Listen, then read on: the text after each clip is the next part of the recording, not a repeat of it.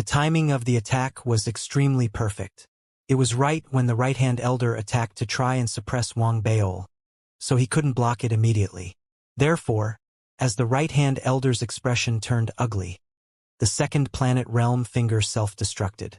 The power it formed went along the rift that was about to heal and charged out violently. It headed straight for the left-hand elder, whose eyes narrowed as he tried to retreat the moment he reacted. He was Wang Beol's target. Even with the Tao scripture and the self-destruction of the planet realm finger, he wasn't completely confident about breaking through the rainbow bubble and charging out. Therefore, his plan from the start was to make use of the confrontation to use the power of the planet realm finger to try and kill the left-hand elder. No matter whether he was heavily injured or killed, the rainbow bubble would lose its augmentation from one side and have its power reduced as a result. At the same time, he had another motive, to observe the direction he escaped in. Everything happened in a flash. In the next moment, even though the right-hand elder obstructed it with all his might, the left-hand elder still let out a shrill scream of pain under the power of the planet realm finger's self-destruction. His body was blasted and blood spurted out. The physical body that he reconstructed collapsed again, and even his divine soul was affected this time. His cultivation dropped from the spirit immortal realm to the soul conduit realm, and although he retreated and barely managed to escape, he was affected by the heat waves on the eternal star as his soul blurred. While letting out shrill screams, he retreated rapidly towards the highest point on his upper right. Meanwhile, the rainbow bubble loosened again and obviously weakened. It expanded quite a lot, and the pressure on Wang Beol's body slackened quite a bit. Long Nanzi, seeing how Wang Beol could still break through his trap, intense anger appeared in the eyes of the right-hand elder. As he growled, he unleashed his cultivation once again as he tried to continue suppressing Wang Beol, who was still in the bubble. However, it was too late. "Why are you shouting for your daddy?" Wang Beol quickly glanced in the direction the left-hand elder escaped as killing intent flashed between his eyes.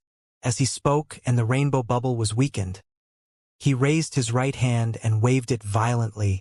Instantly, dermic battleships appeared in his surroundings, and they all self-destructed towards the outside. "I refuse to believe that I can't blast open a mere bubble."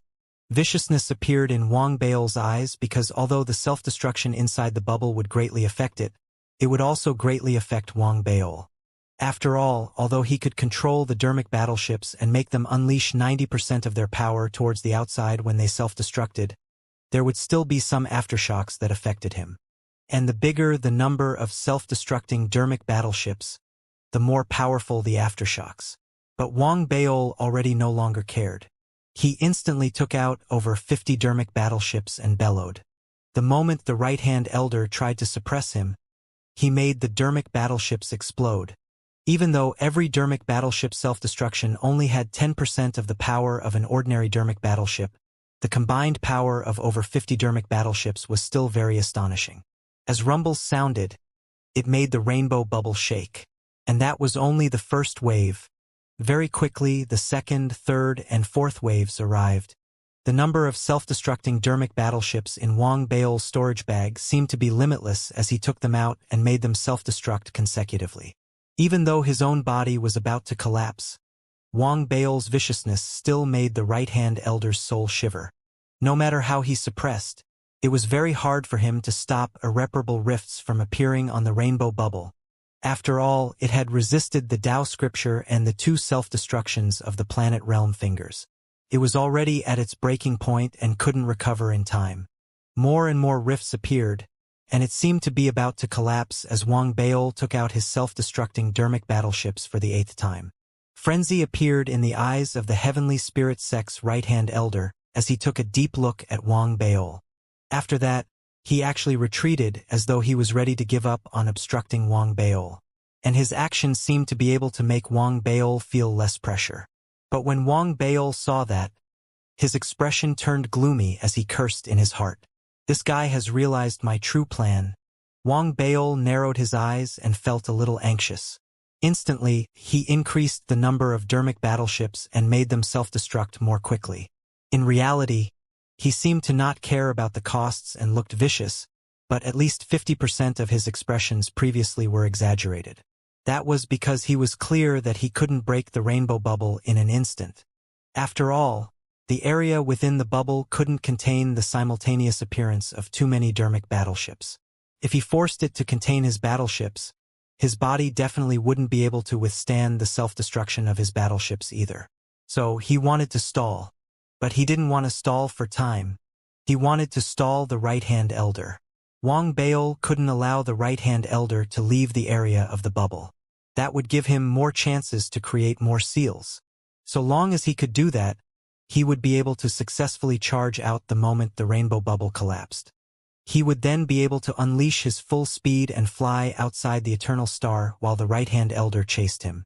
The direction the left-hand elder escaped had already exposed, to a certain extent, that, in the upper right, there was a nomological power weak spot. This was another reason Wang Baol attacked the left-hand elder previously. But all this changed when the right-hand elder seemed to notice his plans. Sly! When the right-hand elder retreated, an intense killing intent appeared in his eyes. He had already realized his mistake. In reality, he could originally react more quickly, but he was thrown off by Wang Baol's series of actions. The suppression of the Tao scripture, the fact that it was unknown whether the left-hand elder was alive or dead, and the self-destruction of the planet realm fingers and dermic battleships. It all happened consecutively. Combined with the fact that Wang Baol seemed to be ready to charge out, it caused him to instinctively follow Wang Baol's plan and strengthen the bubble foolishly according to his wishes. However, he had options other than strengthening the seal. Another option was to set up another seal in the surroundings while Wang Baol was blasting open the rainbow bubble. That way he could trap Wang Baol infinitely. However, his reaction speed was still a little too slow in the end. He no longer had enough time to completely set up a second seal. So, after a glimmer flashed between the eyes of the heavenly spirit sect's right-hand elder, he weaved hand seals with his right hand without hesitation while retreating, pointing 7 times towards the surroundings consecutively. With every point, he unleashed a little bit of the high heat of the Eternal Star. If one saw the Eternal Star as a ferocious beast, then the actions of the heavenly spirit sect's right-hand elder were like provoking the beast. He was trying to anger the beast to a certain degree, but he couldn't completely anger it. He needed to control it to stay within a level he could withstand. As his fingers landed, a violent aura instantly spread out and messed up all rules in the surroundings. It also strengthened the solar winds the high heat created. When he pointed for the 7th time, the heaven-shaking rumble, flames, and high heat gathered and exploded forth. As it exploded forth, it indirectly affected the storm higher up and made the place even more chaotic. The original weak spot where they could leave was being strengthened at that moment as well. The right-hand elder was very clear that he had no time to set up a complete seal. Since that was the case, he decided to make the Eternal Star's high heat and ferocity even more chaotic and use that to disrupt movement. While causing Wang Baol to be unable to teleport, it also removed the weak spot on the outer boundary of the Eternal Star that existed there. That was especially so considering that Divine Sense was greatly affected by the solar windstorm as well and couldn't be dispersed.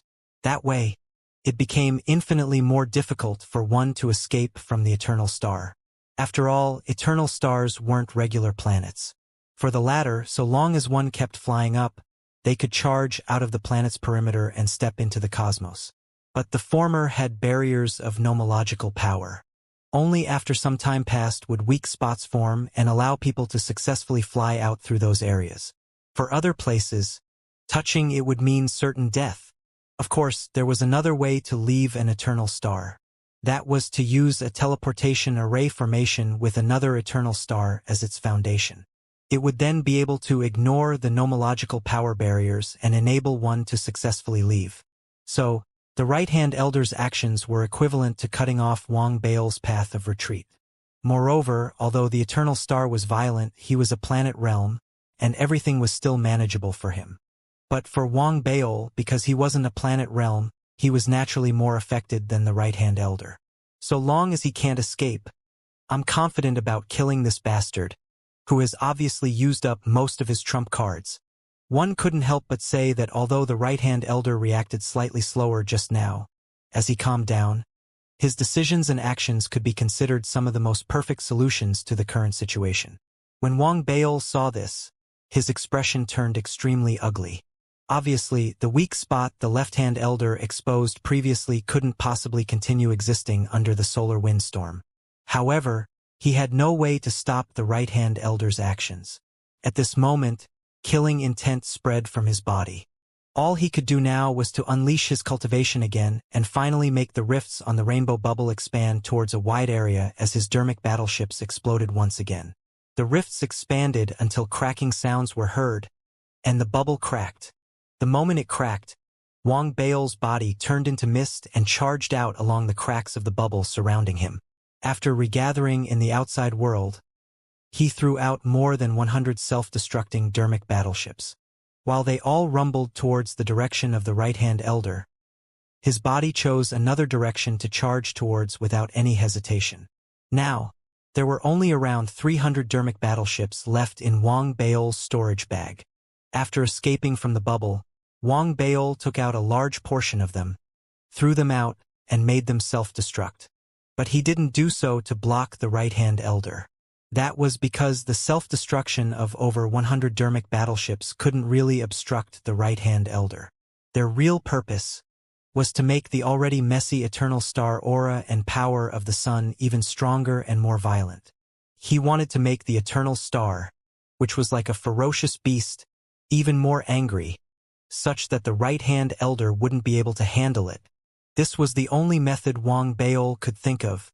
Since the situation was disadvantageous to him, he decided to change the situation to become equally disadvantageous to both sides. That way, the situation could be resolved to a certain extent. The right-hand elder was about to charge out, but his expression changed unwittingly again after seeing the battleships. A sense of gloominess appeared deep within his eyes as well. He felt gloomy not because of Wang Baol's cultivation and combat strength, but because he could come up with such a plan so quickly. This meant that Long Nanzi, who was in front of him, was extremely intelligent. Meanwhile, he was also very vicious. If such an opponent stayed alive, he would definitely be a huge headache for everyone who offended him. The killing intent in the right-hand elder's heart grew more intense. He definitely couldn't let such an opponent escape. If he did, once his cultivation reached the planet realm, he would definitely become a future threat. Thinking to that point, killing intent was also expressed in the right-hand elder's eyes. Even though high heat spread around the eternal star, the storm affected him, and all he could see was light from flames. He still growled as he chased after Wang Baol. At the same time, outside the Divine Eye Civilization's eternal star, on the battlefield of the Divine Sovereign Justice Sect, Violet Gold New Tao Sect, and Heavenly Spirit Sect, the battle had reached the most intense moment. But as they attacked, the suspicion in the Sovereign Patriarch's heart increased infinitely. He felt suspicious, because the Heavenly Spirit Sect's right-hand elder kept giving him an indescribable sense of familiarity. As the battle between the planet realms of both sides grew increasingly intense, it wasn't only him who felt that way. The New Tao Patriarch fighting the right-hand elder felt that even more clearly. So while the Sovereign Patriarch felt even more suspicious, the New Tao Patriarch retreated and growled, while looking at the Heavenly Spirit Sect's right-hand elder with an extremely ugly expression on his face. "You're not the right-hand elder. Who the heck are you?" The moment he spoke, the Heavenly Spirit Sect's sect lord laughed. So he was noticed after all. But it's too late. As he spoke, the right-hand elder beside him raised his left hand and waved it over his face. Instantly, as light shone, his body changed visibly. In the next moment, the silhouette that appeared in front of everyone had completely changed. That wasn't the right-hand elder, but an expressionless old lady. There was a black maggot on her glabella, half of which was in her body. As it wriggled, it seemed to be controlling all the thoughts and actions of the old lady. The moment the old lady appeared, the Sovereign Patriarch and New Tao Patriarch's expressions changed completely. The former seemed to be unable to hide his anxiety, as though all his plans had a spanner thrown in the works. The latter screamed in shock. "Fellow Taoist Wuyun, The old lady was the Earth Hexagram Unity Sect's matriarch. In the battle back then, the Earth Hexagram Unity Sect was obliterated, and it was rumored that she was missing after escaping.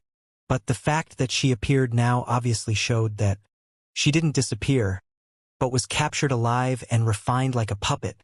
In reality, the Earth Hexagram Unity Sect's old lady was originally not the Heavenly Spirit Sect's trump card. After she was captured alive in the battle back then, the Heavenly Spirit Sect's sect lord decided to seal her and send her back to the Violet Gold Civilization's Mountain Gate. He wanted to make use of the Mountain Gate's array formation to refine her using a mystic technique and turn her into a planet realm pill. That way, if he swallowed it after a period of settling down, his cultivation could increase by a lot. If someone else swallowed it, there was a huge possibility for them to become a planet realm cultivator. Although such a method wasn't the proper way and had many disadvantages, it would still give one the combat strength of a planet realm.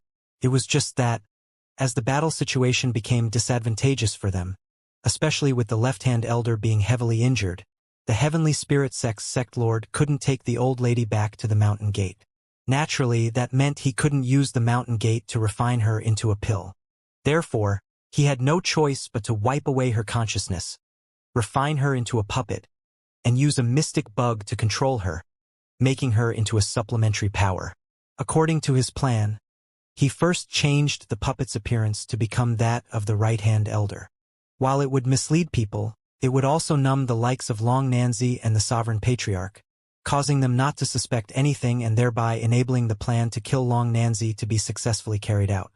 He just needed to kill Long Nanzi, and then Xianxia would be able to get the complete Eternal Star mandate.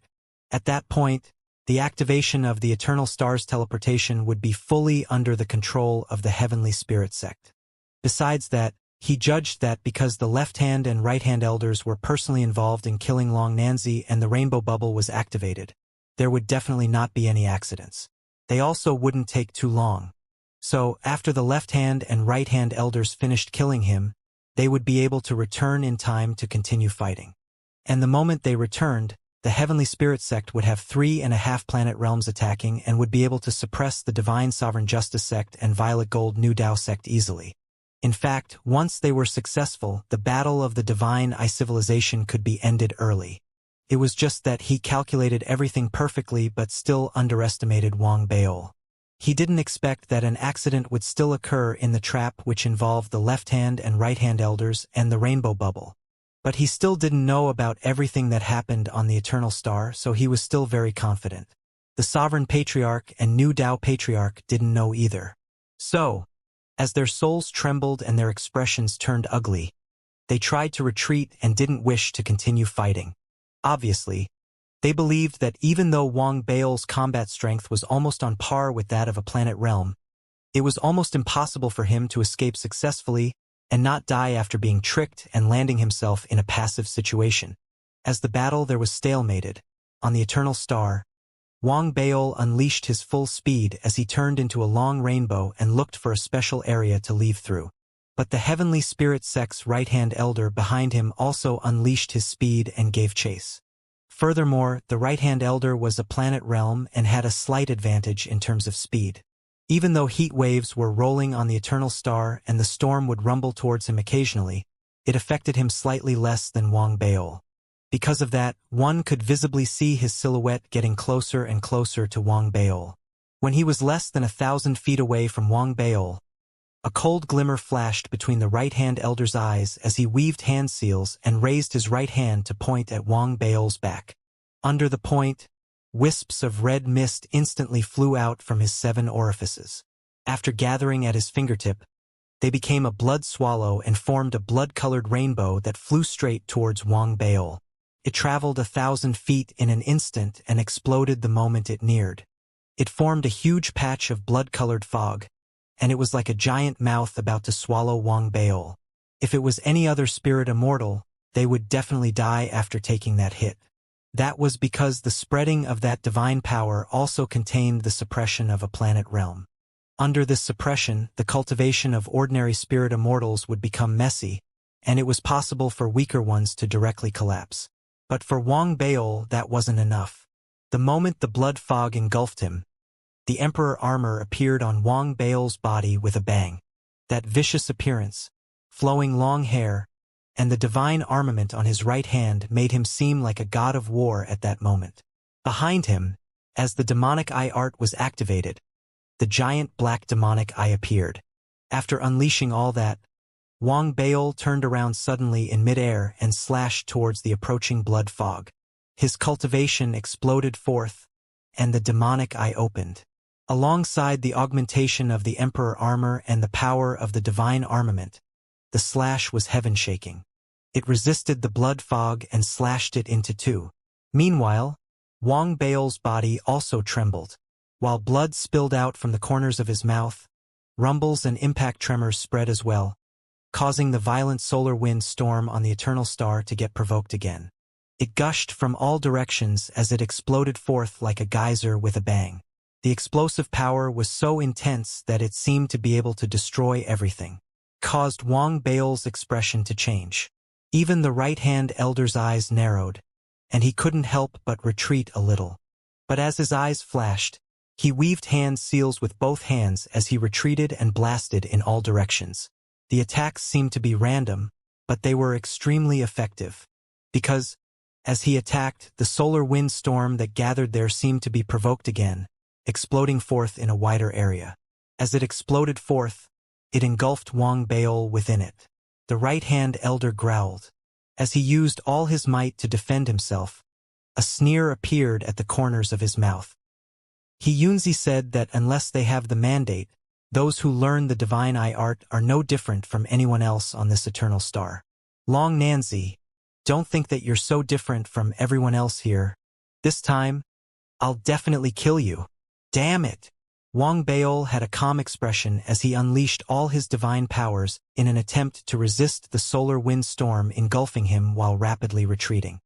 He had already understood at that moment that it was probably impossible for him to successfully find a weak spot to escape through.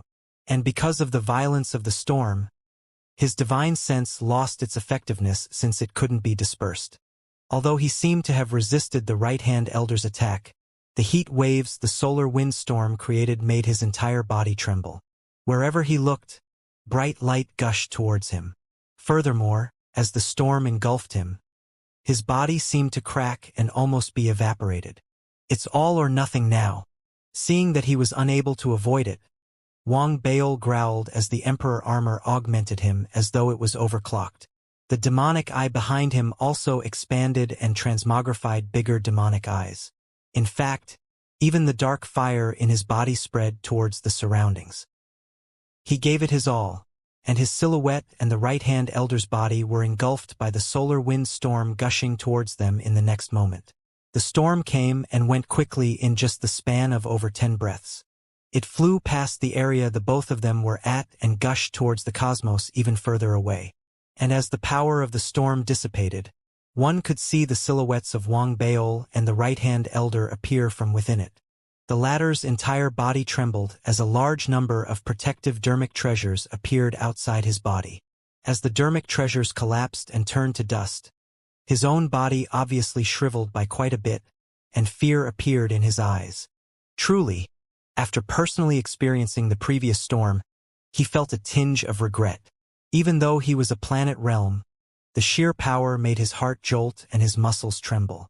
Even if Long Nanzi doesn't die, he'll definitely be heavily injured.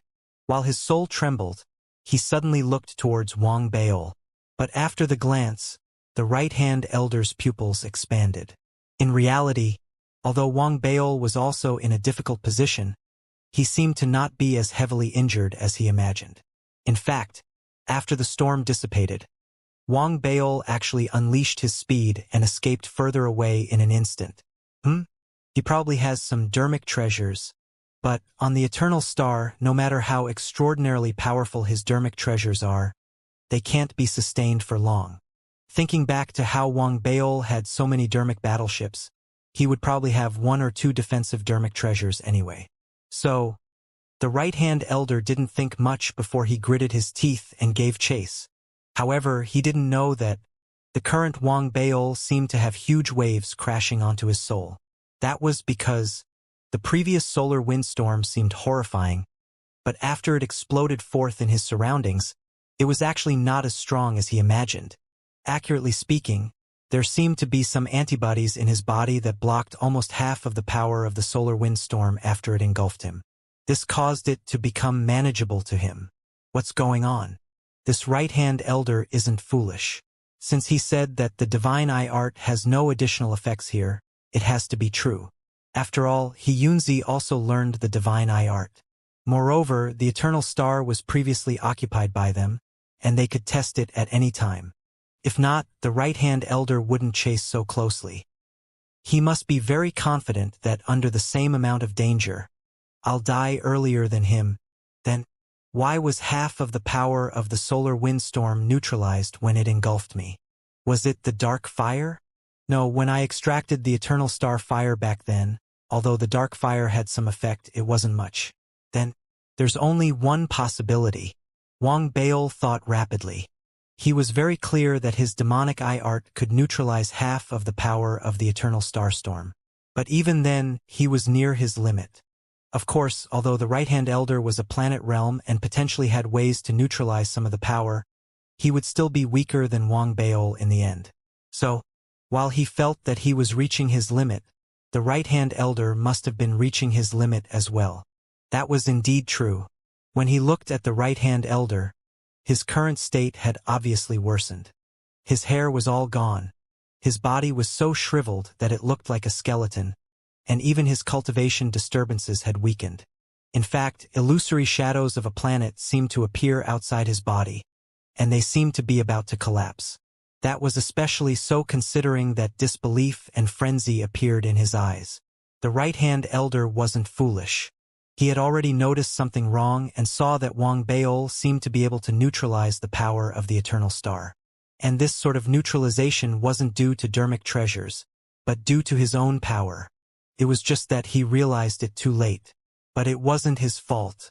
If Wang Baol tried to hide it while escaping by spitting out a few mouthfuls of blood or screaming a few times, for instance, trying to purposely trick him, the right-hand elder would definitely have noticed it immediately and known it was a trap.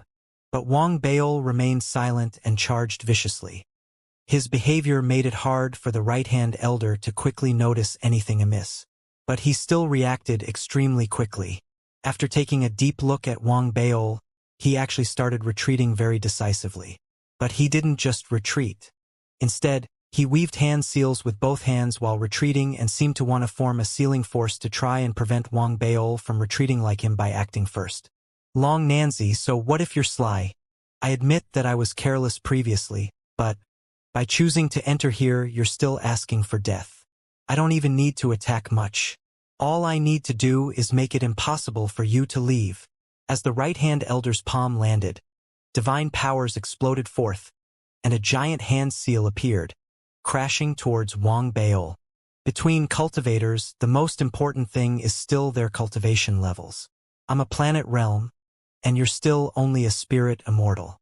On this eternal star, so long as I can last a bit longer than you, there's still no doubt that you'll die here. The right-hand elder's cultivation exploded forth on his entire body as his eyes displayed even more frenzy. As a planet realm and an elder of the heavenly spirit sect, he had plenty of combat experience and had a decisive personality. At this moment, he ignored the fact that his planet showed signs of cracking as he tried to suppress Wang Baol. He wanted to turn Wang Baol's decision to near the eternal star's surface into one he would come to regret because it was akin to shooting himself in the foot. Really? Wang Baol narrowed his eyes, and a smile appeared on his face. While the smile was unfeeling, it also gave one a sense of viciousness. What if you're no longer a planet realm? As Wang Baol spoke, a cold glint flashed past his eyes. He had already raised his right hand, and within it was a jade slip. Curse! Wang Baol spoke calmly as he unleashed his cultivation and infused it into the jade slip in his hand. He caused the jade slip to tremble violently, and black threads instantly appeared and spread from it. The threads were like a spider web. The moment they appeared, they ignored the eternal star storm in the surroundings and locked onto the heavenly spirit sect's right-hand elder, whose expression completely changed. They spread towards his glabella and threatened to engulf him. This is The right-hand elder's face instantly turned pale. A sense of danger that far exceeded what the eternal star made him feel exploded forth in his soul. He had a gut feeling that he absolutely couldn't let those threads near him. Otherwise, he would definitely die. As he felt extremely shocked, the right-hand elder immediately weaved hand seals with both hands and unleashed divine powers in an attempt to resist it. In fact, he even took out a large number of dermic treasures to resist it.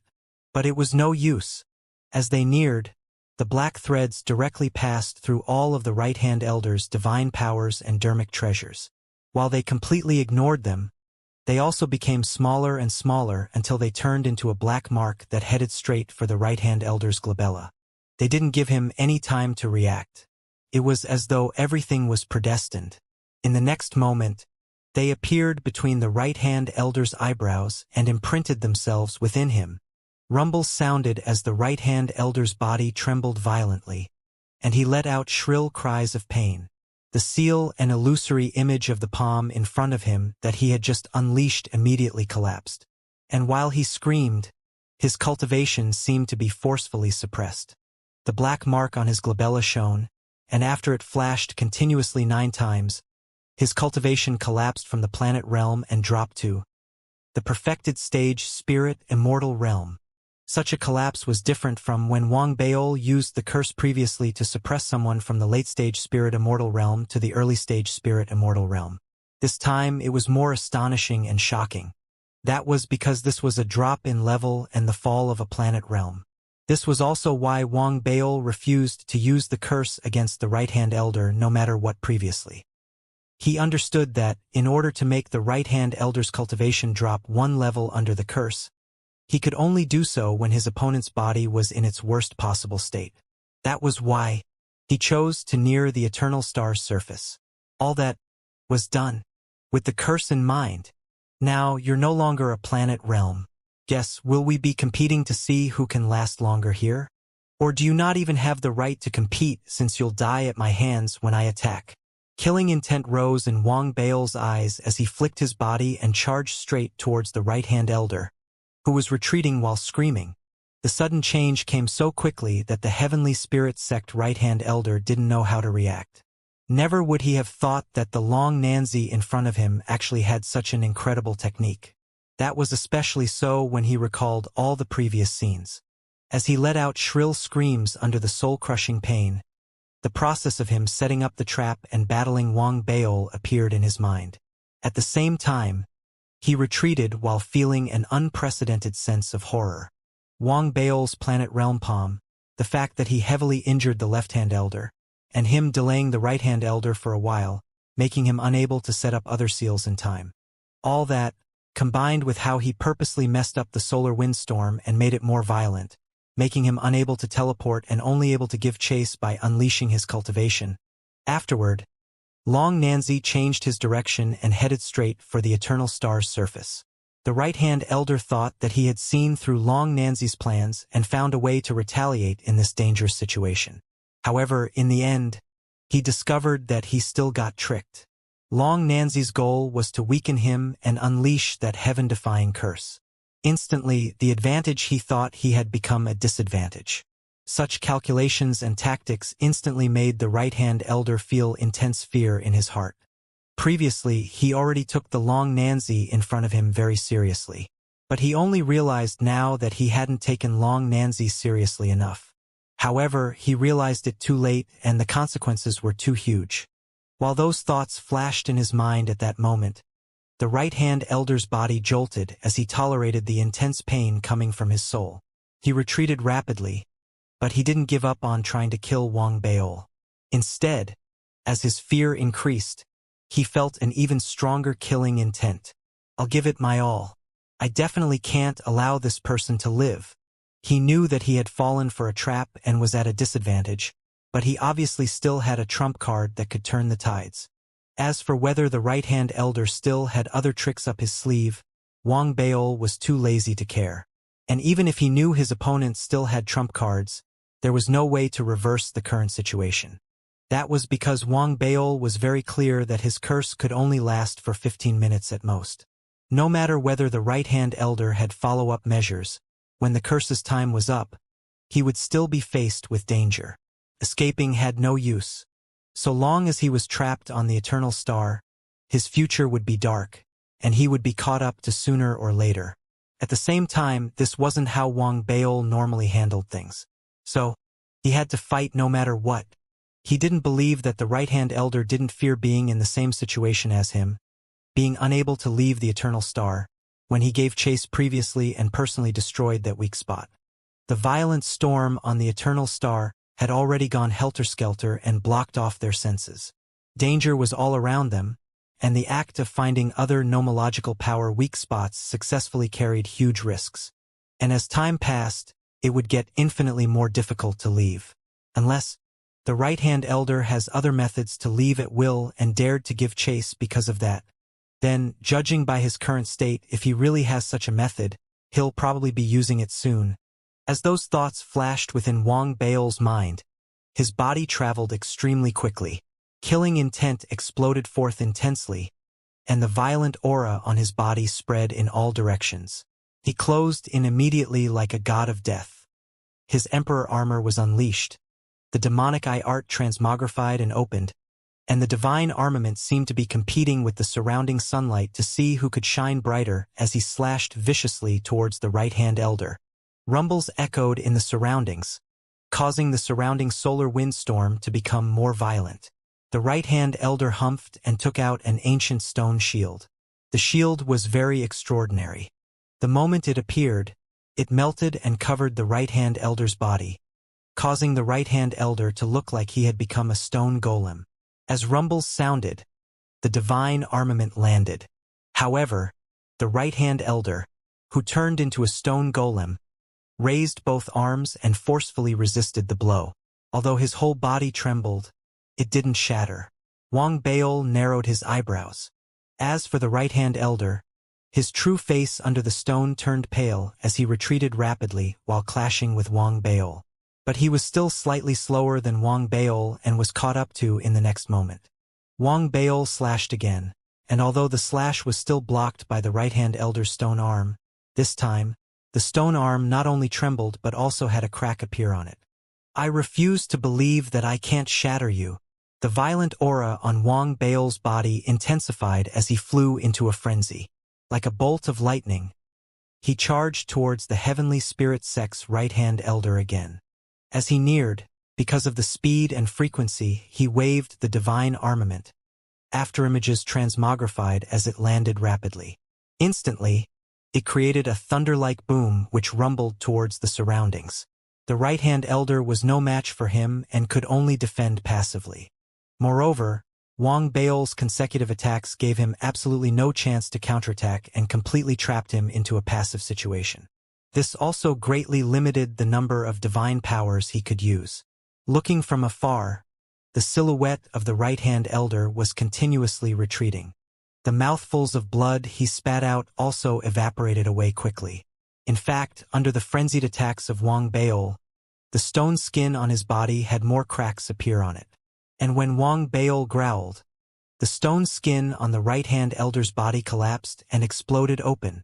As it exploded open, the right-hand elder spat out even more blood as the injuries on his body grew more severe. But at that moment, a sense of viciousness appeared in his eyes. It seemed as though he had used his stone skin to buy time to unleash a divine power. Long Nanzi, it's my turn. As he spoke, the right-hand elder growled and roared. Intrinsic 7 refinements. The right-hand elder's expression was twisted and evil. Although he was in a completely passive situation previously and couldn't unleash many divine powers, he could finally unleash 2 divine powers using the time he bought via the stone skin. He didn't even need to prepare anything to unleash one of them, as it was his intrinsic technique and could be unleashed by just thinking about it. He tolerated attacks until now in order to unleash the other technique. The former was a power-storing divine power he prepared for when his cultivation broke through the early-stage planet realm. Unless absolutely necessary, he was unwilling to use it. But now this was one of his trump cards. As rumbles and roars sounded, 7 rays of light exploded forth from outside his body. The 7 rays of light collectively had the 7 colors of a rainbow. Even though the solar windstorm was all around them, the 7 rays of light still shone brightly. The moment they appeared, the rainbow light flashed thrice, and 3 rays of light disappeared. But 3 rings that spread outwards rapidly appeared. As Wang Baol narrowed his eyes and a strange glint flashed between them, the 3 light rings crashed into him. The moment the two clashed, the 3 light rings buzzed and collapsed, but the power within them was astonishing, causing Wang Baol's body to tremble and retreat. But the right-hand elder was even worse off. Mouthfuls of blood, which evaporated before they even landed on the ground, gushed from his mouth. Under the curse, his cultivation had to resist both the recoil from the collapse of his intrinsic 7 refinements and the surrounding solar windstorm, making his predicament even more dangerous. But he released a big laugh as he retreated, and viciousness flashed between his eyes. Long Nanzi, I'll admit that you're a man among men, but this time, you've been tricked yet again. Frenzy exploded forth in his eyes as he weaved hand seals with both hands and waved them outwards violently. Instantly, the 4 types of lights left outside his body disappeared and turned into 4 light rings. They didn't charge towards Wang Baol. Instead, they exploded forth while spinning towards the surroundings. Such an explosion took all of the right-hand elder's power and was his intrinsic trump card. So, as it collapsed, it formed a vortex that was like a black hole. The moment the vortex formed, it attracted and pulled the surroundings. Within the perimeter of the violent eternal star, and in the void where the solar windstorm spread, the appearance of the vortex immediately pulled the surrounding solar windstorm towards it. This caused a white light to appear in the area where the 2 of them were located. But that wasn't the most horrifying part. The clash between the both of them might have continuously provoked the eternal star and caused it to reach a certain point. So, the moment the vortex was formed, far away from the 2 of them, silently, a light that was so bright one couldn't tell its color was formed. It was indescribably violent and seemed to be mist-like and liquid at the same time. It brought with it an indescribably horrifying power as it swept towards the 2 of them from afar. Right now, only one expression seemed apt enough to describe the scene. That was blotting out the sky and covering the sun. Looking from afar, the extreme light was like a divine hand that could destroy everything. It connected all directions together and spread infinitely. As it covered the area, it seemed to be able to wipe away everything that existed under its power. In front of it, all those whose cultivation levels weren't high enough were like ants. They could be easily exterminated. If heaven and earth existed there, they would definitely have changed at this moment. The extreme light replaced everything and became this place's only color. In fact, with just one look, Wang Baol's eyes stung as though they were about to be pierced. The right-hand elder felt the same way as true shock appeared on his face. Originally, he only planned to make use of the vortex to gather the eternal star's power in this area and cause a huge explosion that could eliminate Long Nanzi. Never did he expect that his actions would actually create this unimaginably huge and horrifying turn of events. That was because that extreme light was a solar flare.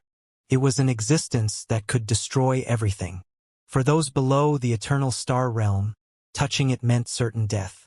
The right-hand elder, whose expression turned pale, gave up on quickly forming a plan. As his face turned pale, he grabbed his right hand tightly without hesitation. In the next moment, his right hand self-destructed. As his blood and skin spread towards the surroundings and were instantly destroyed by the high heat there, a weak light of teleportation spread from within it. A blur star map also transmogrified from within it. One could see thousands of light spots on the star map. Every light spot seemed to represent a civilization's eternal star Sunday. This was why the heavenly spirit sect's right-hand elder used his stone skin to block Wang Baol's attacks and buy time previously. This was also one of the 2 trump cards he unleashed. It was the eternal star's teleportation that was sealed within his palm with the violet gold civilization's eternal star as its foundation. The teleportation could allow the violet gold civilization's planet realm cultivators to instantly teleport to specific areas within the boundaries of the violet gold civilization when they were outside the violet gold civilization's boundaries. Every civilization the light spots represented was a subordinate of the violet gold civilization. The Divine Eye civilization wasn't subordinate to the violet gold civilization yet, so it wasn't within that boundary and couldn't allow teleportation between one another. That was why they needed the Divine Eye royalty to activate the Eye of the Eternal Star to allow the violet gold civilization to descend. And the Right-Hand Elder's plan was to use his intrinsic 7 refinements to make the place even more violent, getting it to reach a level that was enough to eliminate Wang Beol. Meanwhile, he would use the Eternal Star teleportation to leave the Divine Eye civilization's Eternal Star at a crucial moment. The direction of the teleportation needed to be chosen, but as he was in danger, the Right-Hand Elder had no time to choose and just picked a spot at random. In the next moment, his body blurred. But just as his silhouette blurred, and right as the solar flare swept over, a glimmer suddenly flashed between Wang Beol's eyes. "I thought you would wait a while more before using your method of escape." Wang Beol had already guessed about the Heavenly Spirit Sect's Right-Hand Elder's trump card for a very long time. In fact, he prepared many plans in his heart because of this. However, he was very clear that it was extremely difficult to guess one's intentions. So, to trick his opponent step by step and achieve his goal, it mostly depended on luck. What he could do was ensure as much as possible that every step reached a level that he was satisfied with. As for whether things would really end the way he wanted them to, Wang Beol wasn't sure. According to his original plan, he wanted to make use of the curse's suppression to steal his opponent's exit method and exit alone, making his opponent die a horrible death there. But now, it was obviously impossible. But no matter what, even though some hiccups happened at that moment, the Right-Hand Elder still unleashed the teleportation technique. It was just that Wang Beol's actions needed to change. The explosion of the solar flare left him with no other choice. So, as the Right-Hand Elder's body blurred and he was about to teleport away, Wang Beol didn't hesitate, decisiveness appearing in his eyes. Instantly, he controlled the Emperor armor on his body and unleashed it until it almost hit its point of collapse. He unleashed 99% of its power at that moment. The Emperor armor itself was extraordinary. Not only did it have astonishing power, but it was fused with the Divine Eye Royalty's armor. To a certain extent, it was like the energy-storing equipment the Federation produced. It unleashed 99% of the spirit energy stored within it at that moment and immediately formed a heaven-shaking power. It was like a storm, and when it spread, Wang Beol controlled it with all his might and directed all the power it unleashed behind him. Behind him, as the demonic eye art was activated, a giant black eye appeared. At that moment, Wang Beol had displayed the ultimate form of his cultivation as dark fire also spread, causing the black eye to instantly become clear. There was also the unleashing of almost all of the Emperor armor's power. As all the power gushed in, it caused the black eye to instantly expand in a wide area. In fact, threads of blood appeared on it. It looked extremely horrifying, and it exploded forth violently towards the Right-Hand Elder. An unprecedented restrictive power rose. Even though the Right-Hand Elder's silhouette became a blur and the teleportation couldn't be reversed after being activated, under the curse, his cultivation dropped to the spirit immortal realm. Moreover, the activation of Wang Beol's demonic eye art used the Emperor armor, which had unleashed 99% of its power, as its nutrients and made it so that the Emperor armor couldn't be used before it fully recovered. So his blurry body couldn't help but stop the moment he was about to be teleported away. It was just that, as the two clashed previously and time passed, the power of the curse slowly approached its time limit. So, although the Right-Hand Elder was restricted by the demonic eye art, it was only for a very short while. In the blink of an eye, he was back to normal. But even then, it was enough. The moment the Right-Hand Elder's body paused and recovered. With a bang, Wang Beol's body turned into mist and neared where the Right-Hand Elder's body disappeared from with astonishing speed. Wang Beol entered the teleportation array formation at the same time as the Right-Hand Elder. Like how he had no time to chase away the Right-Hand Elder and prevent him from teleporting, the Right-Hand Elder knew that Wang Beol was coming but had no time to block him. The solar flare was already nearing, and no matter how unwilling he felt, he couldn't do anything but watch as Wang Beol teleported away with him. and the moment they teleported out, the extreme light of the solar flare engulfed the area and completely covered where they were. It didn't stop as it swept towards an even further area, and the area it affected got bigger and bigger. After expanding past a certain point horizontally, it started shooting upwards. At that moment, although the sovereign patriarch, the heavenly spirit sect lord, and cultivators from both sides were locked in an intense battle, the extreme light from the eternal star and deep-seated sense of fear from their souls made everyone look towards the eternal star together, and all their expressions changed immensely, without hesitation.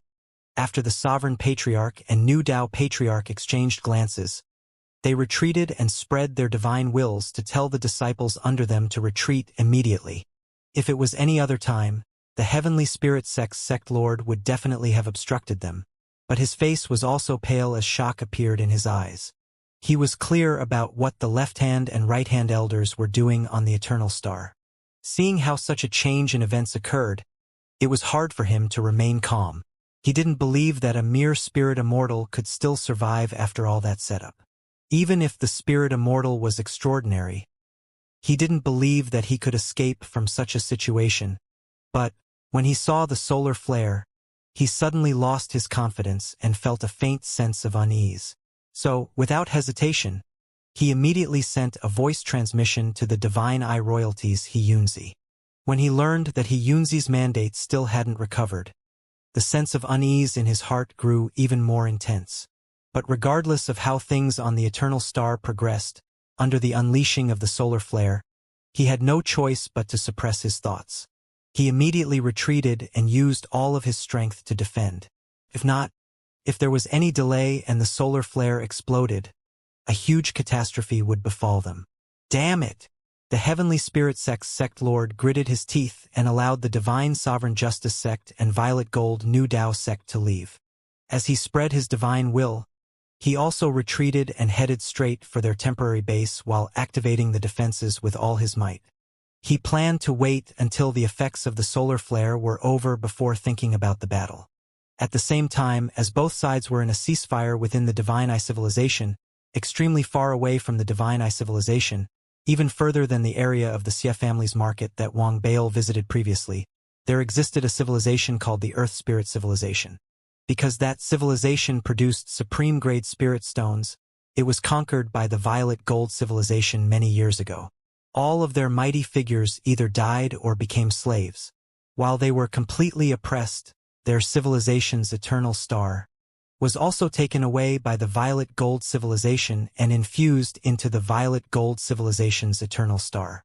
What they left behind for the Earth Spirit Civilization was a man-made eternal star created by the Violet Gold Civilization.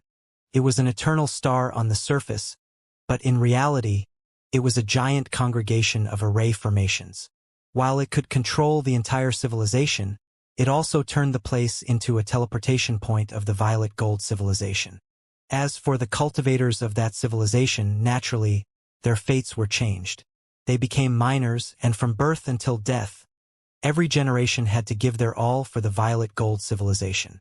Such civilizations were commonplace in the area of the Violet Gold Civilization. Although the Earth Spirit Civilization was still within the Left Tao Holy Domain's 19th domain, even Planet Realm cultivators had to fly for more than 1,000 years if they wanted to reach the Divine Eye civilization from there unless they unleashed a Holy Domain-level teleportation.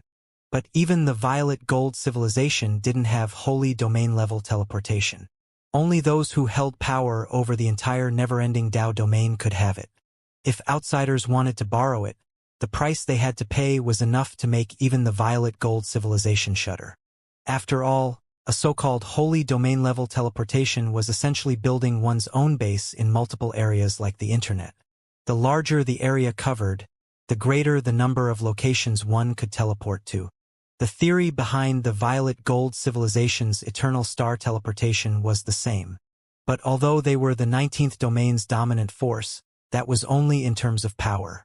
As for their sphere of influence with the Violet Gold Civilization's current level, it wasn't enough to spread throughout the entire domain. And at that moment, within the dull cosmos of the Earth Spirit Civilization, an intense light suddenly appeared in one area. The light was resplendent one moment, spreading outwards in an extremely large area. Then it disappeared in the next moment. It ended before the Earth Spirit civilization could notice. The moment the light shone and disappeared, a patch of mist transmogrified from within the light. Without any hesitation, the moment it appeared, it picked up speed and moved towards the cosmos in the distance. As it moved, the patch of mist rapidly gathered and turned into Wang Baol's silhouette.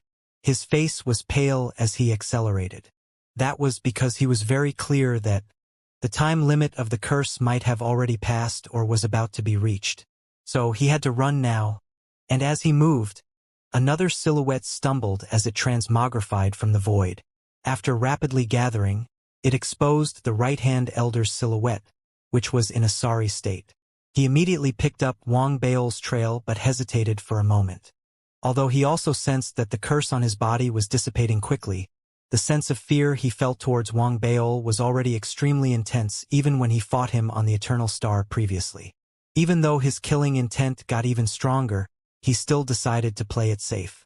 This is the territory of the Violet Gold Civilization and has the man-made Eternal Star Array formation. Long Nanzi, there's nowhere for you to escape to. The right-hand elder narrowed his eyes and didn't give chase. Instead, he headed towards the man-made Eternal Star, which the Earth Spirit Civilization cultivators saw as a deity-like presence and dared not go near.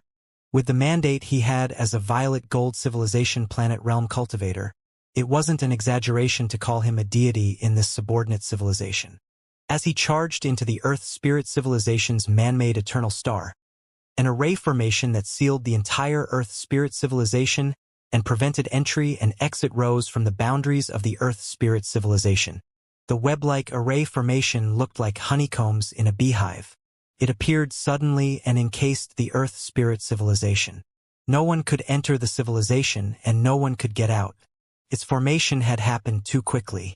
A few shuttles that had been hovering at the borders of the Earth Spirit Civilization didn't move away in time and were destroyed instantly. Others were locked outside and couldn't enter. The result was panic spreading rapidly across the Earth Spirit Civilization's administration. Something like this had never happened before. But they knew that the only power that could have caused the man-made Eternal Star to set up a seal around the Earth Spirit Civilization was the Violet Gold Civilization. That was why the administration managed to keep their composure despite their anxiety and fear and seek clarification from the people inside the man-made Eternal Star through a special channel. It didn't take long before a voice, boosted by the man-made Eternal Star and the array formation, spread across the civilization and echoed in the minds of every person in the civilization. Find this person. When you do whatever it takes to kill him. The issuance of that command and the release of Wang Baol's picture sent the entire Earth Spirit Civilization into an uproar. A fervent search soon began. It was clear that they were forced into conducting the manhunt. No one dared to disobey instructions from the Violet Gold Civilization. While the entire Earth Spirit Civilization was searching for Wang Baol, the right-hand elder of the Heavenly Spirit Sect was sitting in a pool in the man-made Eternal Star. The water was filled with spirit chi. Wisps of mist rose from the spirit pool with the rise and fall of his chest and entered his body through his eyes, nose, mouth, and ears. His cultivation had been recovered fully, and he had dispelled the curse on him. But because of the serious injuries that he had suffered in the battle on the Eternal Star and his wariness towards Wang Baol, he had decided to recuperate in the man-made Eternal Star first. He would restore himself to his full strength before hunting Wang Baol down. Even though this wasn't an Eternal Star, it was still part of the Violet Gold Civilization's protectorate. He was confident of his ability to kill Long Nanzi at his full restored strength. He wasn't worried that Long Nanzi would escape. Both the man-made Eternal Star and the seal had been set up by 3 Eternal Star Realm Patriarchs from the Violet Gold Civilization. Even ordinary Eternal Star Realm cultivators would find breaking the seal a challenge. The right-hand elder smiled mirthlessly at that thought. He had other means at his disposal too. He hadn't been able to establish communications with his sect lord, because the Divine Eye Civilization wasn't part of the Violet Gold Civilization territory. But now, he could contact the Violet Gold Civilization with the help of the man-made Eternal Star. He could seek help from planet realm cultivators from other sects in killing Long Nanzi. it would be a piece of cake. However, doing that would call attention to the heavenly spirit sect's failure. It would be a blow to his reputation and pride too. That was why he squashed that idea as soon as it popped into his head. We have enough time. It won't take long. Within 2 weeks, Long Nanzi will meet his death. As the right-hand elder recuperated beyond the man-made eternal star and in the Earth spirit civilization, on a planet closest to the eternal star, in an inn in a city on the planet sat a young man. He was looking up at the sun in the sky, a mirthless smile on his face. This young man was Wang Baol. He looked very different from a human cultivator presently. Instead of 2 eyes, he had 3. His ears were extremely big, and his arms were thicker than his thighs. He looked extremely strong. His appearance would have been extremely out of place in the Federation or the Divine Eye civilization. But it was common in the Earth spirit civilization. That was because everyone looked like that.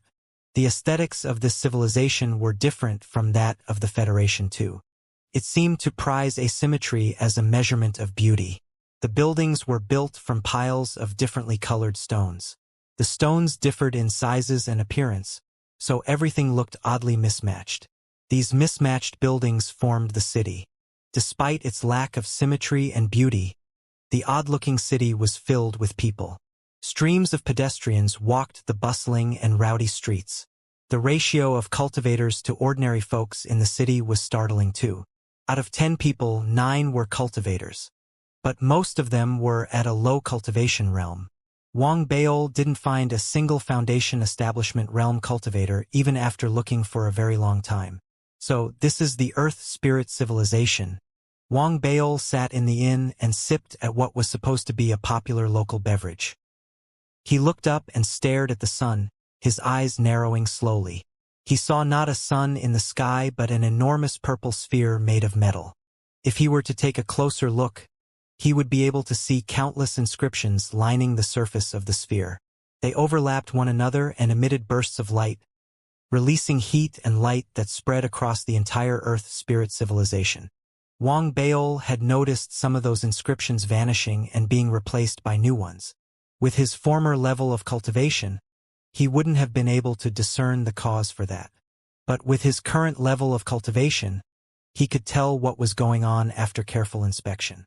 What an incredible man-made eternal star controls all lives in this civilization. When an inscription disappears, it means that a life in this civilization has ended. When a new inscription appears, it means that a new life has been born. Wang Baol sucked in a deep breath. The extent of the violet gold civilization's power alarmed him. During his escape, he had sensed the seal as soon as it had been activated.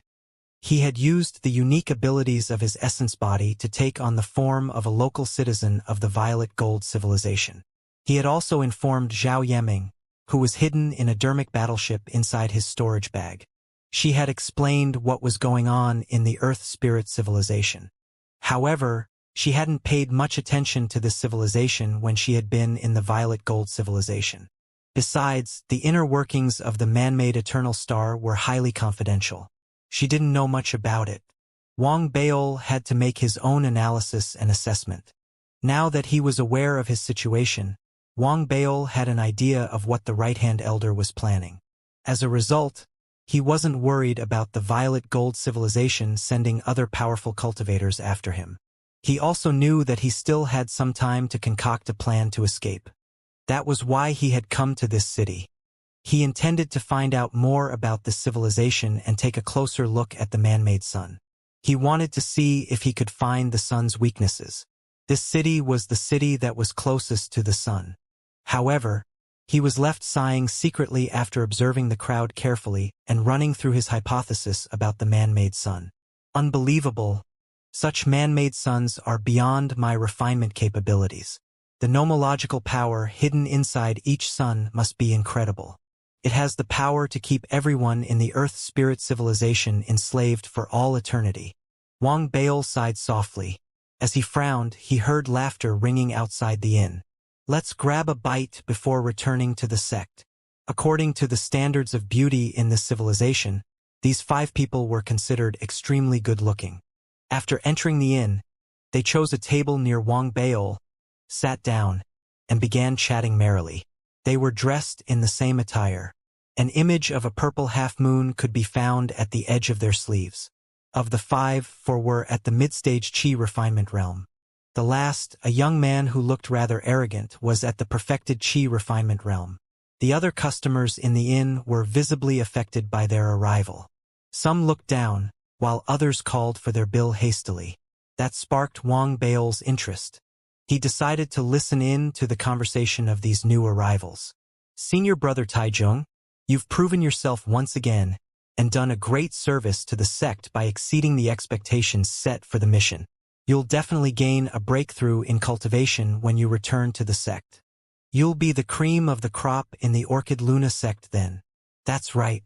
With the tribute that you've prepared, you'll definitely acquire a level 2 mandate when you return to the sect and make your sacrifice to the Violet Sun. Your potential will be unleashed, and you'll reach the Foundation Establishment realm. Haha. Let's see if Luo Zhao dares to push his weight around then. The young man called Taizhong coughed after hearing what his junior brothers said. All right, serving the sect is part of our duties as disciples.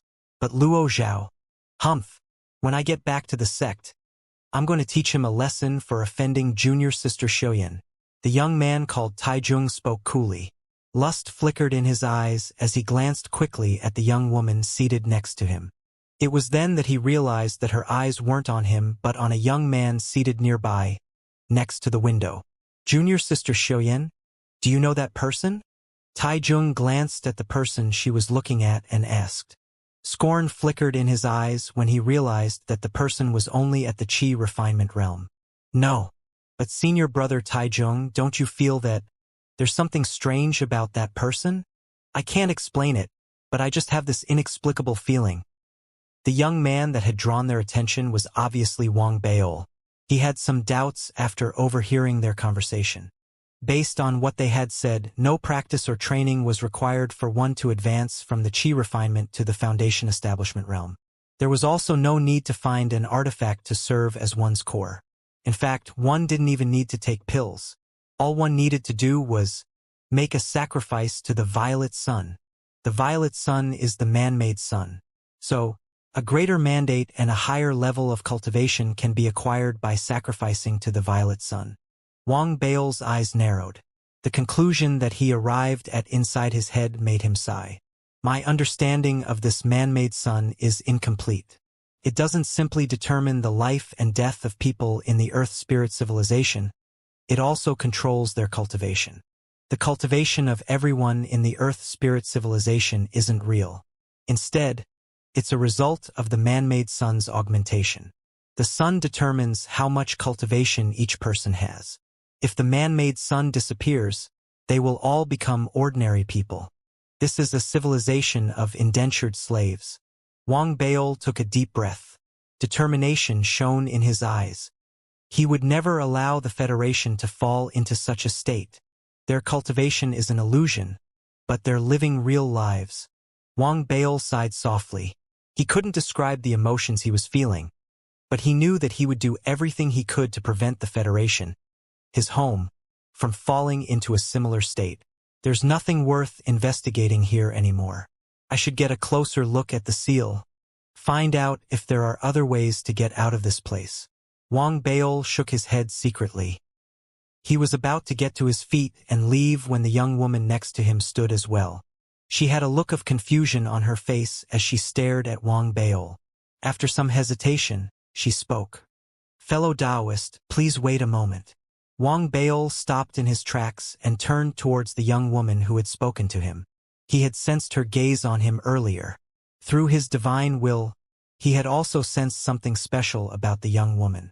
There was a strange fire inside her body. It was extremely well hidden. If not for the fact that Wang Baol's cultivation was almost at the planet realm and that he was a dark child, he wouldn't have been able to sense the fire at all. The fire appeared to be a kind of seed. A cultivator who must have been at least at the planet realm had dispersed it at his moment of death. In fact, Wang Baol believed that this hadn't been the only seed that the planet realm cultivator had dispersed. Some remnant will of the native planet, perhaps? Wang Baol wasn't particularly interested after his initial glance. The chance of resurrecting oneself through remnants of one's will was close to zero in the Earth spirit civilization's current environment. The only thing such remnants achieved was to allow its hosts to acquire some actual cultivation. However, environmental constraints put a limit on how much actual cultivation one could get. One could only reach the core formation realm in the current environment. If he weren't trapped there, Wang Baol might have been interested in chatting with the young woman. However, he wasn't in the mood for that now. After a brief glance, he spoke coolly. "We're not meant to be." Having said that, he turned away and walked out. The young man called Taizhong, who was seated next to the young woman, sighed a breath of relief when he saw Wang Baol's reaction. That being said, he had to uphold the pride of the person he liked, so he put a stern look on his face and snorted. "Stop right there. No one said you could leave." The young man was clearly used to having his way. He took a step forward as he spoke and made a grab for Wang Baol. But just as his hand was about to land on Wang Baol, he froze suddenly. A look of bewilderment appeared in his eyes as he stood behind Wang Baol. Things returned to normal in the next moment. It was as if he couldn't see Wang Baol at all. He turned back to his companions, laughing loudly. "Let's grab a bite before returning to the sect." Those words were the same words that he had uttered earlier when they had first arrived. His repetition of those same utterances should have been a bizarre sight, but no one, including the other customers, the inn master, or his companions, including the young woman with a special fire inside her, showed any hints of confusion or suspicion. It was as if nothing was wrong. The young man soon sat down, and his fellow disciples began chatting happily again. "Senior brother Taizhong, you've proven yourself once again." Time seemed to have rewound to the point when the 5 cultivators had first stepped into the inn. Only this time, Wang Baol had stepped out of the busy inn, his solitary silhouette looking lonesome as he walked into the distance. He wasn't particularly bothered by what those ordinary people had said. With his level of cultivation and a simple dark dream, he could modify the memories of everyone in the inn without their knowledge. After his silhouette vanished completely from sight, the young woman called Xiaoyan, who was seated next to Taizhong, looked up again. She stared into the horizon and at the spot where Wang Baol had disappeared with a slightly lost look in her eyes. "Junior sister Xiaoyan, what are you looking at?" "Nothing." The young woman shook her head and returned to the conversation. Then, subconsciously, without her knowledge, she trembled once. She also didn't know that at that same moment, almost 1 million people across the entire Earth spirit civilization, in numerous cities as well as the remote wilderness, and of varying levels of cultivation and status, who all looked different from one another, had trembled slightly too. Wang Baol, who had been walking inside the city and had been prepared to depart, had sensed something at that same moment. His brow creased slightly into a frown, then smoothed out gradually. He ignored the feeling, took a step forward, and entered the abyss, disappearing from the city. When he reappeared again, he was amongst the stars. He wasn't in the form prior to his reappearance. Instead, his form looked blurry, like a cloud of mist. The mist seemed to melt into the cosmos. Unnoticed by both the naked eye and one's divine sense, it raced silently into the distant cosmos. The Earth spirit civilization wasn't very big. It took Wang Baol only half a day to reach the edge of the civilization. He saw the seal that spanned the edge of the civilization from one end to the other. Wang Baol morphed from his mist-like form into Long Nanzi again and stared at the honeycomb shape of the seal for a very long time. His brow gradually furrowed into a deep frown. He dared not try to break the seal rashly. He didn't have a good feeling about the seal. His planet realm palm was now useless, and a great number of his dermic battleships were damaged or destroyed. His emperor armor had lost most of its spirit energy and was useless now too. Honestly, he didn't have many tricks up his sleeve at the moment. After a long bout of silence, Wang Baol sent his divine will into his storage bag. Zhao Yaming was sitting inside one of the dermic battleships inside, meditating silently. Sprawled next to her and snoring loudly was the donkey. As for little Wu, he was waiting on Zhao Yaming at her side while glancing at her from time to time. Zhao Yaming opened her eyes a moment after Wang Baol's divine will slipped into the storage bag. Then, with the aid of his divine will, She took a look at the seal around the civilization. Little Wu also got a look at it. Yamming, help me take a look. See if there's any way to break this array formation. Wang Baol had told Zhao Yamming what had happened as soon as he had been teleported there. They were in a dangerous position. Even though he could hide his aura because he was in his essence body, Zhao Yamming couldn't. Her presence might be discovered by the man-made eternal star once she left the storage bag. As a result, after discussing it with Zhao Yamming, Wang Baol had decided not to let her out. With the aid of Wang Baol's divine will, Zhao Yamming examined the array formation in detail. A frown appeared between her delicate brows, and she sighed a moment later. This man-made sun is the core of the violet gold civilization. The array formation inside the sun was refined by 3 eternal star realm cultivators. Even my master at the heavenly spirit sect wouldn't be able to break it. Baol, this seal isn't something that can be broken by us? Zhao Yamming said softly. She was worried too, now that she knew the predicament Wang Baol was in.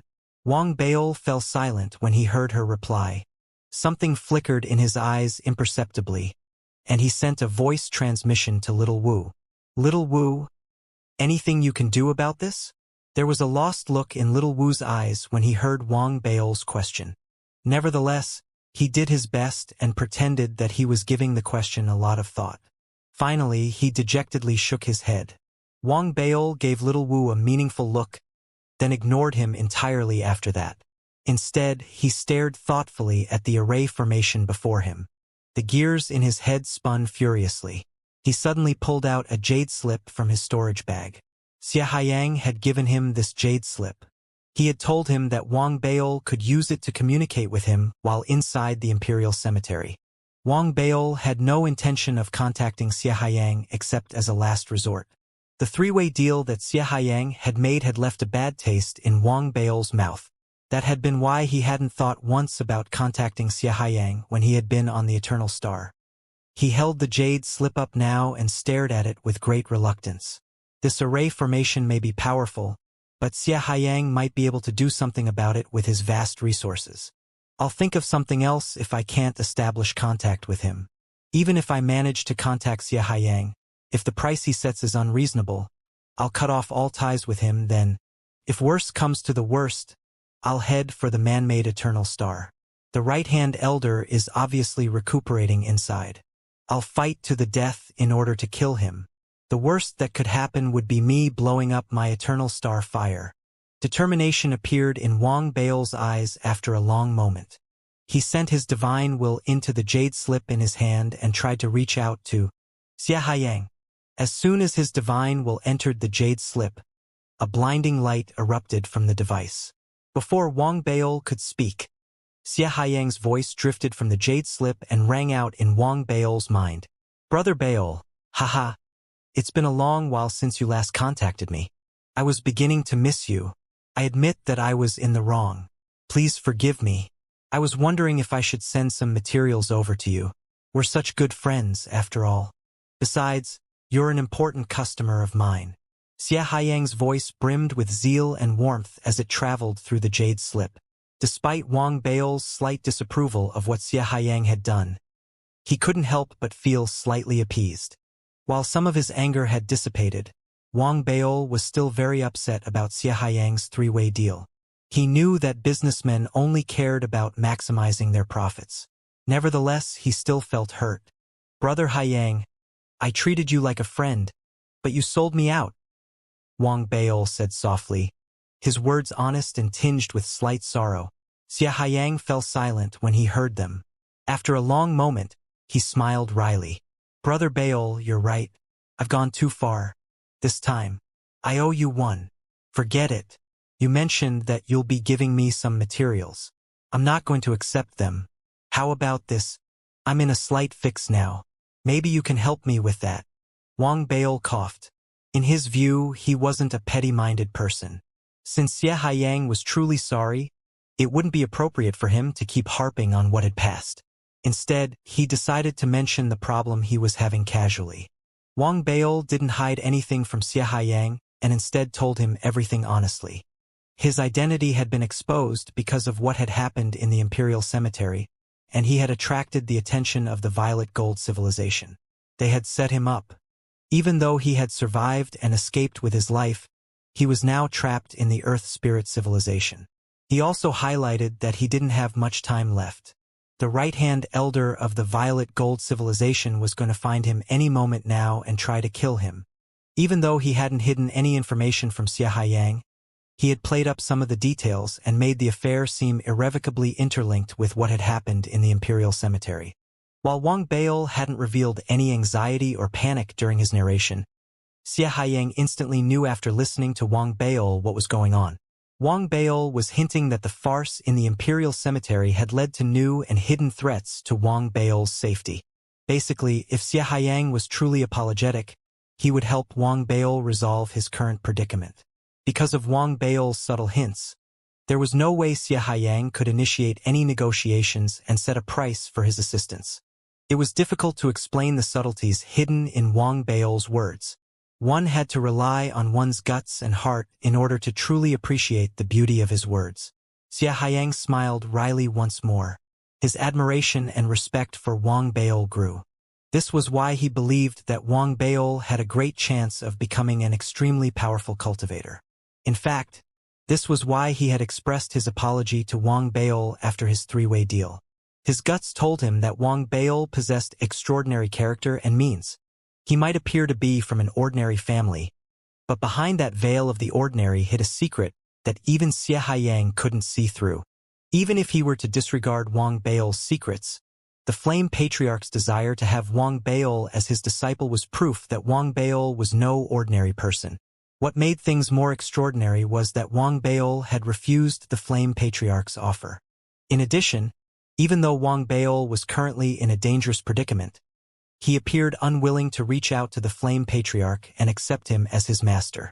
That was why he believed that Wang Bail was being supported by someone extremely powerful and that he possessed some incredible trump cards. Xianxia's guesses and the conclusion that he had reached left him silent. After a moment, he spoke. Sending you back to the Divine Eye civilization is a piece of cake for me. I can activate my access rights and save you the teleportation fees this time. You'll be teleported to the market that I've set up base at. Your journey back to the Divine Eye civilization would be shortened considerably then. Teleporting you away might be easy, but breaking the seal inside the Violet Gold civilization's man-made eternal star will be a challenge.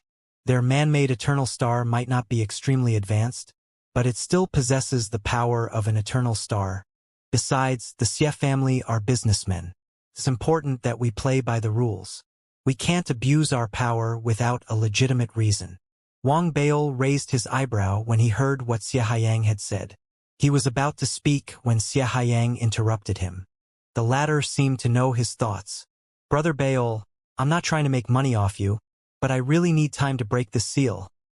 Xianxia sat in his pavilion that was located in the market, a thoughtful look appearing in his eyes as he spoke. He was deliberating his next moves and how he should proceed in order to showcase his abilities while regaining Wang Bail's trust and earning some measure of respect from Wang Bail. Xianxia might treat Wang Bail as a friend, but he was still a businessman at heart. Be it his value to Wang Bail or Wang Bail's to him, both were concerns he had to first consider regardless of their friendship. Wang Bail's value to him was motivation for him to keep Wang Bail as a friend. Similarly, Wang Bail would be more eager to keep him as a friend if he was of value to Wang Bail. He could easily resolve the predicament that Wang Bail was currently in. What he needed to decide on was the best way to do so. Something flickered in Xianxia's eyes as these thoughts flashed across his mind. His lips then twitched upward into a smile, and he sent another voice transmission out. Brother Bail, don't worry about the teleportation fees. I'll do it for free this time. Don't worry about the cost of breaking the seal either. We're brothers, after all. I'll waive the fees for you. Give me 2 weeks. I promise I'll help you break that seal. Wang Bail's eyes narrowed when he heard what Xianxia had said. He had a vague feeling that there was another layer of meaning hidden beneath those words. He couldn't tell what it was right now, though, so he kept quiet and waited for Xianxia to continue speaking. But Brother Bail, I think what you need now isn't a way to break the seal or teleport away, but peace. Wang Bao's eyes flashed, and he spoke coolly. Brother Haiyang, what do you mean by that? Brother Bao, I'll be honest with you. I sell everything and anything here, including peace. Xia Haiyang smiled, his voice filled with confidence as he spoke. Peace? How do you sell that? Wang Bao frowned. He seemed doubtful and wondered if he was going to be persuaded to buy himself a guard. By selling peace tokens, you can track the validity period using the Federation calendar. Each token is valid for 1 year. Basically, no one will dare give you trouble after you buy a peace token. When you bump into enemies, just show them the peace token. They'll retreat 100 light years away at the sight of it. They'll probably wish they can fall to their knees and beg for mercy. Xia Haiyang explained the functions of the peace token. His sales pitch sounded compelling. Wang Bao seemed doubtful after hearing what Xia Haiyang had said. Then he asked for the price of the token. A strange look settled on his face after Xia Haiyang replied. In his head, there was a stampede of horses thundering across the plains. After a moment, he ended the voice transmission without saying anything. His voice transmission jade slip vibrated in the next moment. Xia Haiyang's awkward laughter drifted out from the device. Baol, listen to me. You can stop talking. I can't afford it. Wang Baol said coolly. Why are you getting upset again? I'm not done talking. We're brothers, after all. Besides, you're a very important customer to me. How about this? I'll let you try the token out for a month. A month's worth of peace for free. If you're satisfied with the product after the month is up, you can buy the actual product from me then. What do you say to that? Xia Haiyang, why do I smell a rat in this? Are you sure that this peace token of yours is safe? Wang Baol frowned. He had a feeling that something wasn't quite right.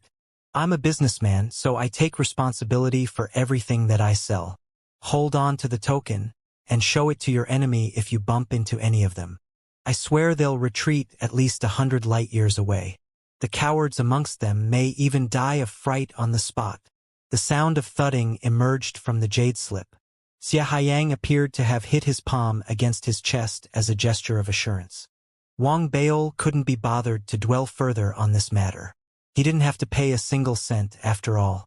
Besides, he wasn't concerned with the token. His mind was occupied by Xia Haiyang's promise to break the seal and teleport him away. He nodded before moving on to discuss the details of breaking the seal with Xia Haiyang. After the voice transmission ended, a bright light erupted from the voice transmission jade slip in his hand. The jade slip's appearance shifted and finally settled into a white color. It was still a jade slip, but an inscription had appeared on it. The inscription wasn't written in any known language. However, the word peace would appear inside one's head whenever one looked at it. Wang Baol studied the token for some time, then narrowed his eyes. He was extremely alarmed by how Xia Haiyang had been able to transform a voice transmission jade slip into what he had called a peace token so effortlessly. At the same time, such capabilities gave him pause. If he has the power to do this, then breaking the seal shouldn't be a challenge for him. He said that he needed 15 days, but that's probably an excuse. Did Xia Haiyang plan to give me this token all along? Wang Baol stared at the token, and his eyes flashed. After some thought, he put the token away, then looked at the seal before him. Finally, he turned away and left. There was a great likelihood that Xia Haiyang had intended to give him this token. Wang Baol was going to find out his true intentions for doing so. Is he trying to sabotage me? Wang Baol vanished and reappeared in another location in the Earth Spirit civilization. He froze in his tracks as that particular thought popped into his head. At that thought, Wang Baol began to run through the conversation he had with Xia Haiyang carefully. Something flickered in his eyes after a long moment. He remembered something Xia Haiyang had said. Xia Haiyang said that the Xia family can't abuse its power without a legitimate reason. Wang Baol had thought that Xia Haiyang had been making excuses then, but now, after some analysis, he realized that there might be some truth to his guesses. Is he trying to sabotage the right-hand elder? Or me? Wang Baol narrowed his eyes and considered the matter. He suddenly laughed, then sat down, shut his eyes and began to meditate. Time passed steadily, but he didn't contact Xianxia to check on the progress of breaking the seal. Xianxia didn't contact him again either. The two of them seemed to have reached a silent agreement and forgotten all about this matter. 10 days went by. On the 11th day, the man-made sun hovering high in the sky suddenly flared up momentarily with unprecedented brightness. The moment of abnormality had been fleeting, and everything resumed normalcy immediately. Nevertheless, Wang Baol had opened his eyes and looked up to stare into the sun. At that exact moment, inside the man-made eternal star, the right-hand elder of the heavenly spirit sect, who had been sitting inside the spirit pool and healing himself, opened his eyes too. A smile appeared on his face. He rose to his feet slowly, his planet realm cultivation coursing through his body before erupting suddenly. The injuries on his person vanished. In fact, he seemed to be slightly more powerful than before. The right-hand elder was encouraged by the thought. At the same time, he felt confident about his chances of killing Wang Baol. Even though he hadn't had any progress when it came to the search for Wang Baol, he was aware of the caliber of cultivators from the Earth Spirit civilization. He would have been surprised if they managed to find Wang Baol. "Long Nanzi, your time is up," the right-hand elder said proudly to himself. He formed a hand seal with his right hand and pointed at an empty spot next to him. The man-made eternal star trembled faintly, and a star map materialized in front of the right-hand elder in the next moment. The star map was a map of the entire Earth Spirit civilization and all its planets. As soon as it appeared before the right-hand elder, his divine will surged out and entered the star map. Augmented and amplified by the star map, his divine sense rushed out of the man-made eternal star and headed for the Earth Spirit civilization. It spread across the entire civilization and enveloped it entirely. The right-hand elder's divine will blanketed the entire civilization within the blink of an eye. It began searching across every planet and every life in the civilization. It seemed to be able to see through every meteoroid and speck of dust in the cosmos. However, as time passed steadily, the look on the right-hand elder's face gradually turned from one of confidence to one of anger and solemnity. He began to frown. His divine will had blanketed the entire Earth Spirit civilization and scanned the civilization 5 times. But he hadn't been able to locate Wang Baol. He was confident that the seal hadn't been broken. This meant that Long Nanzi couldn't have left. He was still trapped somewhere within the Earth Spirit civilization. The fact that he hadn't yet found him meant only one thing. Long Nanzi had the means to conceal himself almost flawlessly from his enemy. He was right. Wang Baol could alter the aura of his essence body. Unless one was at the Eternal Star Realm, it would be very difficult to find Wang Baol while he was hidden. In fact, the right-hand elder's divine will had swept past the mountain peak that Wang Baol was on repeatedly. Wang Baol hadn't hidden himself deliberately and was simply sitting there and looking at the sun with a dispassionate look in his eyes. But Wang Baol knew very well that no matter how powerful his essence body was, he was still at a great disadvantage. After all, he wasn't of the Earth Spirit civilization. There was nothing in his life signs that tied him to the civilization. Things wouldn't have been so bad if the Earth Spirit civilization were an ordinary civilization. If that were the case, Wang Baol was confident that he would have been able to hide himself perfectly.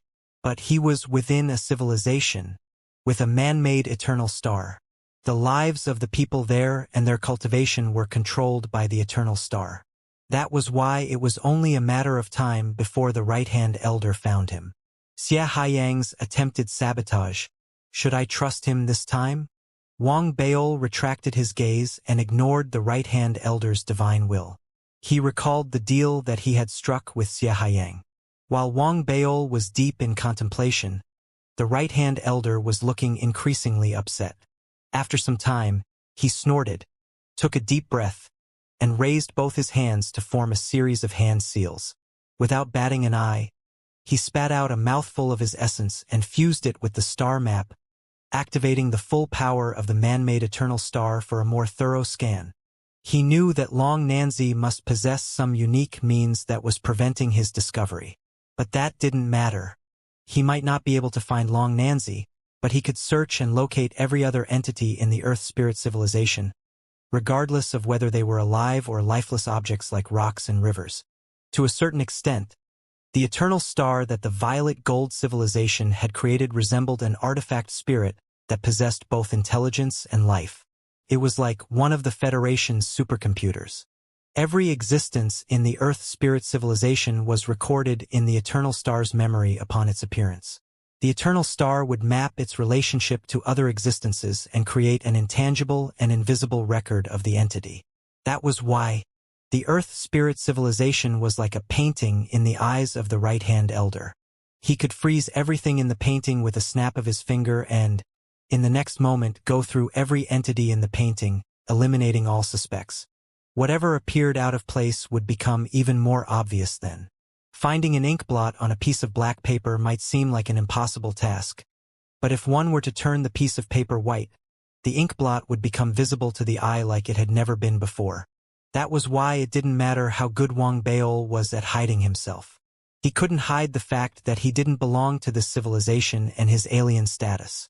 Using the man-made eternal star to perform a search this way expended a considerable portion of the right-hand elder's essence, but it led to great results.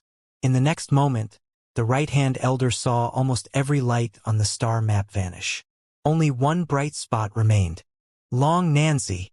The right-hand elder burst into laughter, took a step forward, then vanished. Wang Baol, who had been seated on the mountain peak, suddenly flew back and reappeared 10,000 feet away almost at the same moment. As soon as he reappeared in his new location, an incredible power descended from the heavens, materializing as a beam of light that spanned 10,000 feet in width. It blasted the spot where Wang Baol had sat a moment ago. In the blink of an eye, the mountain peak and everything 10,000 feet away from it disintegrated instantly, turning to dust and disappearing without a trace. The right-hand elder appeared in midair then. He looked down at Wang Baol with condescension in his eyes and spoke coolly. Long Nanzi, any last words? Hovering behind him was the man-made sun. Its glare brightened then, transforming into a suppressive force that blanketed the entire area. Alarm bells blared loudly in Wang Baol's head. There was no hint of panic or fear on his face though. Instead, a strange look had settled on his face. He cranked his neck upwards and stared at the smug-looking right-hand elder. He didn't answer the latter's question, the question that showed how confident the latter was in killing Wang Baol. Instead, Wang Baol coughed, then pulled out a white jade token from his storage bag and held it up in the air. Right-hand elder, do you see this token of mine? Get down on your knees right this moment and kowtow to your daddy. Then get your ass out of here and find somewhere 100 light years away. The right-hand elder froze. The arrogance in Wang Baol's voice made his blood boil with murderous intent. His eyes landed on the token. He immediately saw the inscription on the token, and the word peace appeared instantly in his head. This is... He froze momentarily in the midst of his charge. The look on his face shifted immediately. He didn't recognize the token, but he had heard of it. His breathing stuttered. It was then that he suddenly remembered. In the never-ending Dao domain, there were stories about a token called the Peace Token that was issued by the vast, ancient and powerful Xia family. No one was to harm the holder of such a token. To do otherwise would turn one into the enemy of the entire Xia family. However, the Xia family was simply too vast a family clan. If one were to compare the Xia family to the sun, then the violet gold civilization would be a planet, a very small planet. The heavenly spirit sect's right-hand elder would be smaller than a speck of dust. Such a difference in power led to awe and respect. It also made the Xia family seem like a distant, faraway thing. Such distance oftentimes led to a sense of surrealism. It made men foolhardy. This was truer in a remote place like the Earth spirit civilization. To abandon pursuit because of a token and retreat hundreds of light years away. The right-hand elder couldn't make himself do that. After a moment of internal struggle, the murderous intent he was harboring spiked, and he growled. Nothing but a cheap trick. I don't recognize what you're holding. He unleashed his full cultivation as he spoke, his form transforming into a fearsome hurricane that rose to the skies and rushed thunderously towards Wang Baol. Wang Baol narrowed his eyes. In view of his current state, this wasn't an ideal time for him to get into a fight with a planet realm. His trump card, the planet realm palm, had been destroyed, and his emperor armor had been emptied of spirit energy. He retreated hastily as the heavenly spirit sect's right-hand elder charged at him, leaving an afterimage of himself as he flew back. Wang Baol's eyes flashed as he retreated, and the right-hand elder gave chase. He raised his right hand and formed a hand seal. Countless inscriptions appeared on the ground within a radius of 300 feet.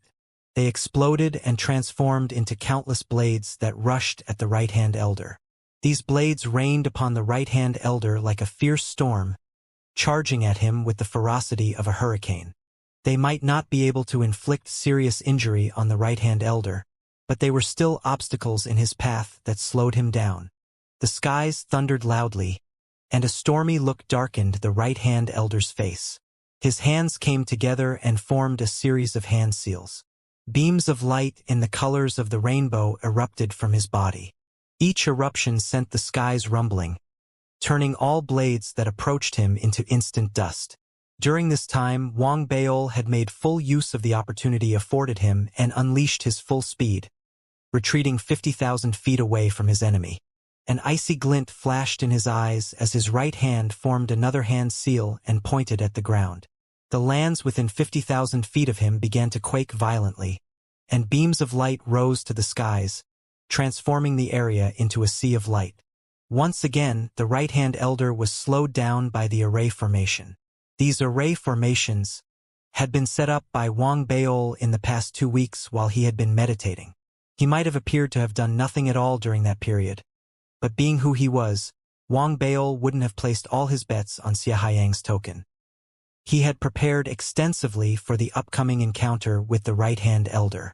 In fact, if the right-hand elder hadn't destroyed everything within 10,000 feet of him when he had first arrived and unleashed his divine power, Wang Baol's array formation would have been able to unleash greater power. That didn't matter though, as he had enough time to set up a foolproof trap. Many of the array formations had come from Zhao Yaming.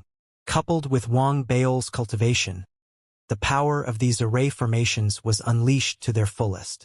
As Wang Baol retreated, he formed a series of hand seals and pointed towards the sky. The heavens were transformed instantly. Dark clouds gathered, and bolts of lightning descended upon the earth as if drawn by the pillars of light on the ground. The land seemed to have transformed into an ocean of lightning.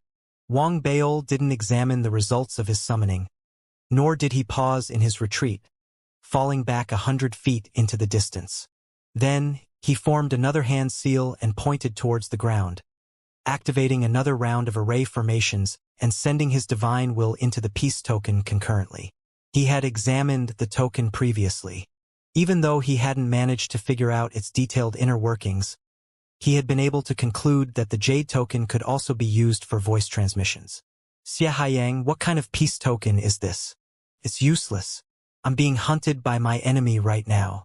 He said that he doesn't recognize the token. There was a look of composure on Wang Baol's face even though he sounded flustered and angry. The right-hand elder of the heavenly spirit sect was howling in the distance, rainbow-colored lights glowing around him as he charged out of the sea of lightning, the beam of light, and the hurricane of blades and rushed at Wang Baol. With a series of hand seals, mountains suddenly rose from the earth like steps to heaven, placing obstacle after obstacle between Wang Baol and the right-hand elder and stopping the right-hand elder in his path once again. Long Nanzi! A murderous glow lit the right-hand elder's eyes. The pressure on him had spiked after Wang Baol had whipped out his peace token. He howled as his desire to kill Long Nanzi intensified. The sun suddenly flared up, and a beam of light descended from the sky and charged at Wang Baol. Alarm flashed across Wang Baol's face. He retreated hastily and narrowly dodged the attack. The right-hand elder slammed his palms on his forehead, and a furious howl that seemed to have come from the depths of the abyss pierced the heavens. An enormous crimson wolf suddenly materialized behind the right-hand elder. It then melded with the right-hand elder and charged at Wang Baol. The right-hand elder's form looked like a beam of red light from afar, charging wildly and menacingly. Mountain walls and peaks protruding from the earth barely stopped his advance. Hard stone shattered and crumbled into dust. Wang Baol continued to retreat at top speed, forming hand seals and blowing up array formations that he had set up, but it was useless. The right-hand elder caught up with him in the next moment and opened his jaws, prepared to devour Wang Baol whole. Die! Xianxia. Alarm flashed across Wang Baol's face as he howled at the peace token. Perhaps the howling had worked, or perhaps some feature inherent in the peace token had been activated. But a white light erupted from the peace token just as the right-hand elder was about to swallow Wang Baol whole. The light surged outwards, enveloping Wang Baol and transforming into an enormous sphere of light. The right-hand elder's crimson lupin jaws snapped shut at the exact moment the glowing sphere was formed. A loud snap resounded in the air, which was followed by a scream of agony in the next moment. The one shattered to bits wasn't Wang Baol but the crimson wolf that the right-hand elder had transformed into. His jaw had shattered. It was as if he had bitten into hard rock, resilient and impenetrable. His fangs cracked, and his lower jaw split open. His lupin form blurred away and reformed into his human form. There was a look of stunned disbelief on his face as he retreated hastily. The right-hand elder stopped only after he had retreated 1,000 feet from Wang Baol. His face had grown pale, and there was blood flowing from his lips. A fire appeared to be burning in his eyes as he stared unblinkingly at the glowing sphere of light and Wang Baol, who was inside. The right-hand elder made a charge again, heading for the glowing sphere as he unleashed his trump card.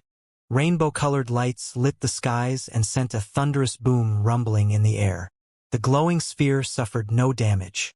The right-hand elder, on the other hand, shuddered from the repeated backlash of his attacks and spat out another mouthful of blood. In the end, he decided to risk everything he had. He activated the power of the sun once more. A beam of light descended, but the attack was useless against the sphere of light. The right-hand elder was on the verge of madness. His eyes were turning red rapidly. Inside the glowing sphere, Wang Baol appeared to release a sigh of relief. He stared through the walls of the sphere and at the right-hand elder. Then, he picked up the peace token as the right-hand elder watched and growled at it. Xianxia. This time, Xianxia's voice emerged from the token and echoed inside Wang Baol's head. Brother Baol, I'll look into this immediately and give you an answer. Humph. Disregarding the peace token of the Xia family is akin to challenging our authority. Xianxia's words took on a murderous tone as he spoke. An imperceptible flicker appeared in Wang Baol's eyes as he listened to Xianxia. He ended the voice transmission, then looked up and beyond the glowing sphere. The right-hand elder had a stormy look on his face. Wang Baol smirked mirthlessly at him. The right-hand elder was raging with madness. He didn't know why this was happening to him. Why was it so difficult to kill a mere spirit immortal realm cultivator? He might have explained his earlier failure with the excuse that they had been in the Divine Eye civilization, but he was on his own turf now. Yet, obstacles continued to appear. The appearance of the legendary peace token had also unsettled him very much. This sense of unease had grown after he had seen Wang Baol sending what had appeared to be a voice transmission through the jade token while standing inside the glowing sphere. Anxiety and frustration spiked inside him. He had reached his limits. The right-hand elder roared, then shot Wang Baol a vicious glower and, without any warning, turned around and raced into the skies. He was headed for the man-made eternal star. He had made up his mind. He was going to return to the man-made eternal star and make use of the power of the eternal star to contact the eternal star realm patriarch of his civilization. Doing so might expose the heavenly spirit sect's failure and draw attention to his incompetence. But he was crumbling under the stress that he was feeling. He didn't care any longer. The sense of impending doom he was sensing left a bad feeling in his guts. I'm quitting this game and returning to the Violet Gold civilization. Let whoever wants to kill Long Nanzi do it himself. The right-hand elder fumed as he moved swiftly, soon vanishing from Wang Baol's sight. Inside the glowing sphere, Wang Baol looked up and stared at the right-hand elder as the latter departed. His eyes narrowed slowly. It seems like Xianxia is trying to sabotage someone. except it's not me that he's sabotaging but the right-hand elder. If he had yielded to the peace token's authority, my predicament would have been resolved. The fact that it was so easily resolved would indirectly prove how powerful Xianxia is. Is he trying to show off? A thoughtful look appeared on Wang Bao's face. Similarly, if the right-hand elder didn't yield to the token's authority, Xianxia would also have a reason to step in. He'll still be able to show off. These thoughts flashed across Wang Bao's head swiftly. He raised his right hand and waved. A cloud of mist flew out from a dermic battleship inside his storage bag and appeared outside, gathering and materializing into another Wang Bao. There's no harm being cautious. The newly materialized form was Wang Bao's true essence body. He hadn't trusted Xianxia completely. That had been why he had summoned a second avatar while keeping his true essence body safe in his storage bag. He had his true form stowed away in his storage bag instead of having himself hidden far away. If his enemy had searched the area for him, he would discover his decoy first and not his true form, which had been hidden away safe and inside his storage bag. It was akin to placing two spheres of light over one another. The first glowing sphere would hide the second sphere's existence. In fact, Wang Bao had gone to the lengths of injecting half of his essence into his decoy so that it would appear more realistic. Naturally, it was also considerably powerful. Of course, the setup hadn't been entirely flawless. One would be able to sense that something was wrong upon closer scrutiny. In order to prevent the right-hand elder from seeing through his deception, he had whipped out the peace token immediately in an attempt to draw his attention. He had run away to lure the right-hand elder into pursuing him, then activated his array formation in order to distract the right-hand elder from focusing on the authenticity of his form. That had been how he had managed to keep his true form hidden throughout the encounter. In his original plan, if his decoy were to die in battle, he predicted that the right-hand elder would examine the contents of his storage bags. Wang Bao would have seized that opportunity and staged a sneak attack on the right-hand elder. The difference in their cultivation levels meant that he wouldn't be able to kill the right-hand elder with that sneak attack. Regardless, he would still have been able to injure him with the unexpected attack and win himself the chance to escape. He would gain more time. That had been Wang Bao's original plan. It wouldn't have mattered even if Xianxia's peace token hadn't worked. He would still have been able to create a situation where he had the upper hand. But all those preparations were useless now. Wang Bao lifted his right hand after appearing outside his storage bag. His decoy transformed into mist and merged with his essence body. The accessories that he had stored away in his storage bag flew out of storage and appeared on his person. Xianxia, since you plan to showcase the extent of your abilities, I'll wait for your good news then. Wang Bao muttered to himself, sat down, and waited silently. He didn't have to wait for long. Just as he sat down, the right-hand elder, who had raced away into the cosmos, had returned to the man-made eternal star. Before he could contact his civilization's patriarch through the man-made eternal star, waves of teleportation made their appearance without any warning and without his prior command. Shock flashed across the right-hand elder's face. He retreated swiftly, caution and wariness bright in his eyes. Caution transformed into shock in the next moment. He watched waves of teleportation ripple in the abyss before him, and a man slowly stepped out of the teleportation portal. The man had short hair and appeared to be quite young. He was of average height, and his hair had clearly been styled with excessive hair wax. It gleamed brightly under the light and seemed to look like a source of light that drew everyone's eyes towards it uncontrollably.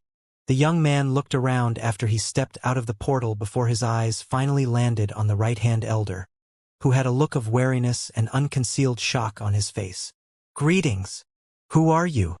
The right-hand elder's breathing quickened. He could sense that the other man was at the Qi refinement realm. He wasn't even at the Foundation establishment realm. However, that didn't stop him from feeling fearful. Nothing made sense. A Qi refinement realm cultivator shouldn't have the ability to teleport. He believed that he knew the answer to the young man's appearance, but he didn't want to believe it. He dared not. Xianxia appeared not to have noticed the fear in the right-hand elder's eyes. He smiled faintly and then started speaking in a warm tone. sounding as if he were simply a businessman trying to sell his wares. Xianxia, at your humble service. Fellow Taoist, would you like to consider becoming a valued customer of the Xia family? You simply have to pay a fee to become one. It doesn't matter what trouble you meet in the future. The Xia family will be at your service as long as you're able to pay for it. A valued customer? The right-hand elder's face paled upon hearing the young man's family name. The fear in his eyes intensified, and he took a few steps back. It appeared to be a subconscious reaction, but in reality, he was secretly forming hand seals with the right hand hidden behind his back, as well as attempting to send commands to the man-made eternal star. That's right. It only costs 10 million red crystals. Xianxia smiled and said, Could I have more time to get the money ready? The right-hand elder grimaced as he asked hesitantly, Does that mean that you can't afford the fees right now? That'll make things a lot easier. Honestly speaking, I'm really bothered by the rules set up by my family. It's clear that you're dealing with a troublemaker, but you still have to go through the trouble of justifying your actions. Xianxia's face had been warm and smiling up to this point. But now, after having spoken, his eyes started flashing dangerously. The look in his eyes was like daggers, gleaming and sharp. You can't afford the fees of becoming a valued customer of the Xia family. And yet, when you saw the peace token of the Xia family, you still continued to attack the holder of the token instead of retreating 100 light-years away from him. Those words were like a blast of lightning, and color fled from the right-hand elder's face instantly. He stepped back once again, his right hand speeding through its hand seals as terror rose inside his heart. He tried to explain himself. You have 2 hours to make arrangements for your funeral. After the 2 hours are up, kill yourself. Remember to have someone send your head to the Xia family. Xianxia said coolly as he ignored the right-hand elder's attempts to explain himself. Xianxia's voice was firm and assertive. His words seemed final. He then turned towards the abyss and appeared ready to leave. His words were like a million lightning bolts crashing upon the right-hand elder. The right-hand elder's mind buzzed with shock and numbness as he shuddered violently. His eyes reddened instantly. The resentment that he had felt during his encounter with Wang Baol and the feeling of being forced into a corner had driven him to the edge of madness.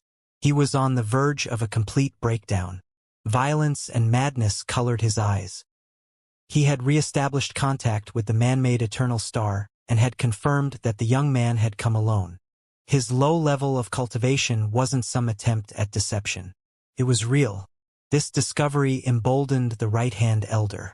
Besides, he knew that he was left with no other choice than death now that the Xia family had come knocking at his door. If that were indeed the case, he might as well try his luck and fight for his life. Becoming a wanted man on the run was preferable to being driven to his death. A murderous glint appeared in the right-hand elder's eyes at that thought, and he roared, "You've pushed me too far." He raised his right hand as he spoke and pointed. The man-made eternal star began to quake violently. An immense power filled the air, then rushed towards Xianxia. The strength of the attack seemed capable of destroying every living creature in its path immediately, turning both their body and spirit to instant dust. Xianxia appeared unfazed at the sight of the approaching attack. He didn't even turn around. He simply coughed softly. An illusory hand stretched out from his back instantly and pointed lightly at the savage-looking right-hand elder. The right-hand elder's eyes widened, and he shuddered. Before the violence and madness in his eyes could fade away, before his mind had caught up and realized what had happened, his body started to shatter. Within the blink of an eye, it caved in and turned into a cloud of dust. His divine soul didn't escape unscathed, turning to dust alongside his physical body. He hadn't been killed by an external force. Instead, the planet inside his body had shattered.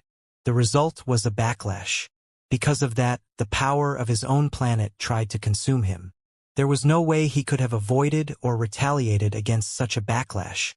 With his death, the initial command he had issued lost its effect. The seal over the Earth spirit civilization weakened and then vanished instantly. Throughout it all, Xianxia didn't turn his head and look back. He continued walking towards the abyss, speaking mildly as the teleportation portal was activated. You must have been tired of living.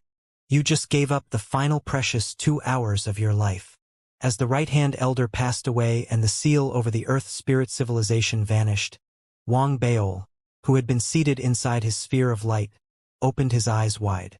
He could sense the change over the Earth Spirit civilization. His eyes flashed. He rose to his feet and, with a wave of his hand, dispelled the light from the peace token. He gazed into the cosmos with intense light in his eyes. The seal has disappeared. Wang Baol muttered to himself. Xianxia's warm voice rang out from the peace token in his hand at that moment. Brother Baol, your problem has been solved. Didn't I promise you that I'd break the seal within 2 weeks? How about that? I haven't disappointed you at all, have I? How about the right-hand elder? Wang Baol narrowed his eyes and asked after a moment of silence. Xianxia seemed to have been waiting for that question all along. He laughed and then replied in a completely casual, nonchalant manner. He killed himself.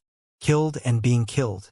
The difference between the two utterances lay in a single word, yet what they meant was drastically different. In fact, they lay on the extreme ends of the same spectrum. The casual way Xianxia had announced the news of a planet-realm cultivator having killed himself was a testament of his power and resources. Anyone who had heard him speak like that would have shuddered. Previously, Wang Baol had his guesses about the Xia family and had some understanding of how terrifying the family clan was. He had even guessed that the trap Xianxia had set up for him had been done deliberately so that the latter could offer his help. But those thoughts didn't stop him from being shocked by Xianxia's declaration. He was quiet for a long while. Even though he hadn't seen what Xianxia had said happened with his own eyes, the casual way Xianxia had spoken and the disappearance of the seal over the Earth Spirit civilization clearly proved that Xianxia wasn't lying or bragging. The heavenly spirit sect's right-hand elder had indeed fallen. He had fallen in the Earth Spirit civilization, in a civilization that was within the Violet Gold civilization's protectorate. The backlash from his death was going to be considerable, but Xianxia clearly wasn't concerned about that at all. The Xia family. Wang Baol narrowed his eyes. He didn't raise the subject of the right-hand elder again. Instead, he began discussing his teleportation and departure from the Earth Spirit civilization with Xianxia. Teleporting Wang Baol from the Earth Spirit civilization directly to the Divine Eye civilization was beyond Xianxia's capabilities. Even though the Xia family was extremely powerful and vast, it couldn't extend its influence into every small region across the vast never-ending Dao domain. As a result, it was difficult for them to perform precise teleportations. However, that didn't mean that they didn't have a way around that. The market that the Xia family owned and which Wang Baol had visited in the past served as a place of transit. Wang Baol would be teleported to the market. From the market, he could then make his way to the Divine Eye civilization. Based on Wang Baol's pace, it wouldn't take long for him to reach his destination. It's decided then.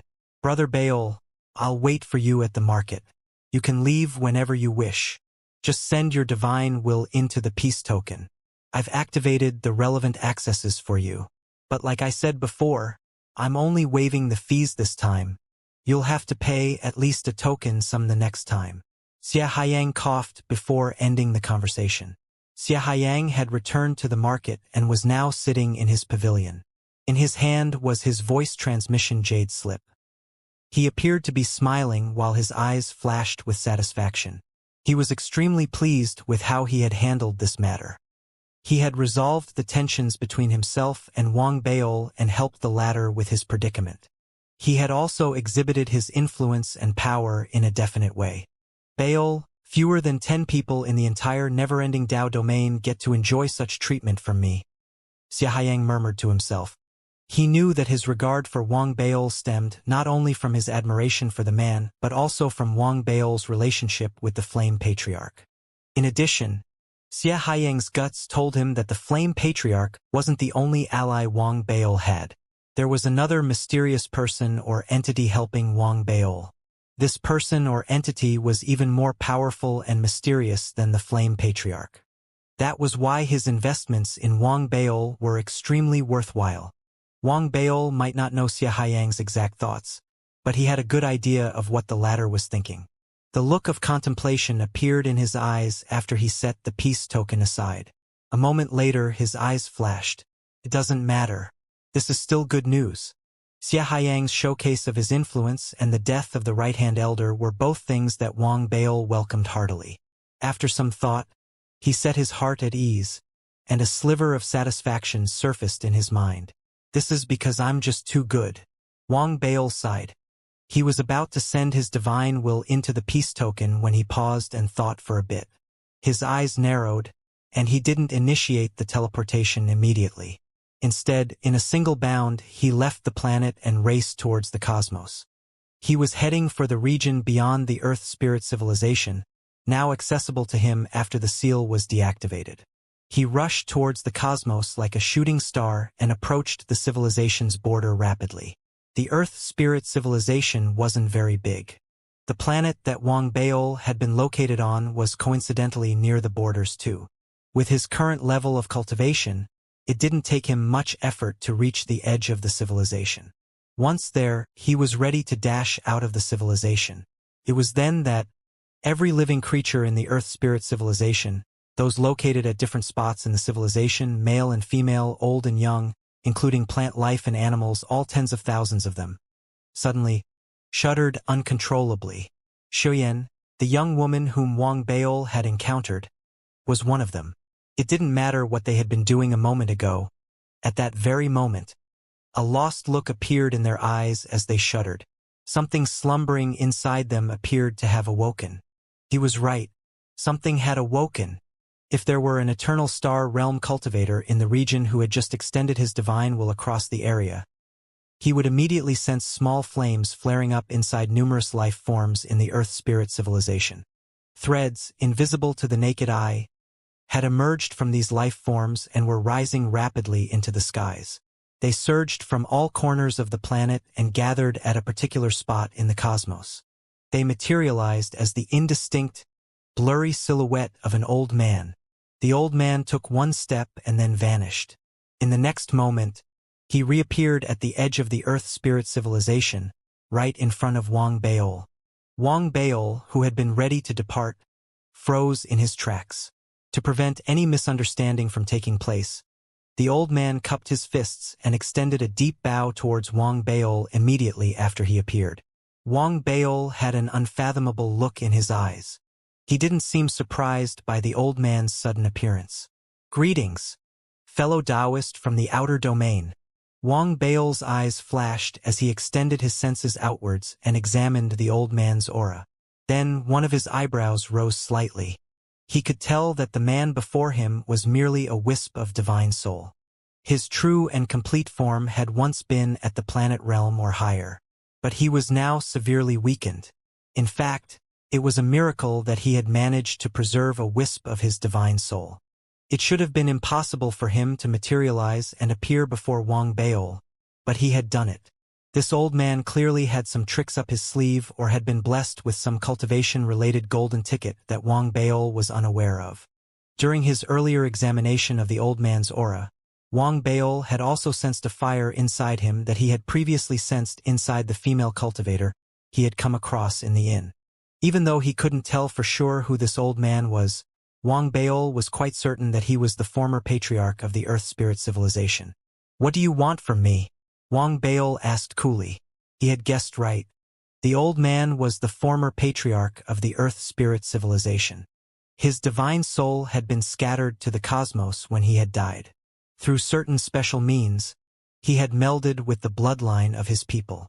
Doing so, he had evaded the notice of the violet gold civilization as he alternated between deep slumber and wakefulness. Through the tens of thousands of life forms he had hidden himself within, he had continued to keep track of what was going on in the world without exposing himself.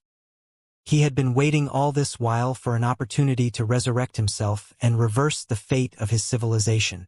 He had sensed Wang Baol's arrival and the activation of a seal over the Earth Spirit civilization. He hadn't interfered with the events that had unfolded but had observed them quietly.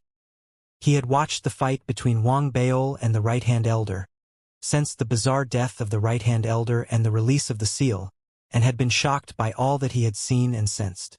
His instincts told him that this might be the chance of a lifetime. That was why he risked gathering his separate flames and appeared before Wang Baol.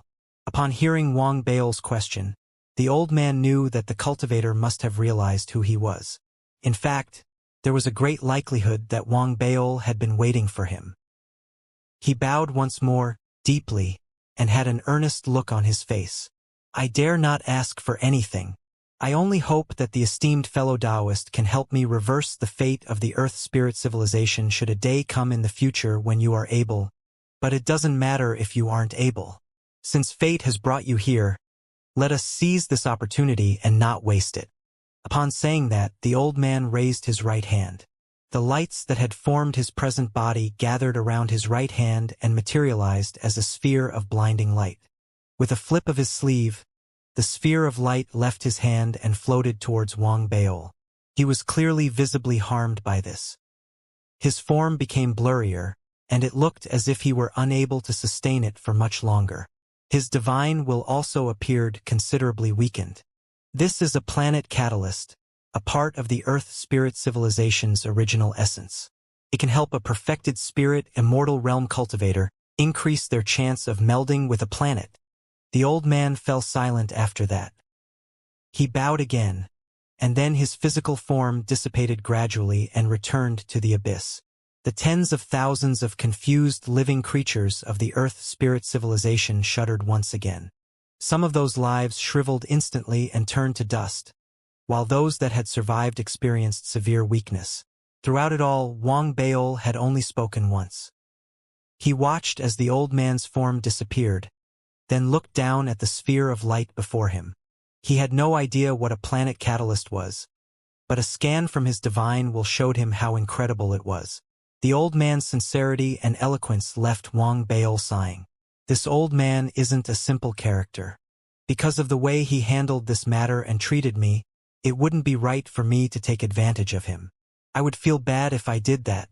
Wang Baol knew that the old man had realized that something was going on and had decided to take a risk. He had placed his bets on Wang Baol openly and allowed Wang Baol to make the next move. Wang Baol fell into contemplative silence as he turned and studied the Earth Spirit civilization. He didn't express his agreement or disagreement to help. He merely activated the teleportation with his peace token as he stepped away and left the civilization.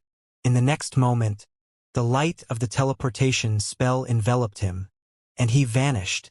This was Wang Baol's first time experiencing long-distance teleportation that spanned countless light-years. He felt as if his body was being ripped apart, and his divine soul felt as though it was being torn into shreds. He almost collapsed onto the ground when he reappeared. He struggled to keep himself upright as he did a quick sweep of his surroundings. He found himself standing in a huge teleportation array formation that possibly spanned 100,000 feet.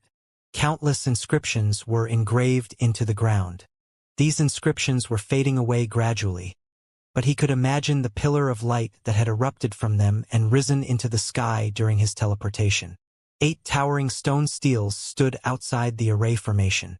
There were inscriptions on the stone steels too. They were also fading away.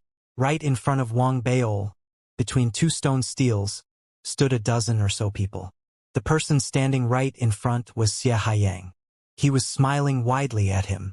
Wang Baol sighed a breath of relief when he saw Xianxia. He sent his divine will out and did a scan of the area.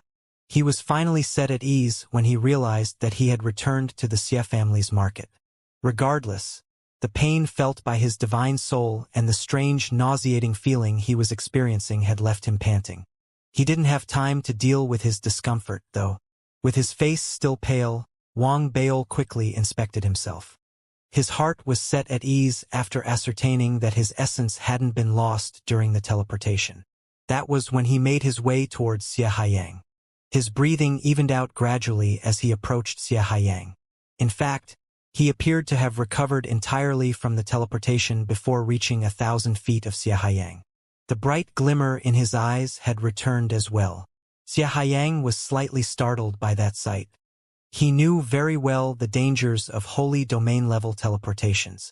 It was common for cultivators at cultivation levels lower than the planet realm to die during such teleportations.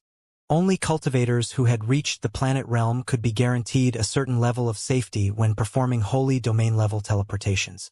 He had instructed his subordinates to be especially careful when teleporting Wang Beol. They were to ensure that the teleportation was as smooth and gentle a trip as possible. Even though he had tried to make the trip as safe as it could be, he couldn't prevent the exhaustion and weakness that followed the teleportation. It should have taken 1 day to recover, but Wang Beol had recovered in no time at all. That had shocked Xianxia, but the smile on his face grew more brilliant as he spoke loudly. "Brother Beol, you're truly extraordinary.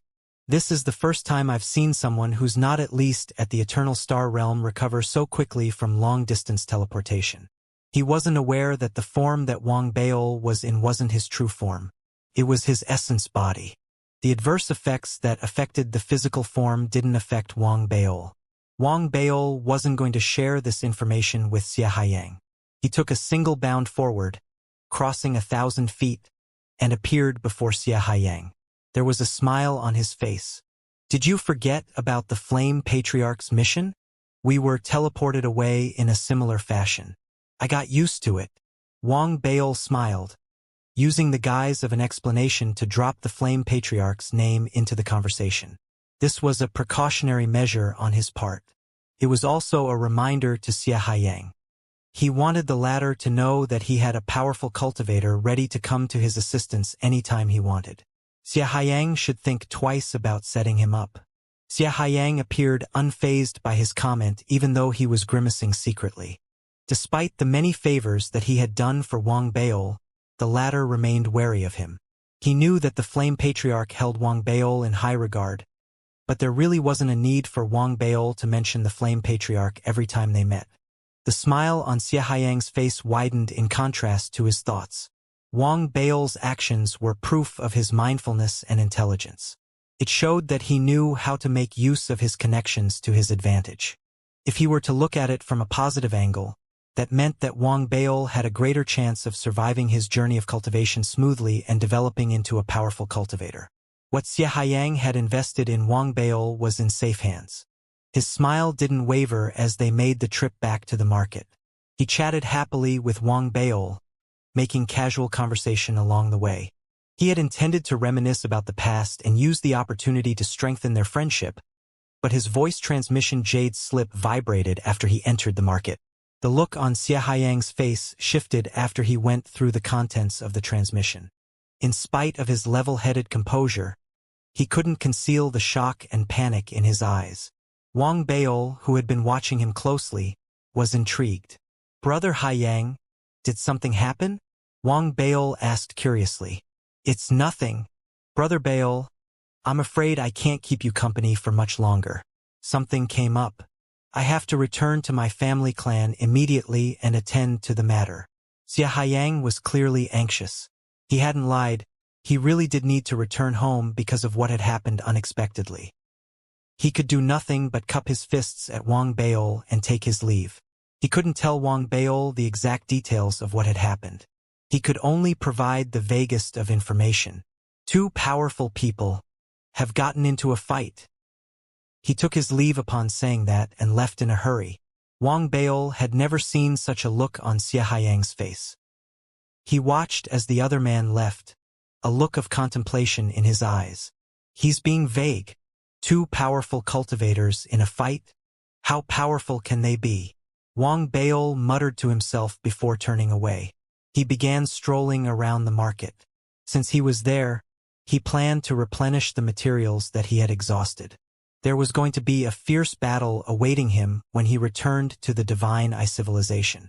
While Wang Beol was strolling around the market, Xianxia, who had left in a hurry, had gathered his most reliable subordinates in the quickest time possible and headed for the teleportation array formation. The portal had already been activated when he arrived. He stood in the center of the array formation and watched as the glow of the teleportation array formation shone around him. There was a stormy look on his face, and a fierce light flashed in his eyes. The Sundered Moon Emperor ambushed Chun Qing by using 8 primal cauldrons to set up an array formation. With the help of his divine kings, He drew on the energy of thousands of eternal stars to fuel the array formation and hold Chen Qing captive. He had intended to refine Chen Qing, but he didn't expect his enemy to summon the heavenly Tao from the previous era to blow the array formation up. The array formation was reversed. Now, both the Sundered Moon Emperor and his subordinates are trapped inside. Communication has broken down. No one can receive any transmissions from within. No one can enter the array formation either. But some of us have already begun to lose memories of some of the 7 divine kings in our divine souls. That is the work of the dark sect's heaven-defying divine power. It can remove all traces of one's existence, including any memories of that person in other people's minds. The heavenly Tao of the past era. The dark sect. Xianxia shuddered at the thought of the dark sect. He had never seen the true dark sect, but he had spent a lot of time since he had been a child amongst his family clan's private libraries. He had read numerous records on the dark sect. Too much. He knew that it was an extremely powerful sect that even the Never-Ending Clan had been intimidated and wary of in the past. If the clans under the Never-Ending Clan hadn't gathered in unison to stand against the dark sect, if the Xia family clan's patriarch hadn't lent a helping hand, and if the dark sect hadn't been in decline, the Never-Ending Tao domain might still be carrying its former name, the Dark Domain. Rumors say that Chen Qing's the one who betrayed the dark sect then. If that's the case, why was he able to gather the destroyed fragments of the dark sect's heavenly Tao and summon it? Why did he risk creating a commotion in the entire Tao domain by creating a seal over the battleground and unleashing a divine power that could erase all traces of one's existence? If the patriarch is right, Chen Qing is doing this to hide a bigger secret. This has nothing to do with me at all. The Xia family clan is huge, and I'm just a mere junior. They wouldn't call on me even if the sky were to fall down. Unfortunately, my useless father's involved in this mess. There was a dark look on Xianxia's face. He was privately racked with anxiety. He had been told that his father was the one who had crafted the 8 primal cauldrons that the Sundered Moon Emperor had used to trap Chen Qing. Even though that had merely been a business transaction, Xianxia knew the character of the legendary Chen Qing. This was a man who was vicious and trigger-happy. He had never batted an eyelid when he inflicted collateral damage. The Xia family clan wasn't going to go all out just to protect Xianxia's father. After all, their opponent was Chen Qing, the man who could go toe-to-toe with the Xia family's most esteemed patriarch. That was why he couldn't simply sit still after knowing what had happened. Even if he wasn't going to be of much help, he still had to return home and discuss how they were going to get out of this mess with his father. Even though I have no idea how this fight will end, it's clear that Chen Qing's gotten the upper hand now. The other divine emperors of the Never-Ending Clan are sitting on the fence instead of siding with anyone. There's a great chance that he'll kill his opponents and then walk away without any repercussions. I have to find someone whom Chen Qing is familiar with as soon as possible, do everything I can to explain the situation, make preparations ahead of time, and try to appease Chen Qing as soon as he leaves the sealed battleground so that he'll let my father off the hook. Xianxia was worried that his hair was going to start falling out in clumps at any moment. He and Chen Qing were in completely different leagues. How was he to get to know someone whom Chen Qing was friends with? Besides, he still had to come up with a fancy speech that would sway Chen Qing. Xianxia, who had left in a state of anxiety and worry, had no idea that a certain someone who was currently strolling around in the market that he controlled was, in fact, one of the people who could influence Chen Qing's mind. In fact, a single word from this person, a plea made coquettishly, would rid Xianxia's father of his troubles instantly. Xianxia might be the proud owner of many secrets, but even he had no idea that he had just allowed the chance to get the best help he could slip him by. If he had shared everything with Wang Baol when the latter had asked and had said plainly that he would pay anything for Wang Baol's help, there was a great chance that Wang Baol might be tempted by the deal. After all, he wasn't afraid of letting Xianxia know his relationship with his senior brother.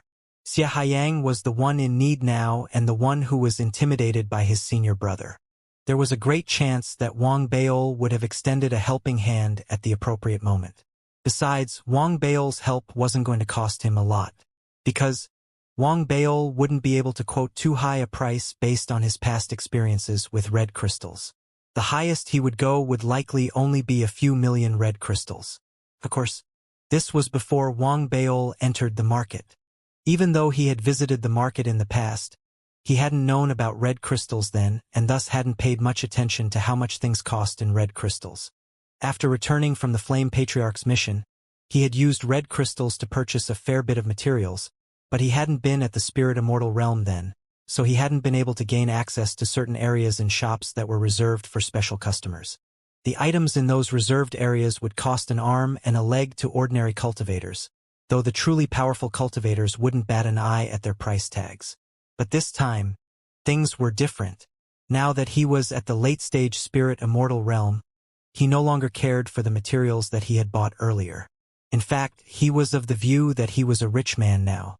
When entering a shop that looked reputable and had a sizable range of goods, he believed that the release of his cultivation would send the shop owner running to greet him deferentially. He would then be personally escorted into the section of the shop an ordinary cultivator wasn't permitted to enter. Wang Baol appeared composed as he stood in the reserved section of the shop. But in reality, he had suffered multiple shocks since he had stepped into the section. 9 heavenly thunder spirits, 150,000 red crystals, heavenly stream vapor, 270,000 red crystals, north-south spirit boat, 390,000 red crystals. What the hell? Wang Baol reeled in shock. He wouldn't have known if he hadn't looked at those price tags. He no longer felt rich. In fact, he felt extremely poor. Fortunately, he had great control over himself. The expression on his face remained composed. In fact, he would show the occasional dissatisfaction, as if he weren't concerned with the price of the products but their quality. He kept the appearance up as he went in and out of the reserved sections of a few shops. At the end of his visits, he stood on the street, his face glum as he sighed. "I'm so poor." Wang Baol patted his storage bag. The feeling of poverty made him feel especially sorrowful. He had his eye on a flying boat, but its price had been a 7-digit figure. He had shuddered at the sight of the price tag. The Planet Realm storage ring that he had peeked into popped up in his head unexpectedly. He remembered the mysterious bottle that he had seen and the words "a rich person" that he had read on the piece of paper in the bottle. Realization dawned upon Wang Baol then. Does the bottle have the power to make a person rich? Wang Baol thought in surprise. His breathing quickened. He had half a mind to take another look into the storage ring, but this really wasn't the place for that. In addition, his location was exposed every time he opened the storage ring. There was no way to get around that unless he removed the seal on the storage ring completely so that the dangers that came from unlocking the storage ring were eliminated once and for all. But his current level of cultivation was clearly still lacking. That was beyond his current abilities. Wang Baol left the market sulking and steeped in regret. His suspicions about Xianxia's departure began to grow. Was he worried that I might ask him for a loan? Is that why he found some random excuse to run off? Wang Baol snorted before burying those suspicions in his heart. He got himself a considerable quantity of spirit stones with the red crystals in his pocket before leaving the market and racing off towards the Divine Eye civilization. He didn't make use of his dermic battleship for the journey back. The dermic battleship's speed couldn't match his own. That was why he had gotten himself spirit stones, so that he could replenish his energy during the trip back. His Emperor armor also needed to feed on spirit stones to regain its power. He could have resorted to red crystals instead, but the crystals were too powerful. He would have to use his own spirit energy to moderate the crystal's power for his Emperor armor to absorb the latter more easily. Time passed steadily as Wang Baol sped across the cosmos. 2 weeks went by as Wang Baol traveled at a constant speed without slowing down. He went past civilizations that had previously drawn his attention and continued on his way without stopping. It was clear that his mind was on the war in the Divine Eye civilization. He had no idea how it was going. I was set up by the Heavenly Spirit sect and the royalty of the Divine Eye civilization. Even though the Patriarch of the Divine Sovereign Justice sect doesn't seem to be involved in the setup, I should still be on my guard when it comes to dealing with him. An icy light flashed across Wang Bao's eyes amidst his contemplation. The repeated setups had upset him tremendously. It had also heightened his sense of caution to unprecedented levels. I'm not going to make the same mistake twice. Wang Bao narrowed his eyes. He knew that the cause of his falling into his enemy's trap had been his greed. He had been fixated on plundering the divine civilization and on not letting that opportunity fall into another person's hands. He had a change in mindset. It would be best if he managed to get his hands on the divine civilization's resources, but it wouldn't be a big deal if he didn't. That's why I have to sneak back in. I have to retreat from the public eye and start operating in the shadows, so that I can see through the secrets of the divine civilization. Now that Wang Bao thought about it, he realized that he seemed to always be missing something when it came to the divine civilization. He had a feeling that this something had to do with the divine sovereign justice sex patriarch. Wang Bao wasn't sure of the specifics, though. He continued speeding ahead as he contemplated the matter, flying past the borders of a small civilization. He was deep in thought and flying past the civilization, when the expression on his face shifted suddenly. It wasn't because he had been struck with a sudden idea. It was because of the unexpected intense vibration from his storage bag, a vibration that sent tremors right into his soul. The vibration had happened out of the blue. It hadn't come from his voice transmission jade slip. Instead, it had come from the storage ring that had been wrapped under layers of seals and was resting inside his storage bag. The storage ring that had belonged to the never-ending clan planet realm cultivator. What's going on? Is it the never-ending clan planet realm cultivator? Has he come after me? Alarm blared inside Wang Bao's head.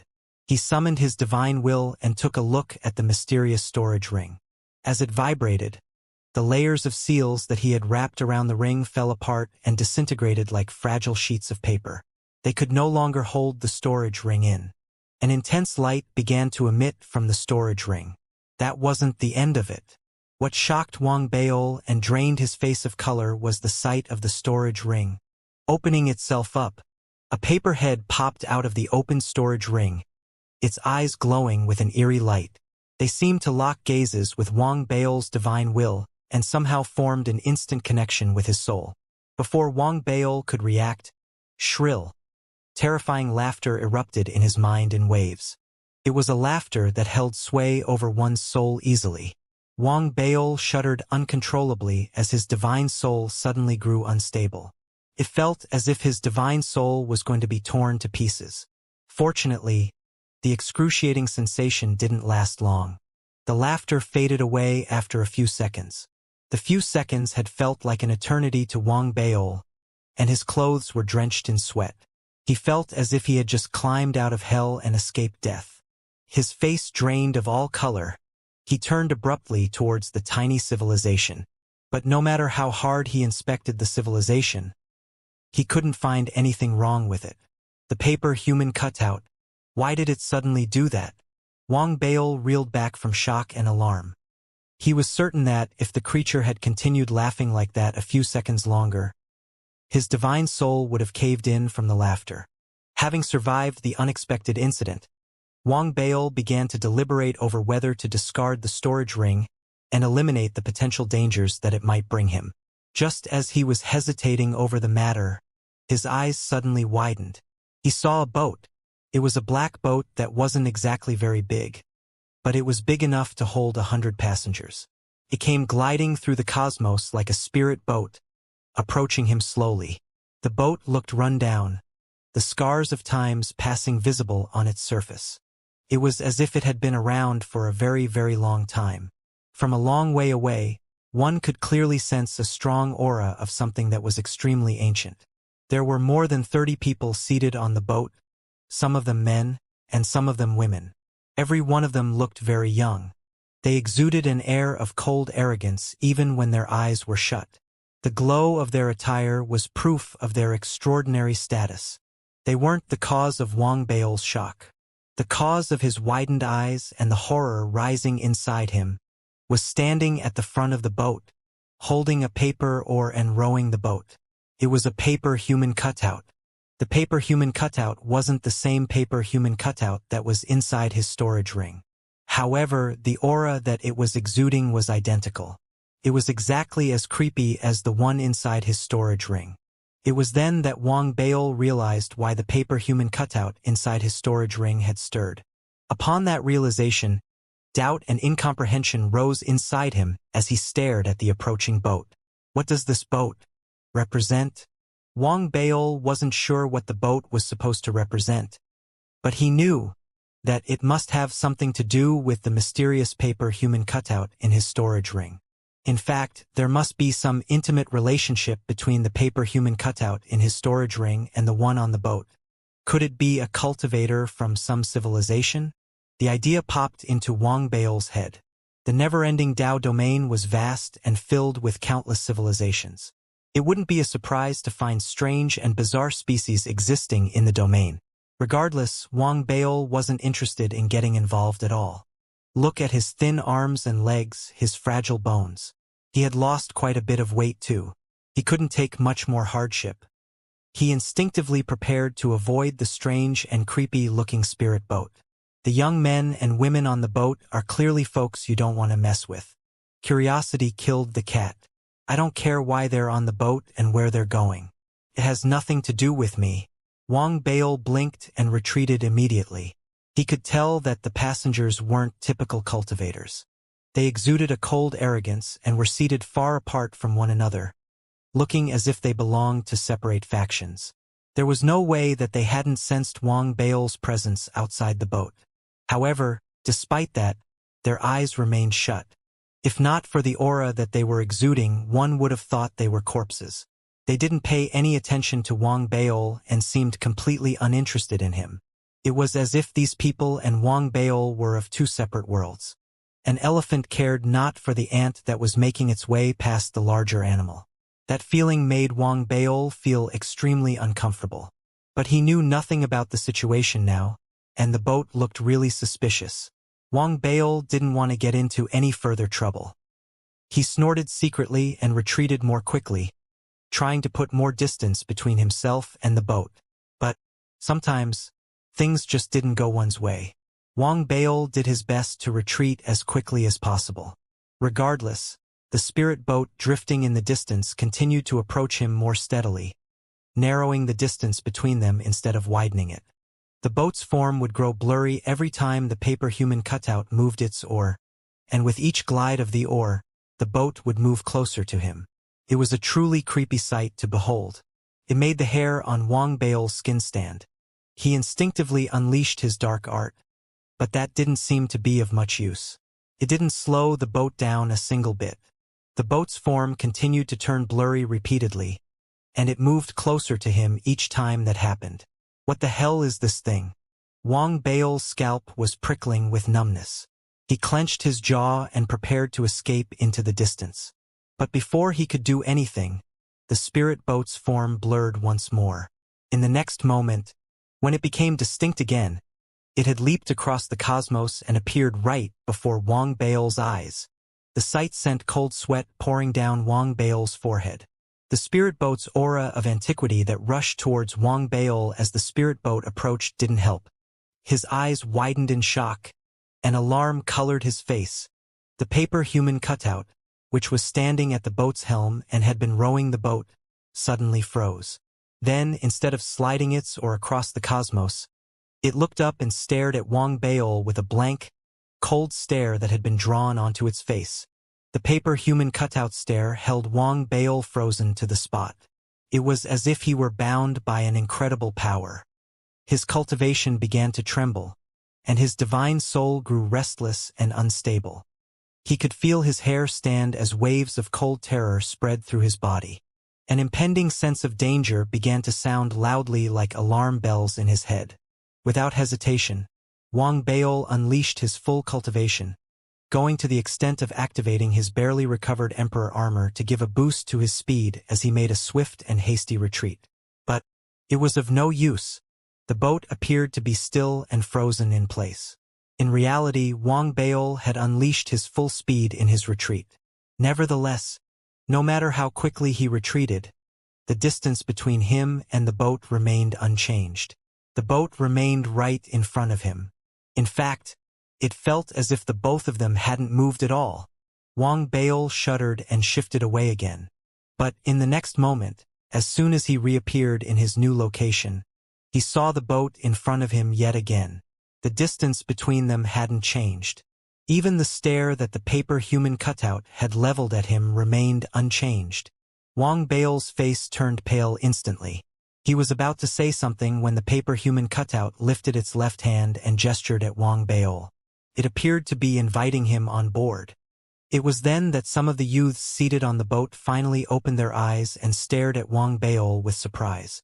While not all of them had reacted to the invitation extended to Wang Baol, half of the passengers aboard the boat had opened their eyes and studied Wang Baol with clear, unconcealed surprise.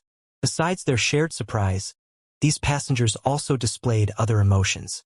Some appeared distant and disinterested, while others narrowed their eyes. Some appeared confused and doubtful, while others displayed open hostility. Some had twitched their lips upwards in scorn. They didn't pay any attention to me and only sat quietly on the boat.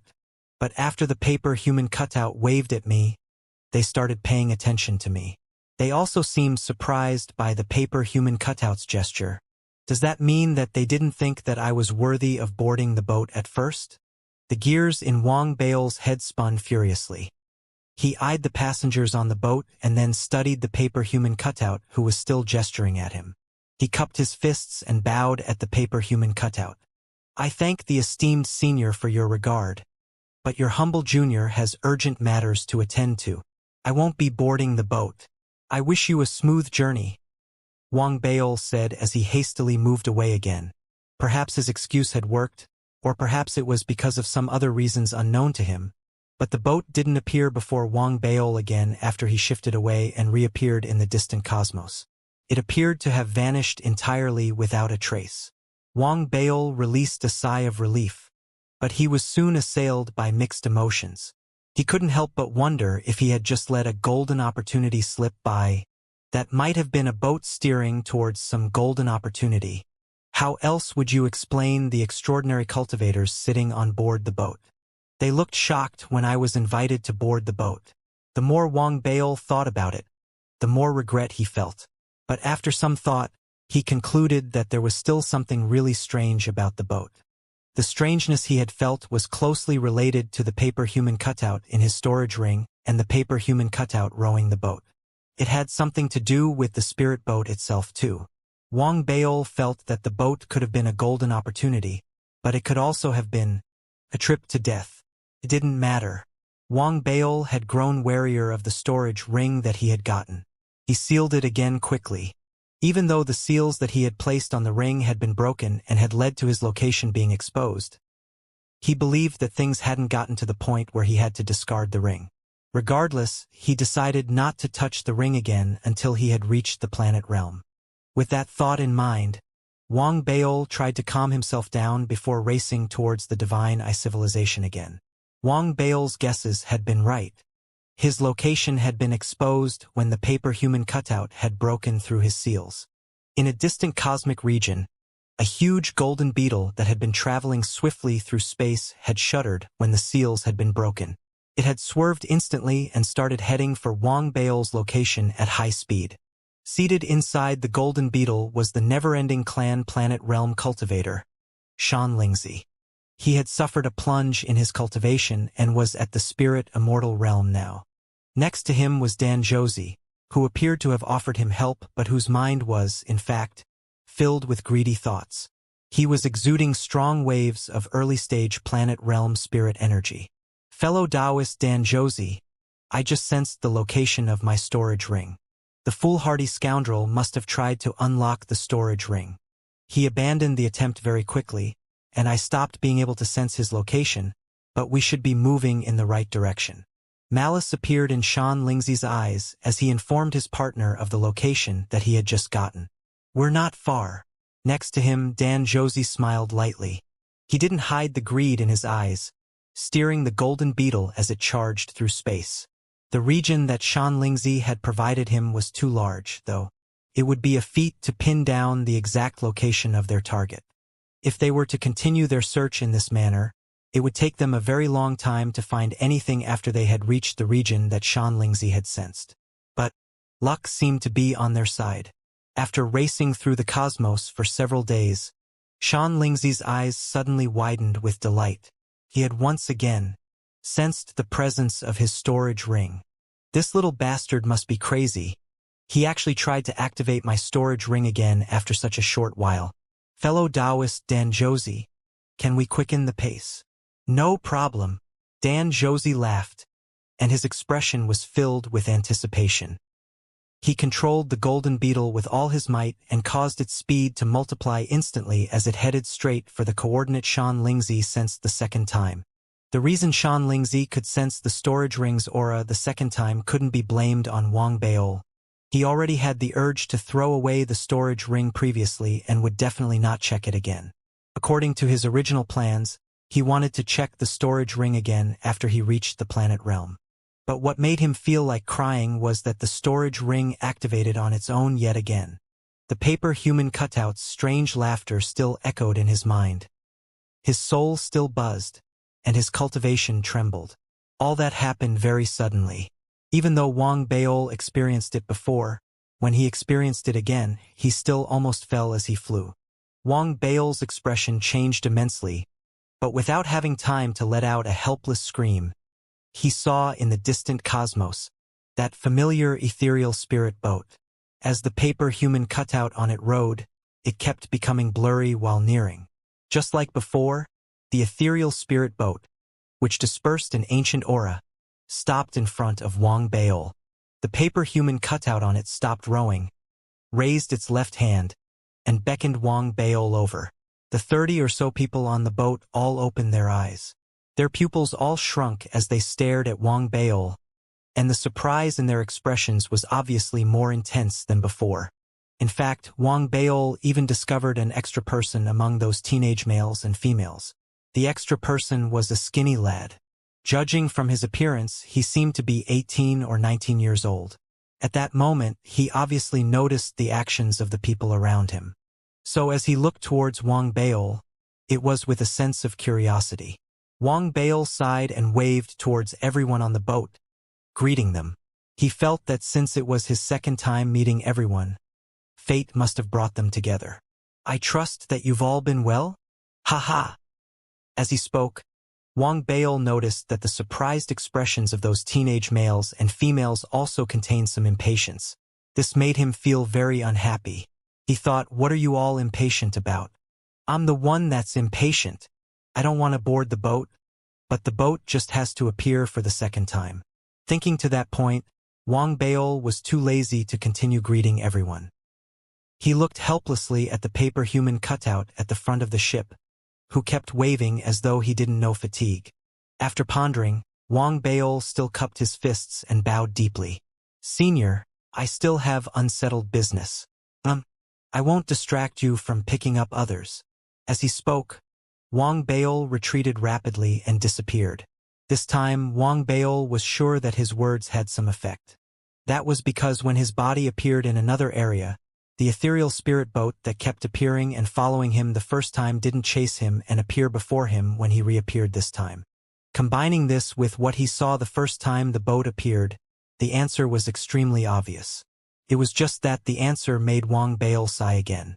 That was because he confirmed another thing. That was, the paper human cutout on the sampan must have had spirit intelligence. Hence, it could understand his words. The fact that it has spirit intelligence means that the paper human cutout in my storage ring also has spirit intelligence. Wang Baol furrowed his eyebrows.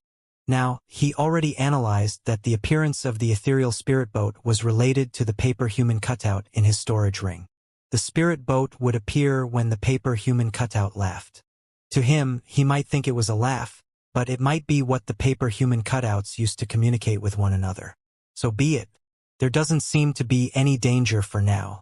But this boat, I'm not going to board it no matter what. Wang Baol humphed in his heart. He hated being forced to do things. With a flicker, he unleashed his speed again and continued heading towards the Divine Eye civilization. But in his heart, He already prepared himself for when the paper human cutout in his storage ring laughed again and made the ethereal spirit boat reappear. I'll just see it as the paper human cutout in my storage ring chatting with the paper human cutout on the ethereal spirit boat. I can't stop them from chatting after all. Wang Baol consoled himself. Within the next 10 days, every 2 to 3 days, the laughter of the paper human cutout would ring out in his head as the ethereal spirit boat descended again. The paper human cutout on it waved again, and Wang Baol rejected him again, when the ethereal spirit boat appeared for the 6th time. Although Wang Baol was already used to it and had an extremely calm expression, the more than 30 teenage males and females on the sampan all felt very negative emotions. If anyone else kept seeing the same person who simply refused to board the sampan during that period of time, they would also worry about whether it would affect their own journey. So, after seeing Wang Baol for the 6th time, their original impatience finally turned into anger, and someone snapped. "Are you boarding or not? If you're not boarding, then scram." Hearing those people actually say such things, even if he knew they had extraordinary backgrounds, Wang Baol still got angry. He thought, "I refuse to board. Only an idiot would board the sampan." Thinking to that point, he stared at the person talking on the sampan. "Why, you want to beat me up? Come down. Let's have a fight to see who's the daddy." "You!" Those who spoke with anger stood up violently. When they all looked towards Wang Baol, a cold glint spread in their eyes, but they were helpless. That was because they discovered that they were unable to disembark after boarding the sampan. "If you're so great, why don't you come down? I'm telling all of you, if you don't come down, you're all my grandkids. Come. Grandpa will be waiting for you right here." He rolled his eyes. Wang Baol noticed something amiss, so his words became more arrogant. Faced with his arrogant provocation, the paper human cutout at the front of the boat didn't change its actions at all and was still waving. And those who were staring angrily at Wang Baol all calmed down. Among them, a horse-faced teenager narrowed his eyes and suddenly spoke. "Lad, do you dare say your name? Why should I listen to you? Horse-faced grandson. Tell daddy your name." Wang Baol picked his ear. He was already feeling very frustrated and suspicious because of the multiple appearances of the ethereal spirit boat. At this moment, he seemed to be quarreling with the horse-faced teenager, but in reality, he was extremely calm. He wanted to make use of the quarrel to learn where those people came from and indirectly learn where the spirit boat came from. The phrase horse-faced grandson caused a killing intent to flash between the teenager's eyes as he spoke calmly. "Cloud Chill Sect, Li Linzi, Green Sea Dao Wang Yishan, Country of Northern Zhe, Du Fei, Te Ku Clan Yi Luo." Not only Li Linzi replied to Wang Baol. Those who quarreled with him also spoke coldly. Although they told him their backgrounds, Wang Baol didn't recognize any of them. But from their expressions and the gazes of the others in the surroundings, Wang Baol noticed that those sects and clans seemed to be very powerful. Chosen ones from every clan? Instantly, that guess appeared in Wang Baol's mind. That was especially so considering that the cultivations of those people all had one similarity. Although Wang Baol noticed this previously, he didn't pay much attention to it. At this moment, he suddenly realized that there was something really amiss about that, because all of them were perfected stage spirit immortals. "Your turn." Not waiting for him to continue thinking, the horse-faced Li Linzi spoke softly. Wang Baol stared and secretly thought, "I'm not scared of you. You're just cocky because of your background, which I also have. Xia family, Xia Dalu." Wang Baol spoke calmly and thought, "Who doesn't know how to bluff? I'm Xia Haiyang's brother." He thought that way in his heart but displayed a look of arrogance. And after he spoke, the people on the sampan, especially those few who spoke previously, all had their expressions change immensely, and their pupils shrunk. But a sense of suspicion appeared in their expressions as well. Hence, Wang Baol saw that they doubted his identity. That was normal. If they fully believed him, that would mean something was wrong. But no matter what, maybe out of caution, after Wang Baol declared that he was Xia Dalu, everyone on the sampan went silent. Wang Baol also noticed the extraordinariness of the ethereal spirit boat. But the more he felt that, the more cautious he was. Therefore, after cupping his fists towards the paper human cutout on the sampan and rejecting again, he prepared to leave as per normal with a flicker of his body. But something unexpected occurred. Wang Baol just flicked his body and had only taken a few steps when the paper human cutout on the sampan suddenly raised its left hand. A dim halo suddenly spread, and the moment it appeared, Wang Baol's body instantly paused. Afterward, his expression changed immensely because he discovered that his body couldn't be controlled. He seemed to be completely controlled by a strange power. It actually controlled him to turn around and walk step by step expressionlessly towards the sampan. What's going on? Wang Baol was horrified in his heart and wanted to resist and struggle, but it was of no use. He could only watch as he walked step by step towards the ethereal spirit boat like a puppet. This scene was extremely weird. In the cosmos, an ethereal spirit-like sampan dispersed a sense of ancientness. At its front, a devilish paper human cutout waved expressionlessly. At the back of the boat, near the cabin, the more than 30 teenage males and females couldn't hide the weirdness in their expressions as they all looked towards Wang Baol, who was walking step by step like a puppet towards the sampan. But in reality, the fact that Wang Baol rejected many times previously and had fear in his eyes despite the fact that he was walking step by step towards the sampan immediately allowed them to guess the answer. Someone's forcefully controlling Xie Dalu's body? Could it be that the ferryman will forcefully control you after you refuse to board the fallen star boat a certain number of times? I've never heard of that before. Everyone felt weird as they watched Wang Baol get closer and closer to the sampan. The fear in his eyes also grew more and more intense. Wang Baol almost cried as he wailed and trembled. What is this? I don't want to board the ship. This is way too overbearing. Wang Baol rejected the idea of boarding the sampan. Even when the sampan appeared again and again, he rejected it. But this time, things changed to a point beyond what he could control. He lost control of his body and could only watch as the strange power controlled his body to leap after nearing the sampan and landed him on the sampan.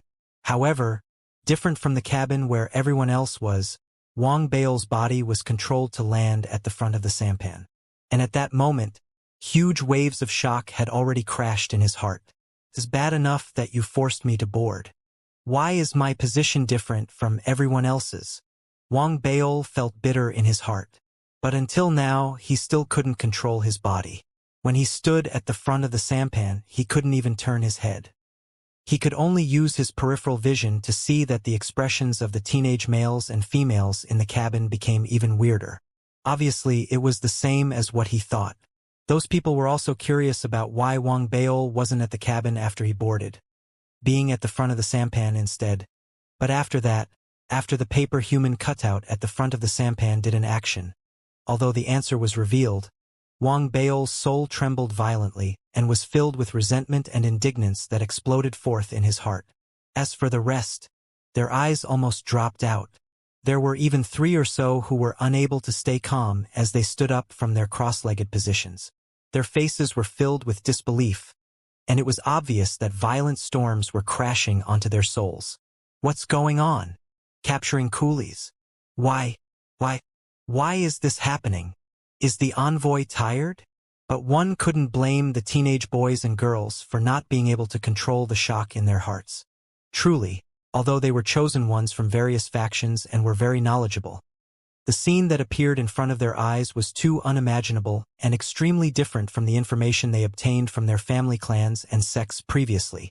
Before they were there, their sense of respect for the sampan was extremely intense. To them, the ethereal spirit boat was the envoy of a mysterious land and was the only way to enter that legendary place. So, after boarding the sampan, they all behaved themselves and dared not do anything too crazy. At most, they quarreled with Wang Baol a bit previously, but they never tried to forcefully disembark from the sampan. But now, with their eyes, they actually watched as the paper human cutout, who kept rowing a paper or had an extremely stern expression, whose body dispersed waves of cold, and whose cultivation was fathomless, passed the paper or in its hands to Wang Baol. Not only did their souls buzz, but Wang Baol was also puzzled. He thought of some reasons as to why the paper human cutouts controlled him to board the sampan, but never did he think that this was the reason. He's making me row the boat? While Wang Baol felt puzzled, he also felt that this was a little inconceivable. He also felt that he had to have an air of arrogance. As the future president of the Federation and the emperor of the Divine Eye civilization, he was okay with rowing the sampan, but he couldn't let the teenage males and females on the sampan become coolies. I may be unable to control my body, but I have a backbone. Deep in my heart, I refuse. Wang Baol humphed in his heart and waved his sleeves. He prepared to take the paper or helplessly as his body was being controlled. But, as he flicked his sleeves, Wang Baol's heart suddenly beat faster. He tried lowering his head to look at his hands. After moving them around, he turned his head to look at the surroundings. In the end, he confirmed that he actually regained control of his body at an unknown time. This made him feel slightly awkward. After a moment, he raised his head to look at the paper human cutout, who continued the action of handing him the paper or...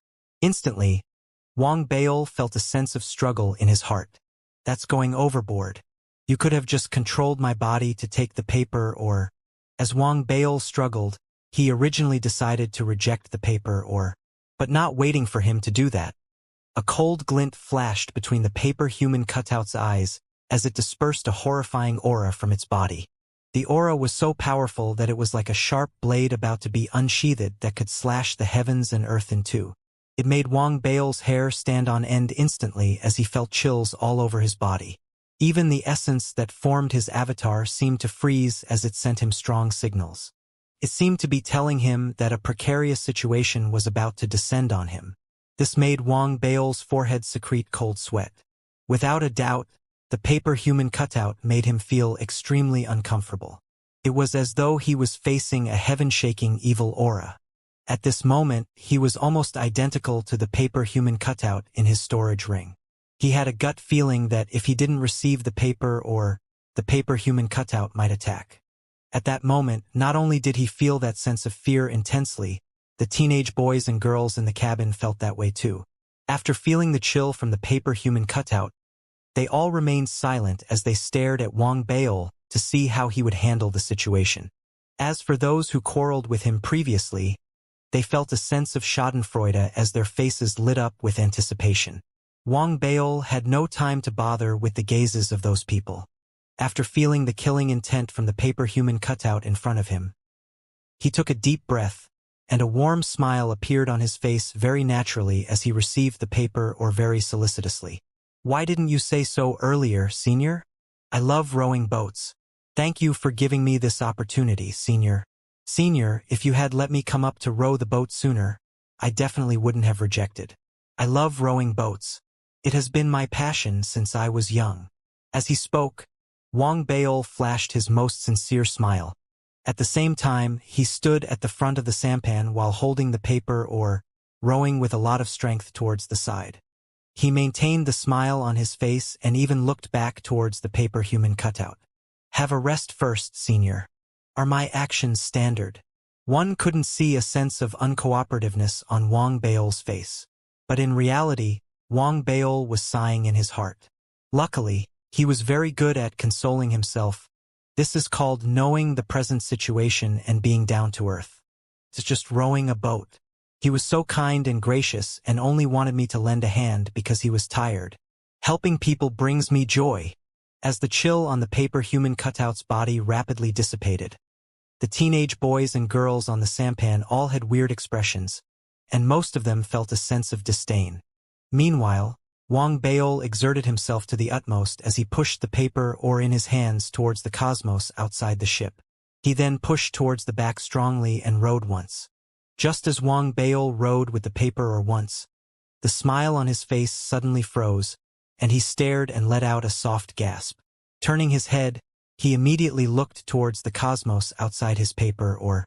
There was nothing there, but Wang Baol felt that the paper or in his hands seemed to meet with a powerful obstructive force when he rowed.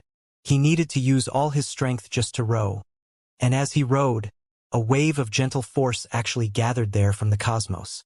That power seemed to originally exist within the cosmos. It was just that others couldn't guide it. The paper ore was like a medium that could gather that power. After gathering, the power actually traveled along the paper ore and headed straight for Wang Bao's hands.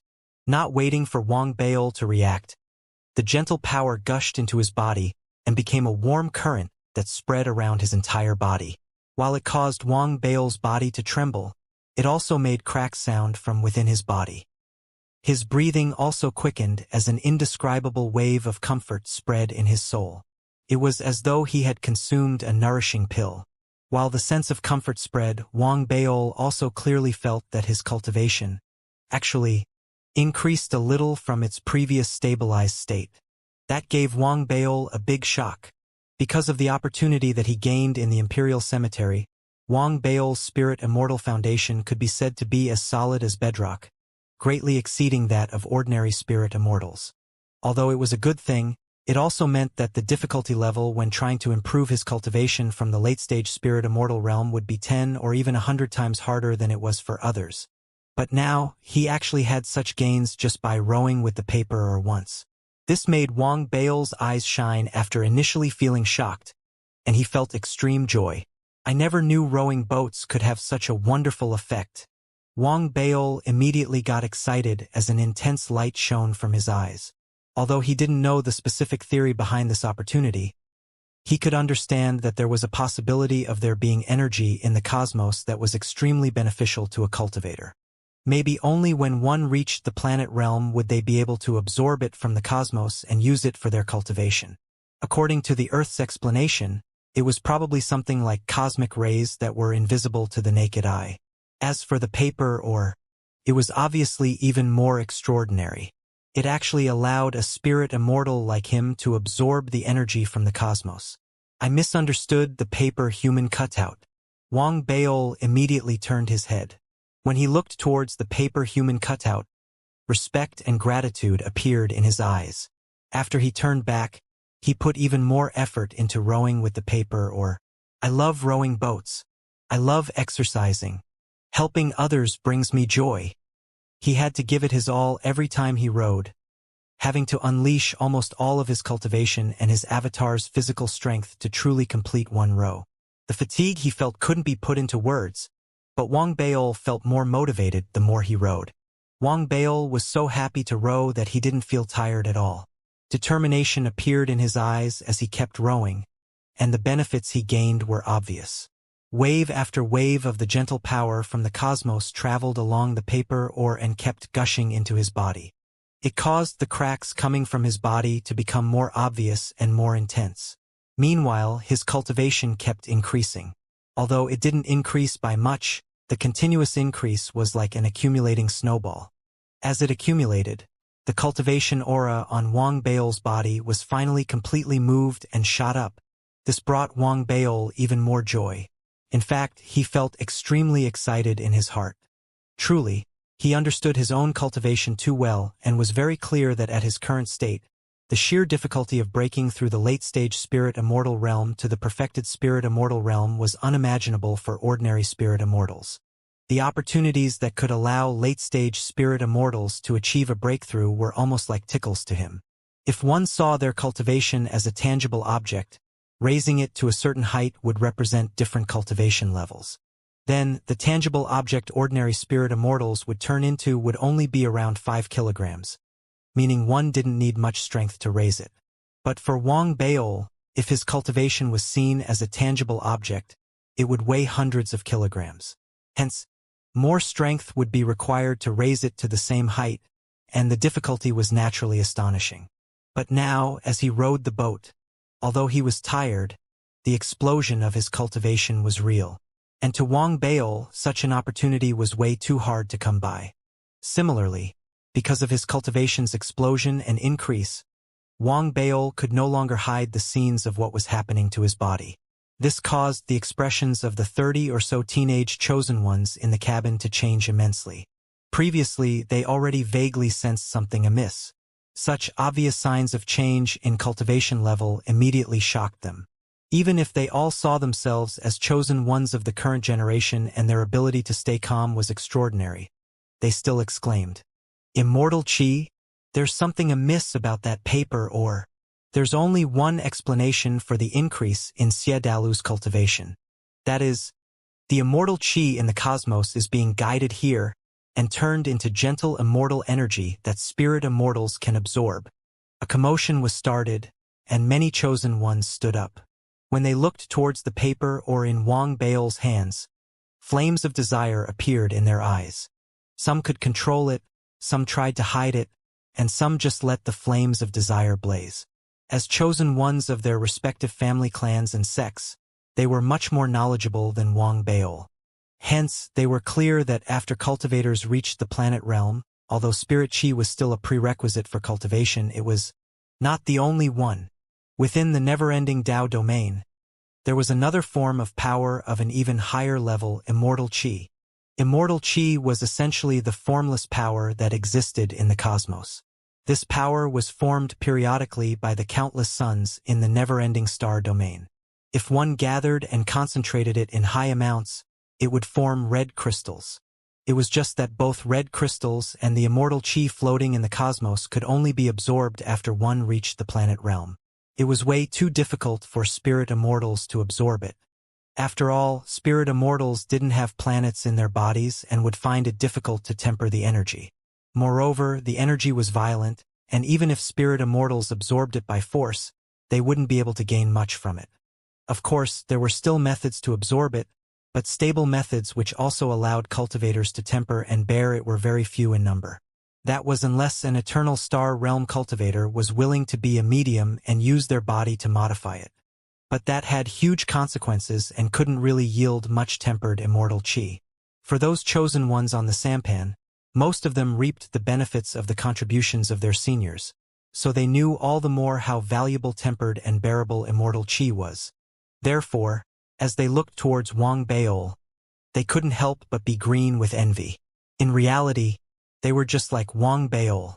Although they were spirit immortals, they far exceeded ordinary spirit immortals and were very clear how difficult it was for them to increase their cultivations. As their eyes shone, it was as though they discovered the new world, and they were also considering how they could also gain the right to row the boat. In fact, the impatient ones had already tried cupping their fists towards the paper human cutout. Senior, I feel that I can also help you row the boat. It was just that the paper human cutout's attitude towards them was completely different from his attitude towards Wang Baol.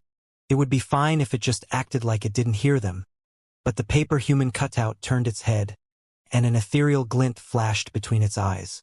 The chilly aura spread from its body and engulfed the entire sampan. It didn't need to use other methods to reply to them.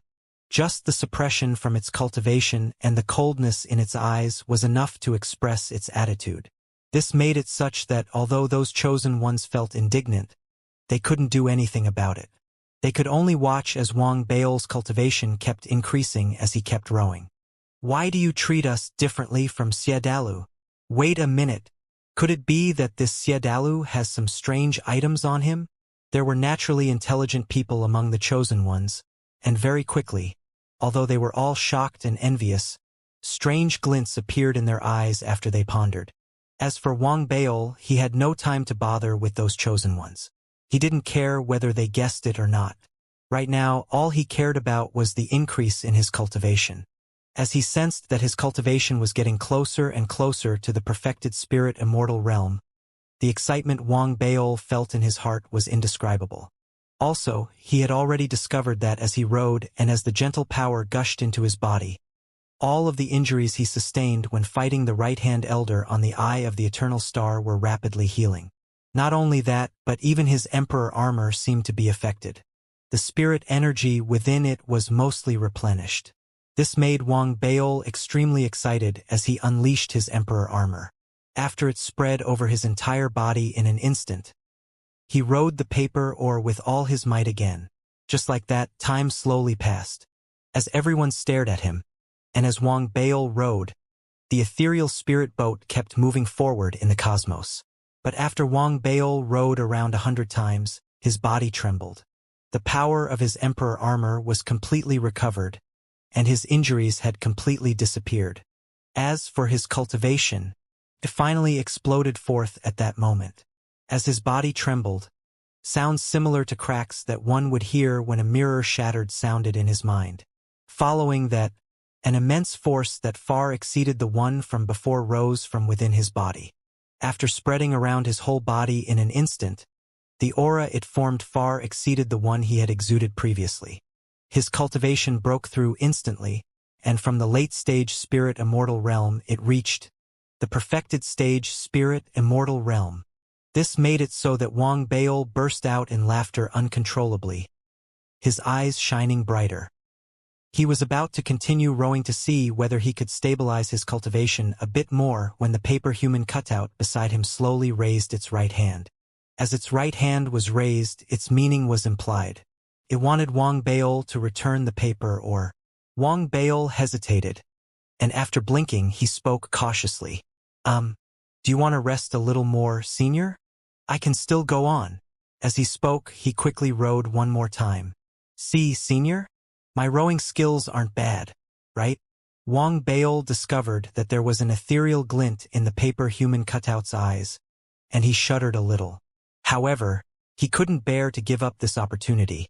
So he gritted his teeth and displayed a sincere smile as he rowed again. After he rowed this time, Wang Baol suddenly felt that his body was a little cold. The chilly feeling came from the paper human cutout. Of course, the gazes of the 30 or so chosen ones in the cabin were unfriendly as well. They contained jealousy, whether hidden or obvious, and the chosen ones seemed to really want Wang Baol to scram. Such thoughts were very normal. It was the kind of mentality where if one couldn't get something, they didn't want others to get it either. But to Wang Baol, they were a group of imbeciles. He didn't care about them. Under the chill, Wang Baol was in a huge dilemma, but he was normally brave and vicious to himself, so he forced a smile and made himself maintain the sincerity he showed. In fact, he also seemed to be sucking up to the paper human cutout as he looked at him. See, senior, I didn't row properly just now. Please correct my technique, senior, and help me see where I need to improve. As he spoke, Wang Baol gritted his teeth. He was already growling in his heart, and he secretly thought that brave people always fought to the death. So he quickly rowed again. But just as he was about to try again, the ethereal glint in the paper human cutout's eyes exploded forth, and he waved his raised right hand. Instantly, a powerful wave of force spread in front of Wang Baol like a storm and swept Wang Baol's body out of the ethereal spirit boat. Wang Baol wanted to struggle and even considered shouting. However, it all happened so fast that his body had already flown out before he could speak. As for the paper, it flew into the paper human cutout's hands. After he grabbed it, he no longer looked at Wang Baol. Instead, he stood there like when Wang Baol saw him for the first time, rowed with the paper and slowly left. Seeing that, Wang Baol instantly became anxious. He was very reluctant to leave the opportunity that rowing brought him previously.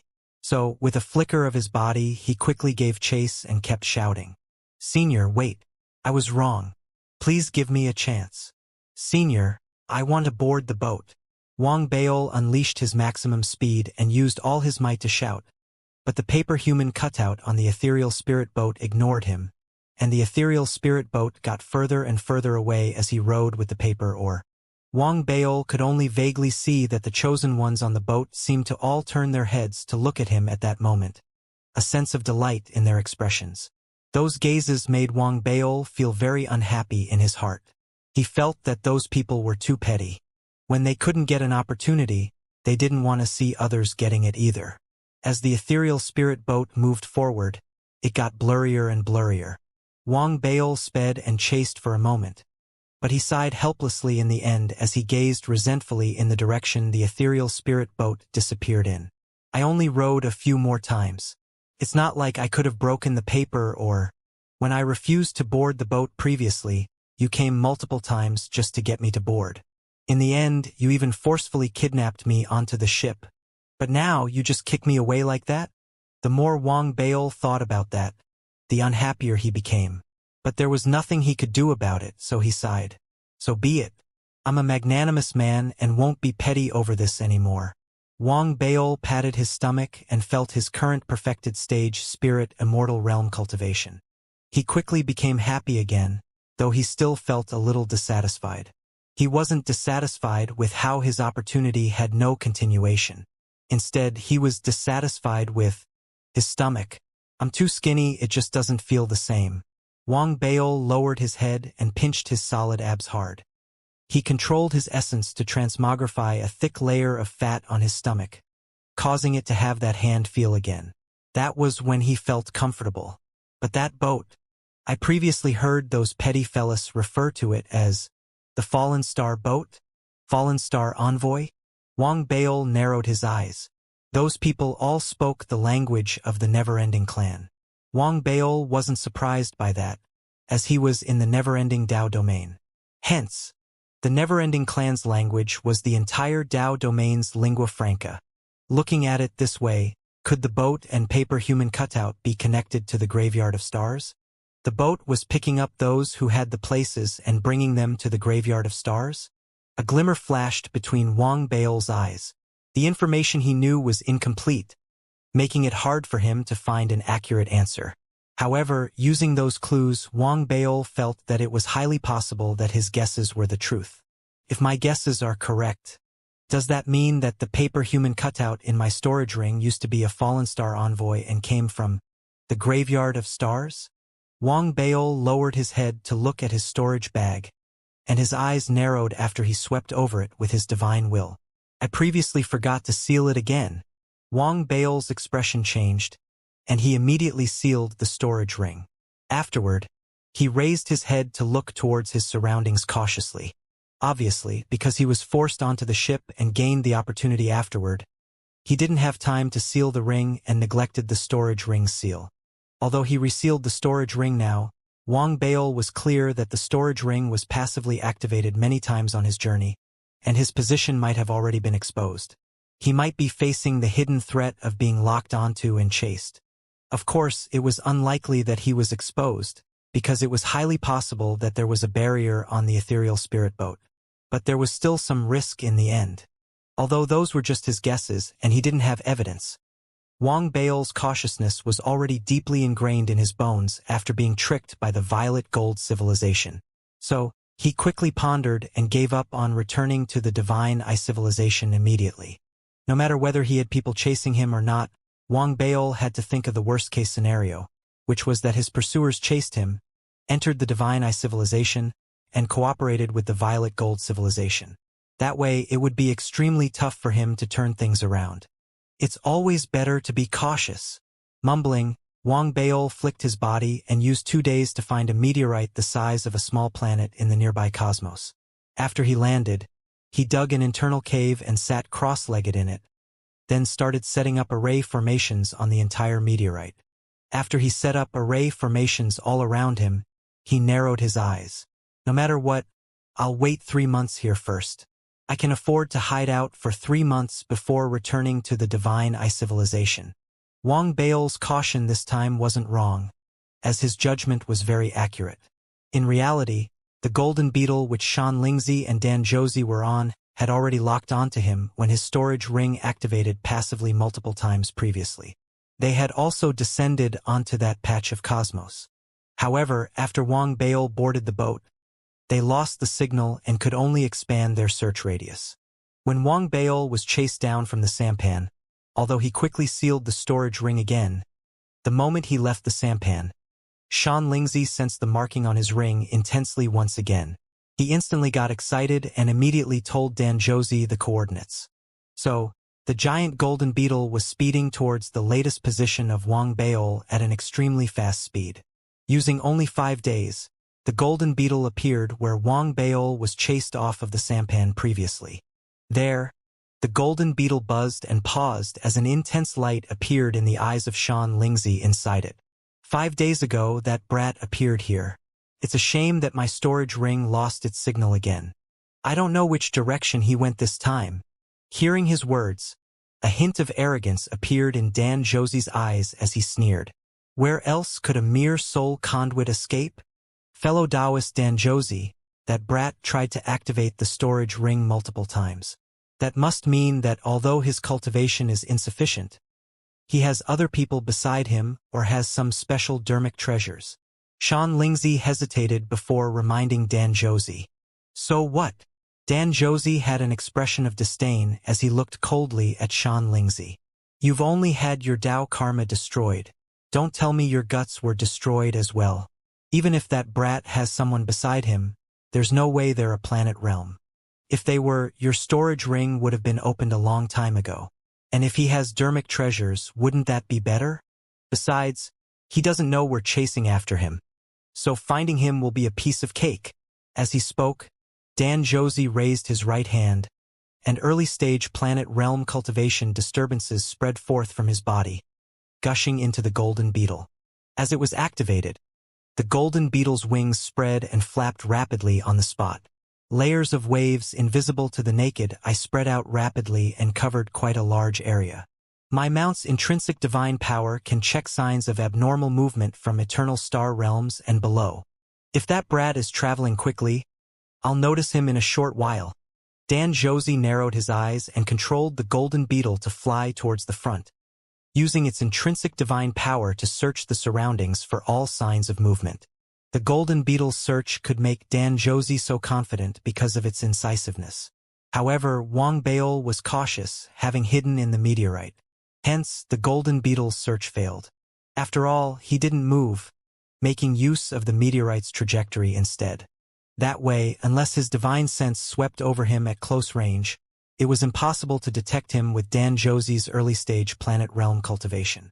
Moreover, since Wang Baol's plan was great and he was cautious enough, he could avoid Xianxia and Dan Josie, causing them to be unable to pick up on his trail again.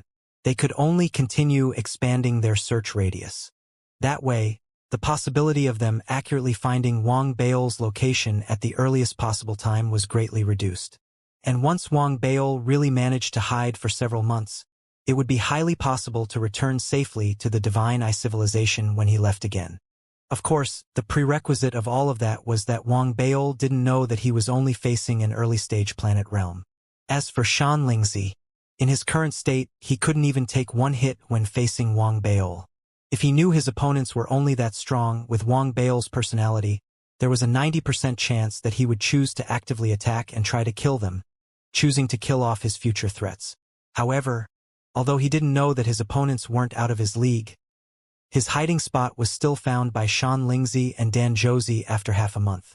It wasn't that Wang Baol was exposed, but the paper human cutout in the storage ring he sealed somehow broke open the seal again, and the strange laughter rang in Wang Baol's mind once more. Although the laughter only lasted for a moment, Wang Baol's soul still jolted. The laughter didn't bring the ethereal spirit boat this time, but Wang Baol was extremely troubled. He felt an indescribable feeling in his heart towards the strangeness of the paper human cutout. Just as he was about to reseal it, Wang Baol's expression suddenly changed as he raised his head to look upwards. His divine sense also spread out to look at the cosmos. When he looked towards the cosmos, his divine sense instantly locked onto an area in the distance that suddenly went blurry. Following that, a giant golden beetle appeared from that area. Within the golden beetle were Xianxia and Dan Josie. They previously searched for half a month but couldn't find Wang Baol's trail. While that made Xianxia feel anxious, it also made Dan Josie feel that his reputation had taken a hit. After all, he vowed solemnly previously. However, just as he was also starting to feel anxious and impatient, Xianxia suddenly found the storage ring's disturbances again. And coincidentally, their position wasn't far away from where the disturbances came from. So, Dan Josie didn't hesitate to use some of his cultivation to control the golden beetle and unleash a cosmos teleportation. Such a teleportation used up his cultivation and would also drain the golden beetle, but now he no longer cared. So, as Wang Baol felt that the paper human cutout was acting weird, the golden beetle that Xianxia and Dan Josie were on had already appeared there. He knew the identities of those who arrived with just one look at the golden beetle. Wang Baol instantly judged that the planet realm cultivator whose physical body died back then was definitely inside the golden beetle. They found him by tracking the storage ring.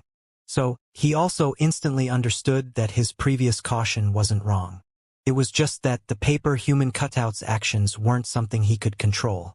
That paper human cutout did it on purpose. Wang Bao's expression turned ugly, but he knew that now wasn't the time to consider that. Instinctively, he chanted the Tao scripture silently in his heart. Chanting silently in his heart had basically become a habit of his before attacking.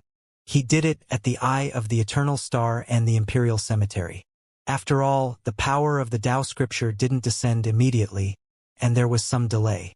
At the same time, to those who had never faced it, they would normally feel their souls being shaken after suddenly experiencing it, thereby giving Wang Bao a chance to attack. But this time, after Wang Bao silently chanted the Tao scripture in his heart, he suddenly felt something amiss. It seemed that the paper human cutout in the storage ring spread out some slight disturbances after originally being calm. However, the disturbances were so weak that Wang Bao almost thought it was an illusion. But he still paid attention and spread a wisp of his divine will to gather onto the storage ring. At the same time, he narrowed his eyes to look at the golden beetle that was speeding towards him in the cosmos. He saw two silhouettes fly out from within the golden beetle. He had seen one of them before. It was Xianxia, whose physical body got destroyed previously and who had obviously reconstructed it. But his injuries back then were too serious. Furthermore, Wang Bao experienced the incidents after the Divine Eye Civilization's left-hand elder lost his physical body. Hence, he understood more about the consequences of planet realm cultivators losing their physical bodies, and wasn't surprised to see that Xianxia only had a late-stage spirit immortal realm cultivation. As for the other, he had an arrogant expression. He didn't hide his planet realm disturbances at all, and they spread and headed straight for the meteorite. Looking from afar, it seemed like a planet was about to crash into it. This scene made Wang Bao's expression become slightly weird.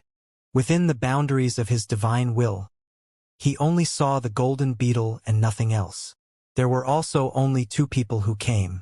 Moreover, the planet realm cultivator was only at the early stage planet realm. This made Wang Bao slightly confused. You dare chase after me with just an early stage planet realm? Wang Bao narrowed his eyes and suddenly laughed. He already understood that his opponents might have thought that he was still a soul conduit. They didn't expect him to reach the perfected stage spirit immortal realm in such a short period of time. Moreover, he was an extraordinary cultivator at the level of a planet realm. If this is the case, whether I hide or not doesn't matter. A cold glint flashed between Wang Bao's eyes. He had a decisive and vicious personality, after all, so he instantly made a decision to kill off his future threats once and for all now. As he had that thought, Xianxia and Dan Zhouzi's silhouettes rumbled over. Compared to Dan Zhouzi, Xianxia was slightly slower. He purposely did that, but it was also caused by the differences in their cultivations. But Dan Zhouzi wasn't foolish. He naturally saw through Xianxia's plans and sensed that there were some array formations on the meteorite. At the same time, with a sweep of his divine will, he found Wang Bao inside the meteorite. In fact, he even saw that Wang Bao wasn't a soul conduit, being a spirit immortal instead. But he didn't care. So what if he's a spirit immortal? In front of absolute cultivation, all resistance turns to dust. Dan Zhouzi neared with a vicious smile, and as he raised his right hand, his planet realm power exploded forth. A giant illusory image of a planet transmogrified behind his body. But just as it was about to land on the meteorite, the power of the Tao scripture suddenly descended. Silent rumbles instantly exploded forth in Xianxia and Dan Zhouzi's minds. Moreover, a horrifying suppressive force seemed to spread from deep within the cosmos as it engulfed the surroundings and descended upon their souls. It caused their bodies to tremble violently and their expressions to change immensely. At the same time, a cold glint flashed between the eyes of Wang Bao, who was sitting cross-legged in the meteorite. He immediately weaved hand seals with both hands. Instantly, the meteorite he was on actually self-destructed. As rumbles echoed in the surroundings, the exploded meteorite turned into countless pieces of debris. Every piece contained the power of the array formation and sped towards the two of them like a violent downpour. If the Tao scripture didn't descend with Dan Zhouzi's planet realm cultivation, he could naturally wave those meteorite shards away. But the Tao scripture descended suddenly, and the meteorite self-destructed without any warning. So, although he took action in time due to his soul being unsteady, he still missed some shards under the shard storm. And that was exactly what Wang Baol wanted. In an instant, his silhouette charged out. Weaving hand seals with his left hand, he first pointed. Instantly, the meteorite shards he missed headed straight for Xianxia. Xianxia's expression changed as he tried to dodge, but the shards engulfed him. With a bang, he was sealed within them. Although Xianxia was only a spirit immortal, he used to be a planet realm, and he was also the owner of the storage ring. Therefore, Wang Baol didn't decide to give him any chances. After sealing Xianxia, with a flick of his body, the Emperor armor appeared and covered him.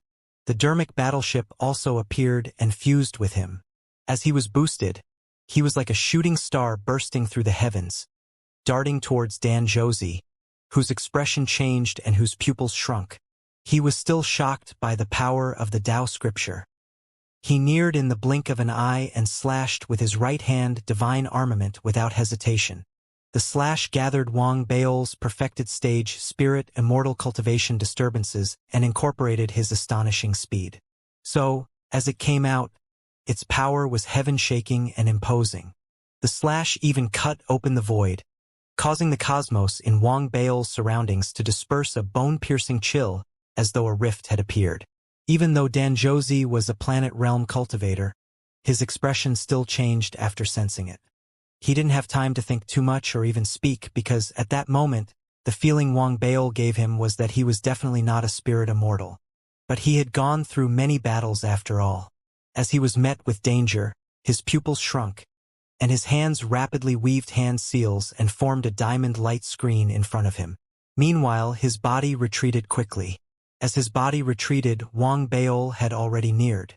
The divine armament created a long, resplendent rainbow as it landed on the diamond light screen in front of Dan Josie. Rumbles shook the heavens, and as they echoed, ear-piercing cracks sounded.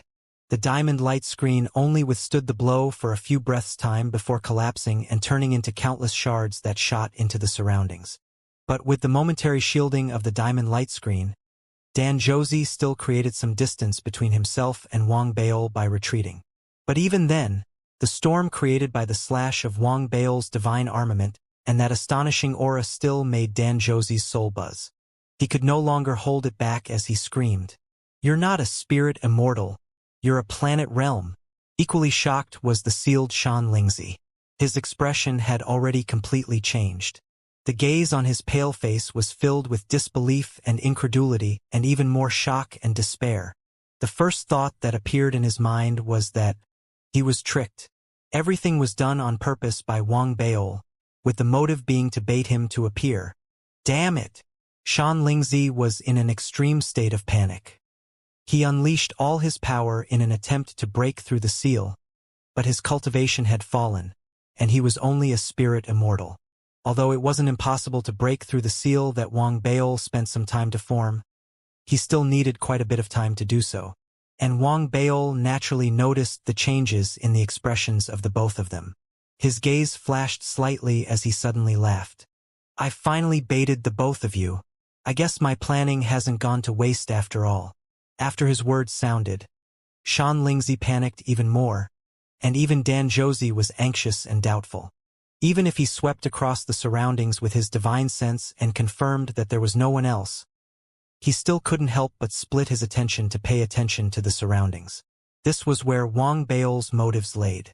As Dan Josie split his attention, he stepped out with a boom. Like an unsheathed sharp blade, he charged towards Dan Josie again. And as he charged out, the Emperor armor unleashed all of its power. Wang Baol grabbed with his left hand, and it instantly seemed to turn into a giant vortex.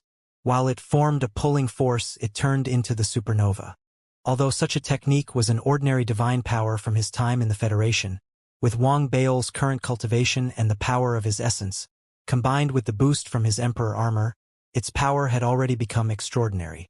To a certain extent, it was really close to being an actual supernova. The supernova would shatter planets and cause them to explode. Dan Josie felt anxious and doubtful in his heart and had an ugly expression on his face. He was very clear that the braver one would win in this situation. If he didn't dissipate his opponent's aura, it was very likely that he would die there. So even though he felt uneasy, his fighting spirit still exploded forth from his eyes. As Wang Baol charged over, he growled, "Never-ending Tao body." As he spoke, heaven-shaking rumbles sounded from his body. An extra 4 arms and 2 heads sprouted from his body, giving him 3 heads and 6 arms.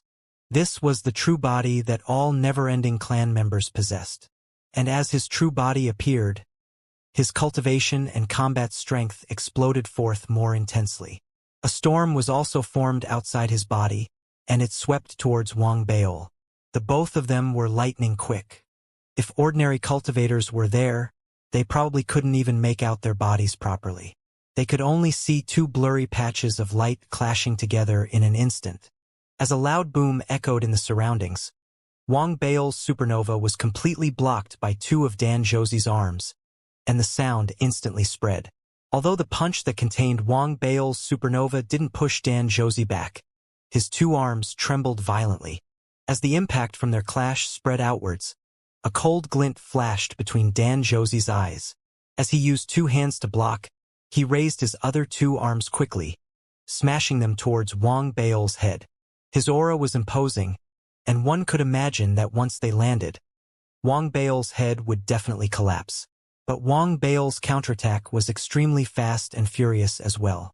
His right hand divine armament transmogrified instantly, and he didn't dodge at all as he slashed towards Dan Zhouzi's neck. The kamikaze-like attack made Dan Zhouzi's soul jolt. He felt that he had met a madman whose attacks were all extremely vicious. But he reacted extremely quickly as well. As he gritted his teeth, he also had viciousness in his eyes.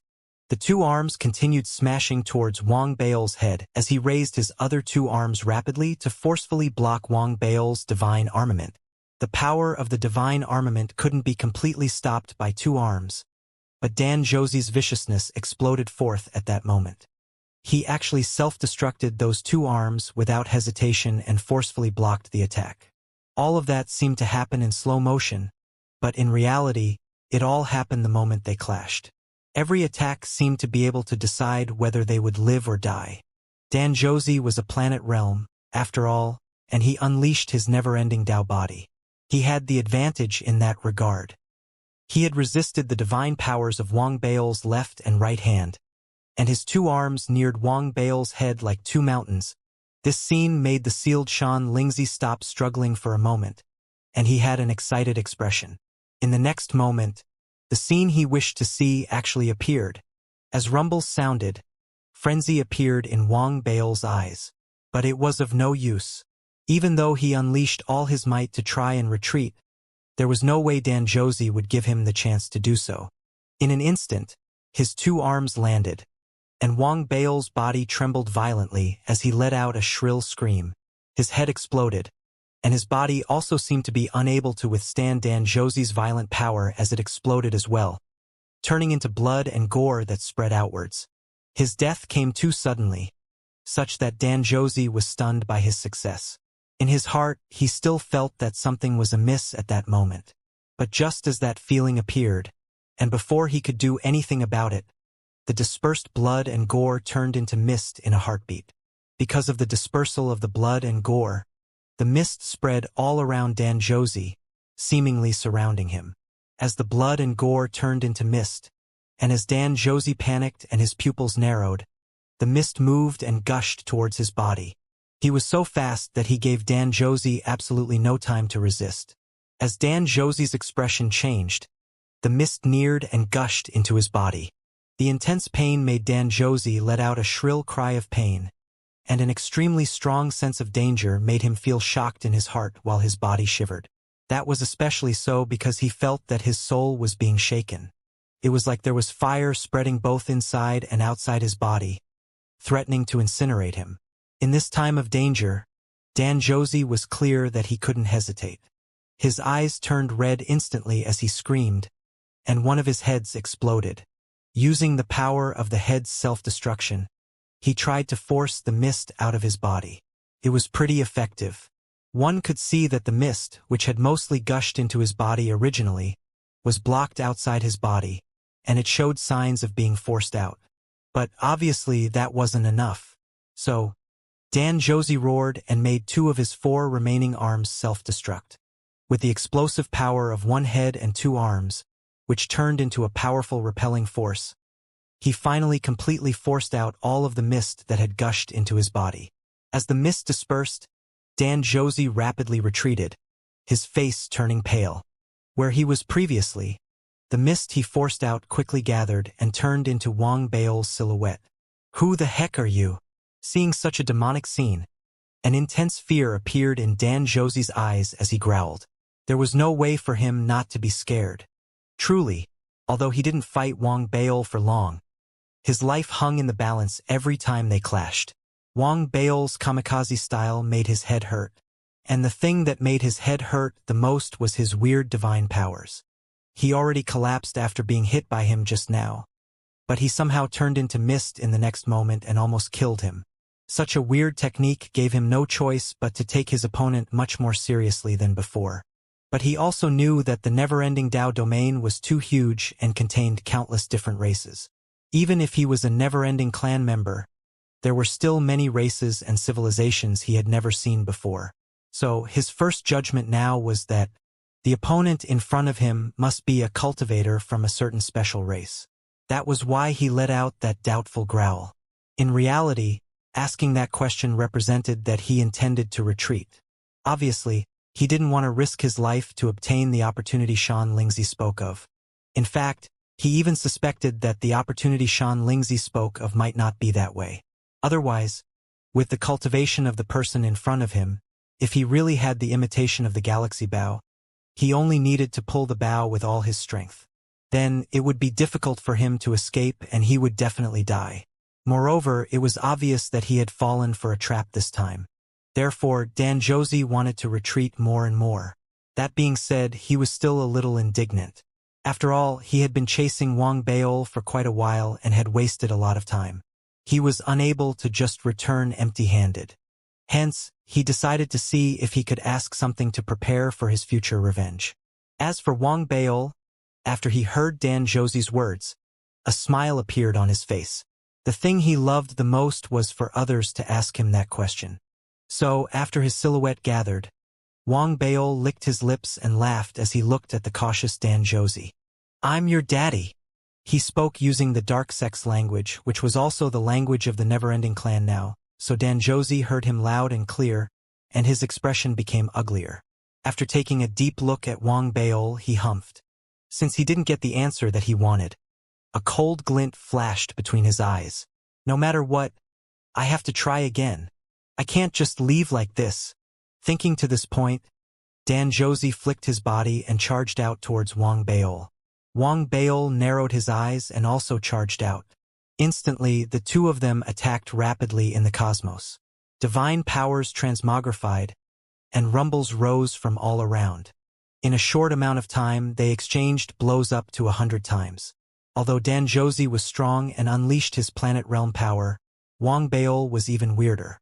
Occasionally, his body would turn into mist. With that, he could avoid Dan Josie's trump card while also being able to counterattack. This made it so that Dan Josie couldn't help but avoid it. That way, the waves created in the cosmos in their surroundings got bigger and bigger. In the end, a cosmos storm was created. While it rumbled towards all directions, Dan Josie's body retreated rapidly under Wang Baol's supernova. But while he retreated, he raised his right hand and growled. "Golden beetle seal." As his growl sounded, the golden beetle, which was floating in the distance, suddenly spread its wings and emitted a shrill sound. Its body also instantly became blurry as it headed straight for Dan Josie. And as it sped towards him, its appearance changed. In the blink of an eye, it turned into a giant golden seal. Dan Josie unleashed all of his cultivation, and his veins bulged on his forehead as the shadow of a planet transmogrified behind him. The light of the seal shone brightly as it suppressed Wang Baol. Seeing that, Wang Baol's pupils shrunk as he tried to avoid it. However, he immediately felt the extraordinariness of the golden beetle seal. It actually suppressed the surrounding void and caused Wang Baol to feel like he had nowhere to hide. And that was only one of the effects. At that moment, the runes on the golden beetle seal shone, and its suppressive force even affected Wang Bao's cultivation and soul. This made Wang Bao's heart tremble. Although he had a way to resist it, any method would drain him and make him sustain losses. And if such a draining happened while he was returning to the Divine Eye civilization, it would affect him after he returned. At the same time, it was okay if it drained him while also killing or heavily injuring his opponent. But under the effects of the golden beetle seal, the draining could only allow him to resist the golden beetle seal. If he continued fighting Danjozi, he would be drained even more. But if he waited to reduce his losses, it would be difficult for him to charge out under the golden beetle seal. Once he was suppressed, he would lose all his previous agency and land himself into a completely passive situation. This made Wang Bao's head hurt. In reality, although he was a perfected stage spirit immortal now and had a foundation that far exceeded that of ordinary cultivators, which allowed him to hold his own against planet realms, he still felt that there was some distance between him and Danjozi. Such a difference was manifested in terms of their techniques and ability to sustain in battle. For example, although the two of them seemed evenly matched as they clashed, with Wang Bao even seeming to have the upper hand, he was drained several times more than Danjozi. After all, the quality of his spirit energy was different from that of Danjozi. If I reached the planet realm, with my reserves, it wouldn't be so tiring for me to kill this guy. In fact, it wouldn't be impossible for me to kill him instantly. Wang Bao felt a tinge of regret in his heart. But his sense of regret was a luxury. If any other spirit immortal saw the fight between the two of them, they would definitely be extremely shocked and even filled with disbelief. Truly, to be able to have such an upper hand against an early-stage planet realm with just a perfected stage spirit immortal realm cultivation, although not unheard of in the entire never-ending Dao domain, only chosen ones from top family clans or factions could achieve it. So, while Wang Bao was filled with emotion, Danjozi, who unleashed the golden beetle seal, was guessing the identity of the person in front of him in his heart. At this moment, he had already realized that Wang Bao wasn't a planet realm and was instead a spirit immortal. But because of that, he felt even more anxious and doubtful. He couldn't believe that Wang Bao had an ordinary background. To him, Wang Bao's background had to be extraordinary. Wang Bao didn't hide his frustration. The expression he displayed and his furrowed eyebrows made it very obvious. He was pondering how to charge out without being drained. Then, even if he was drained, he would have already maximized the value. So, as the suppression of the golden beetle seal arrived, Wang Bao suddenly heaved a long sigh. So be it. As the chosen one of my family clan's current generation, I don't want to play with you anymore. I'll reveal my identity. You really want to know my identity, right? I'll tell you then. As he spoke, Wang Bao raised his right hand and grabbed something from his storage bag. Instantly, a jade token appeared in his hand. It was the peace token that Xianxia gave him. But it wasn't the real one. The real one had dissipated a long time ago and had become an ordinary voice transmission jade slip. This one was created by Wang Bao when he was on the meteorite. He decided to use it to scare people. After taking it out, Wang Bao raised it high, an arrogant expression on his face as he spoke calmly. Xia family, Xia Dalu. As the jade token was taken out and as he spoke, Danjozi, who was controlling the golden beetle seal, had a huge change in his expression as waves crashed in his heart. He had previously seen that kind of jade token before. When he saw it now, he couldn't help but have a change in expression. What was most important was that he was already guessing Wang Bao's background previously. Now that he heard that, he couldn't help but feel uneasy. If anyone else called himself that in front of him, he wouldn't believe them. But, because of Wang Bao's cultivation and background, he wouldn't completely doubt him, though he wouldn't completely believe him either. So, he split some of his divine sense to check the authenticity of the jade token. While his soul was unsteady, his control over the golden beetle seal got delayed. Although he recovered control of it instantly, it was still too late. After all, timing was most important in the clash between him and Wang Bao. Moreover, the delay was his own mistake. So the momentary delay was enough for Wang Bao. A strange glint flashed in his eyes as he dispersed his body and turned it into mist.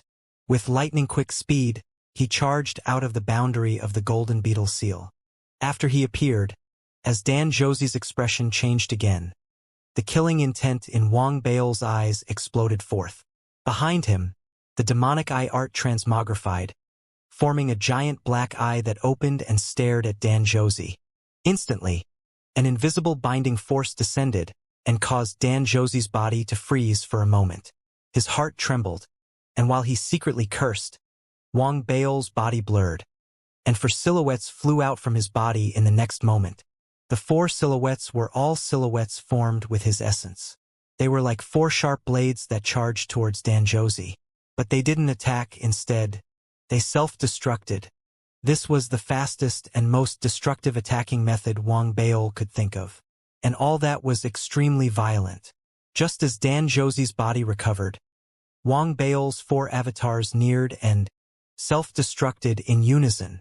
Rumbles exploded forth in the cosmos and instantly drowned out Dan Josie's shrill cries of pain. Wang Bao's attacks were fast, furious, and extremely powerful. One could say they were extremely incisive. But there was still a little difference in foundation between him and Planet Realms. Although he could heavily injure Dan Josie, it would be somewhat difficult for him to kill Dan Josie instantly. And never-ending clan Planet Realms were slightly different from Planet Realms of other races. To a certain extent, after they displayed their true bodies, the difficulty of killing them would shoot up drastically. After all, the name of the Dao domain was the never-ending Dao domain, so never-ending clan members were destined to have it much better than those of other clans. That was especially so because all never-ending clan members had an intrinsic divine power, which was the ability to self-destruct their limbs.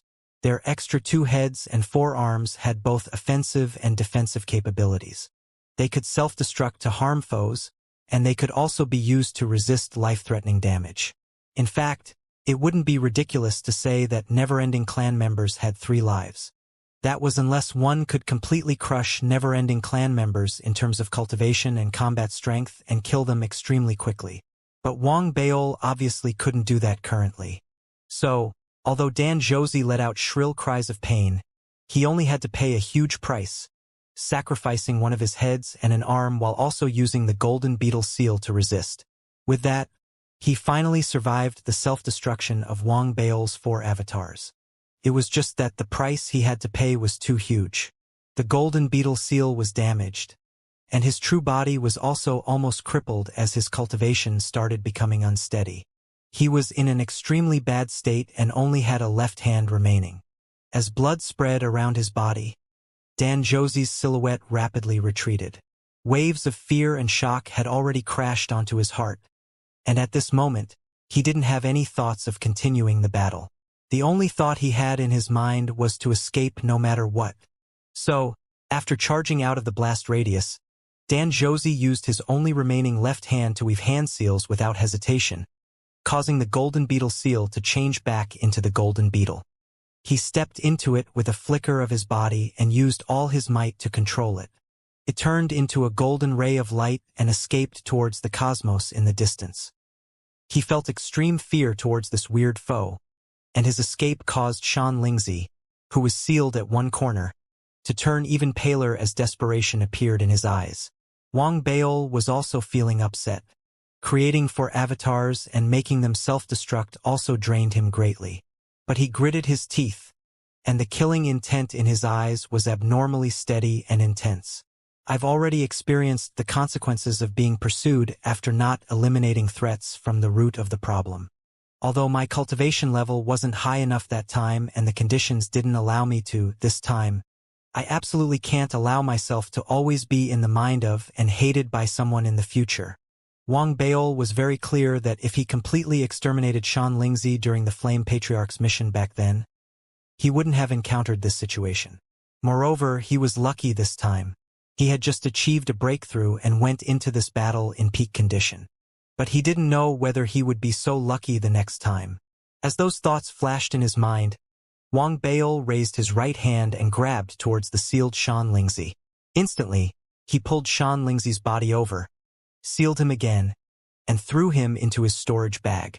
Afterward, His body turned into a large amount of mist that sped in the direction that Dan Josie escaped to. The pursuit continued for over 20 days. In the end, as Wang Baol kept chasing, the golden beetle got slower and slower because of its previous injuries, allowing Wang Baol to finally catch up with it and fight Dan Josie again.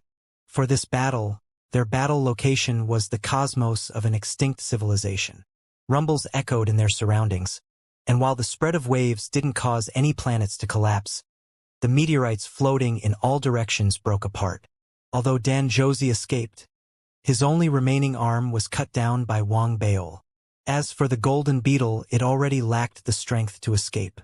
It was taken away by Wang Baol while on its dying breath and thrown into his storage bag after being sealed. Although he was tired and the Emperor armor was greatly drained, he still gave chase. Xia Dalu, this was a misunderstanding. We don't have any grievances against each other.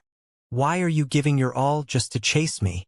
Dan Josie was in a state of frenzy and sent his divine will out towards Wang Baol while escaping. Wang Baol also admitted that what Dan Josie said made sense, and those words would indeed have been effective if said before they fought. But Wang Baol thought to himself that if he had been heavily injured by someone and had his true body destroyed, he would definitely feel indignant. He would also definitely seek revenge if given a chance to in the future. After all, this didn't only involve revenge, it also contained an opportunity. So, once he allowed his opponent to escape, it would basically guarantee that he would have to deal with many problems in the future. Don't worry. I can swear that I'll never seek revenge in the future. If I knew you were a disciple of the Xie family earlier, I would never have given chase. Seeing that Wang Baol was unmoved, Dan Josie immediately got anxious and explained hurriedly. But in return were Wang Baol's cold words. I don't believe you. As he spoke, Wang Baol accelerated. As the Emperor armor unleashed all its power, he caught up in an instant and slashed with his divine armament again. Dan Josie became even more frenzied as he tried his best to resist. As rumbles sounded, Wang Baol put him in such a passive situation that he had no choice but to fight. Within this foreign cosmos, he kept fighting as blood spread all around. You've gone overboard. Seeing that he was getting weaker and weaker and that his cultivation was highly unstable, Dan Josie went crazy as his body trembled. Even he didn't believe that he wouldn't seek revenge. It was highly likely that once he escaped, he would carry out a secret investigation. Afterward, he would seek help and search for Wang Baol. If he couldn't find Wang Baol himself, he would probably spread the information about the Galaxy Bow imitation. That could bring trouble for Wang Baol. It would bring him solace even if it indirectly caused Wang Baol's death. But it was fine for him not to believe himself. The fact that Wang Baol didn't believe him made him frustrated. Coupled with how he was suppressed all the way, there was only one option in front of him. That was to create an opportunity by self-destructing his physical body to allow his soul to escape like what Xianxia did previously. Although that had huge consequences, it was his only option now. Moreover, he had a mystic technique that allowed him to hide his soul, making it undetectable as he escaped. So, as he growled, his eyes turned red. In the next moment, his body instantly emitted a golden glow. The light intensified instantly, and the illusory image of a planet transmogrified behind him, spreading outwards violently. As cracks sounded, his body and planet collapsed and exploded. The shockwaves it created turned into a destructive storm that swept in all directions. Wang Baol's pupils shrunk. Being daring enough to give chase, he naturally knew the explosive power of a planet realm that was forced to self-destruct. So, as his opponent self-destructed, Wang Baol rapidly weaved hand seals with both hands and unleashed all the power of the Emperor armor. While retreating, he also activated the Divine Justice Shield and took out the 12 Emperor puppets and extradermic battleships from his storage bag. Even the sealed Xianxia, who couldn't resist, was taken out to defend him. At that moment, he wasn't worried about being identified. While the full power of the demonic eye art was unleashed, dark fire dispersed in the surroundings and formed a giant black fireball. All that setup was completed in the blink of an eye. In the next moment, the impact from Dan Josie's self-destruction exploded forth in the cosmos. Looking from afar, the self-destruction formed a light that became extremely resplendent. As rumbles sounded, Wang Bao's body retreated more quickly, but it was still engulfed within it. The dark fire burnt for about 3 breaths before dissipating, and the demonic eye was also sustained for 3 breaths. Afterward, the 12 emperor puppet souls were stored away in time, though their bodies were wiped out. They held on for 2 breaths. Then, Xianxia was forced to self-destruct in exchange for 2 breaths. But his soul was also pulled away by Wang Bao in time. That way, the impact of Dan Zhouzi's self-destruction was resisted by Wang Bao, with him barely taking any damage during that 10 breaths. The impact only hit Wang Bao after that. That meant that he used external power to neutralize most of the self-destruction's power. Although the remaining impact still damaged him, it didn't deal much damage. And as a cold glint shone in Wang Bao's eyes, he raised his right hand and gathered the dark fire again. Sounds of complicated chants spread, and after they gathered, they formed an imposing sound that echoed through the cosmos. Dark art, soul guidance.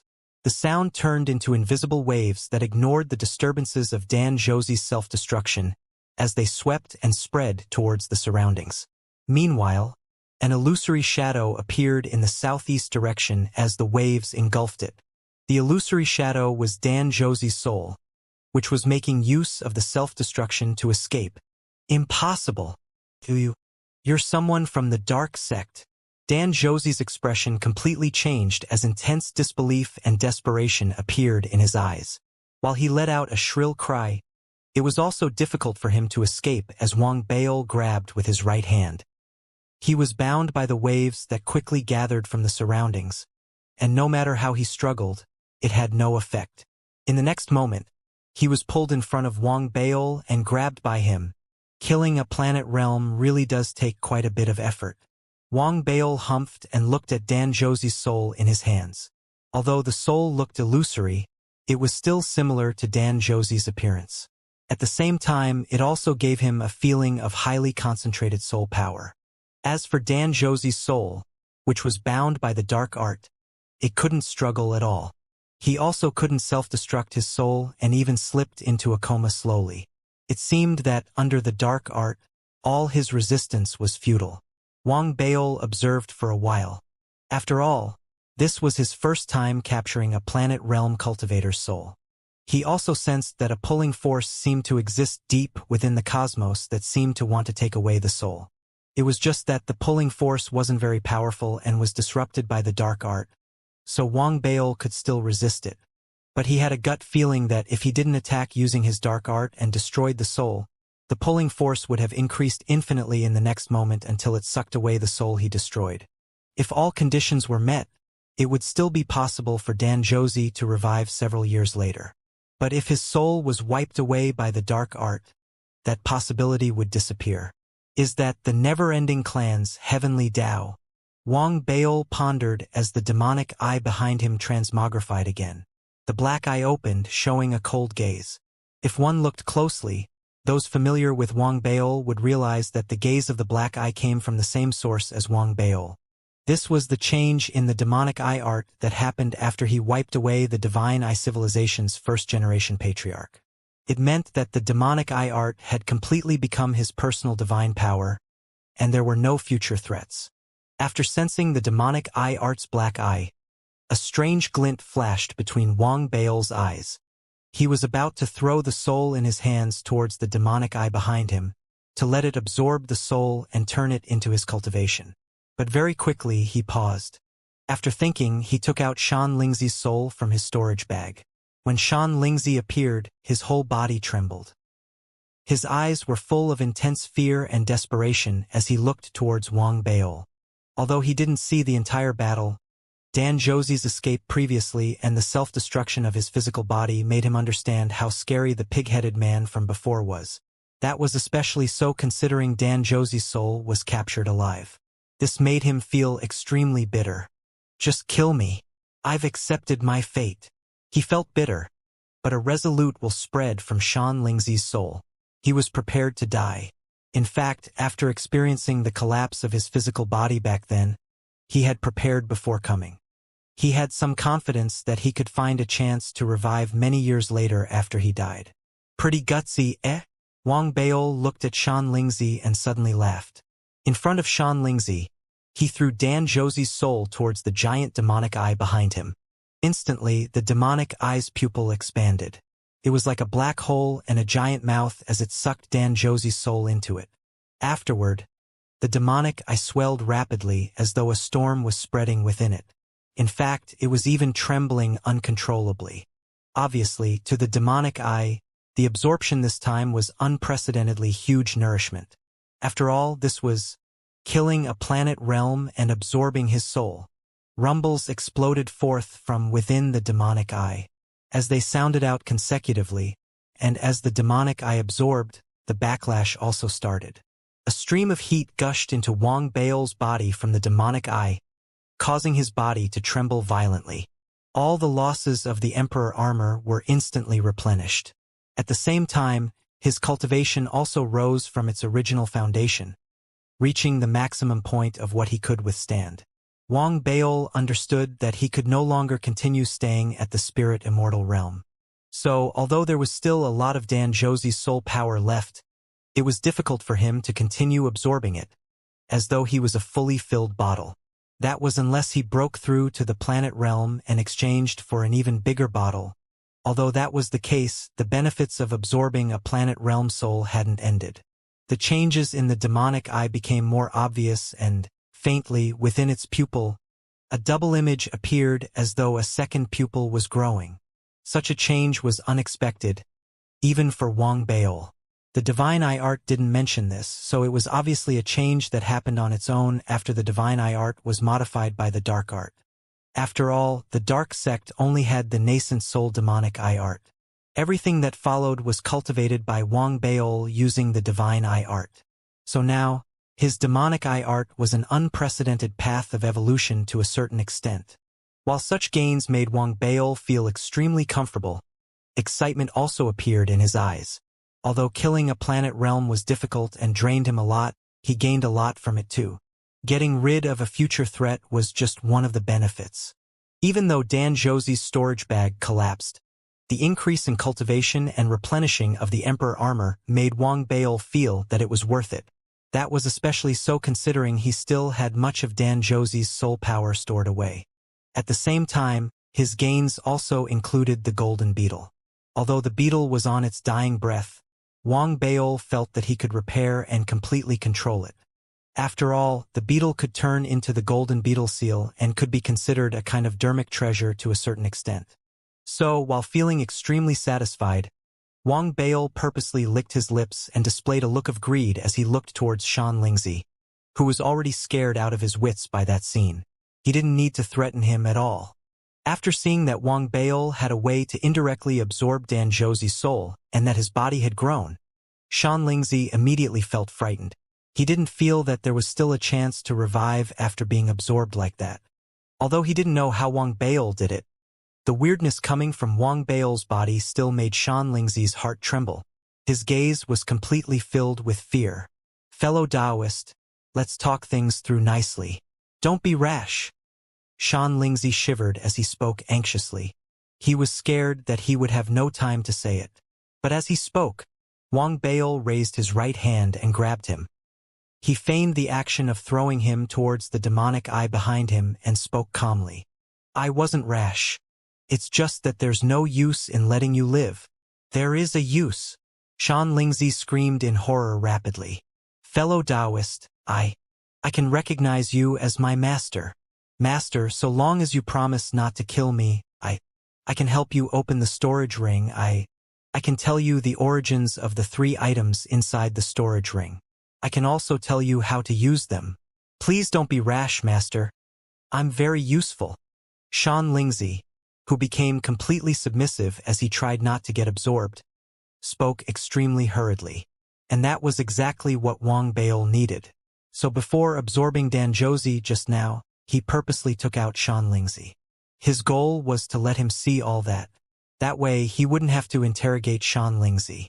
Now, it looked to be pretty effective, and Shan Lingzi had already started recognizing him as his master. Wang Beil was pretty satisfied with his intelligence. but he furrowed his eyebrows and displayed a little hesitation, looking as though he was deliberating about whether it was worth it. He guessed that Wang Bao's hesitation was displayed on purpose to frighten him, but there was nothing Xianxia could do about it. He could only grit his teeth and say some valuable information first to gain Wang Bao's trust. Master, I obtained the 3 items in the storage ring from ruins. The 3 items are the paper human cutout, one of the 9 great imitations of the galaxy bow, and the wishing bottle. Listening to this point, Wang Bao got interested and looked towards Xianxia. Noticing Wang Bao's gaze, Xianxia heaved a sigh of relief in his heart. But he knew that he couldn't hesitate now. So, he gritted his teeth again and continued speaking. The paper human cutout has mysterious origins. But according to my research and checking the ancient literature for all these years, I'm guessing it's connected to the legendary Graveyard of Stars. Legend has it that every time the Graveyard of Stars is activated, several boats go out to ferry all those who have places. After gathering everyone, the boats take them back to the Graveyard of Stars, which no one knows the specific location of. And the boats are very special. Only those with places can see them. For others, the boats are invisible. And legend has it that the ferrymen on the boats from the Graveyard of Stars are paper human cutouts. So, I'm guessing that the paper human cutout in the storage ring should have been a ferryman of one of the boats previously. But for some reason, he didn't return after going out. Speaking to that point, Xianxia didn't continue. Instead, he looked piteously towards Wang Bao. Obviously, he wanted Wang Bao to guarantee that he wouldn't kill him. Even if the so-called guarantee was just a spoken promise, Xianxia would be willing to accept that. He knew that he had no right to make Wang Bao swear that he wouldn't kill him and that a spoken promise wasn't safe. However, he had no other choice, and there wasn't much use in keeping information about the items in the storage ring from Wang Bao. After all, since he could discover the information, it wasn't that much of a secret. One portion came from ancient literature, and he learned the other portion by himself. If Wang Bao spent a little time, he would be able to find the information. Xianxia thought that if he used that to threaten Wang Bao, he would be looking for death. Instead, if he just told Wang Bao everything, he might still have a chance of survival. So, he begged piteously as he displayed the unease and fear in his heart. Xianxia's choice was correct. If he really used the information to threaten Wang Bao previously, with Wang Bao's personality, it was highly likely that Wang Bao would seal him and forcefully search his soul after he reached the planet realm. As for whether he was dead or alive, Wang Bao wouldn't care. But Xianxia's active cooperation made Wang Bao very satisfied. He also felt that his plan had worked. Wang Bao didn't speak immediately, pondering in his mind instead. After cross-checking his previous encounter with the ethereal spirit boat with Xianxia's words, his soul kept trembling. It seems that my previous guesses were correct. Wang Bao narrowed his eyes. When he suddenly looked in the direction of the divine I-civilization, another thought arose in his mind.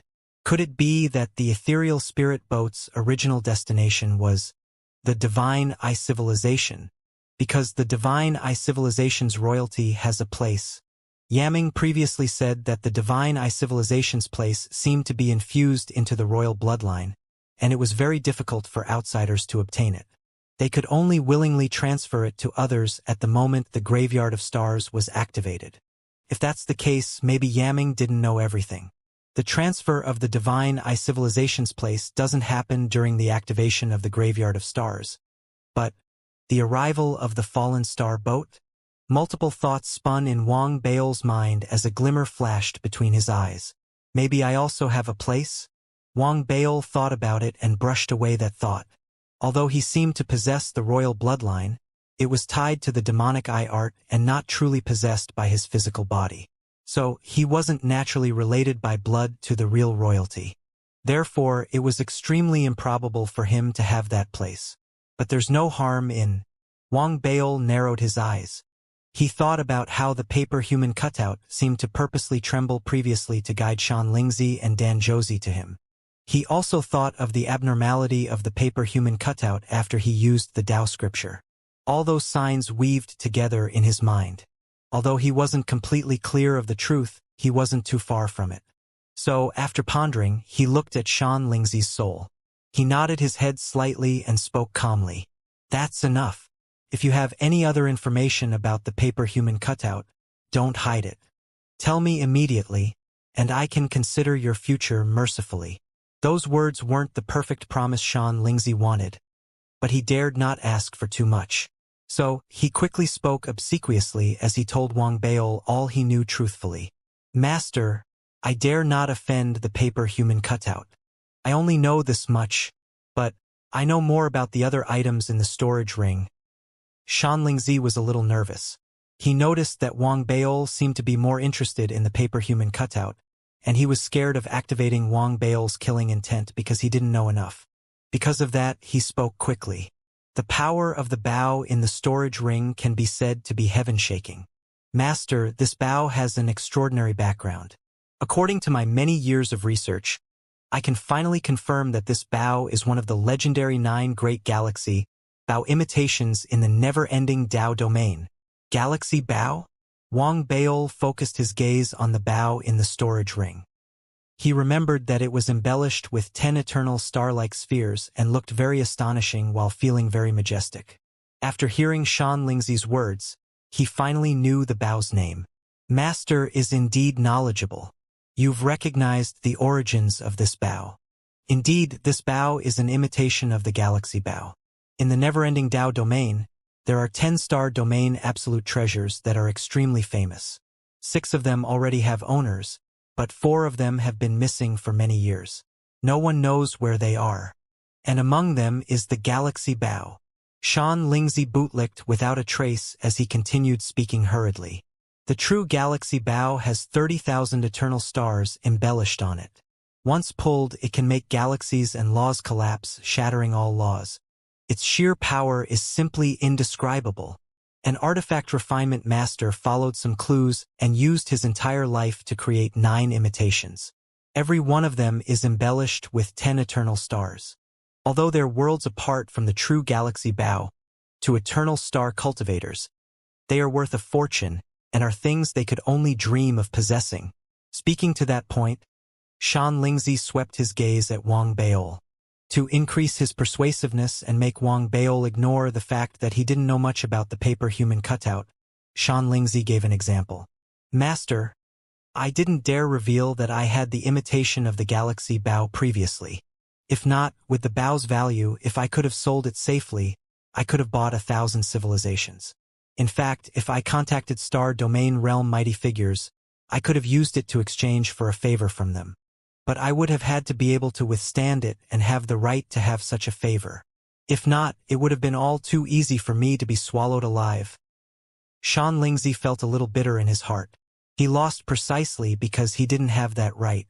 Although he was a planet realm, he didn't have much background within the never-ending clan. Because of that, even though he possessed an absolute treasure, he still had to tread very carefully and dared not reveal it. As for presenting it to his higher-ups, he dared not do that either. That was more dangerous than simply revealing that he possessed the galaxy bow imitation. That was because he knew that he couldn't survive getting checked and would get his other 2 items confiscated as well. A favor from a Star Domain Realm Mighty Figure? Wang Baol had a weird expression. When Xianxia told him it could be exchanged for 1,000 civilizations, he thought it was really valuable.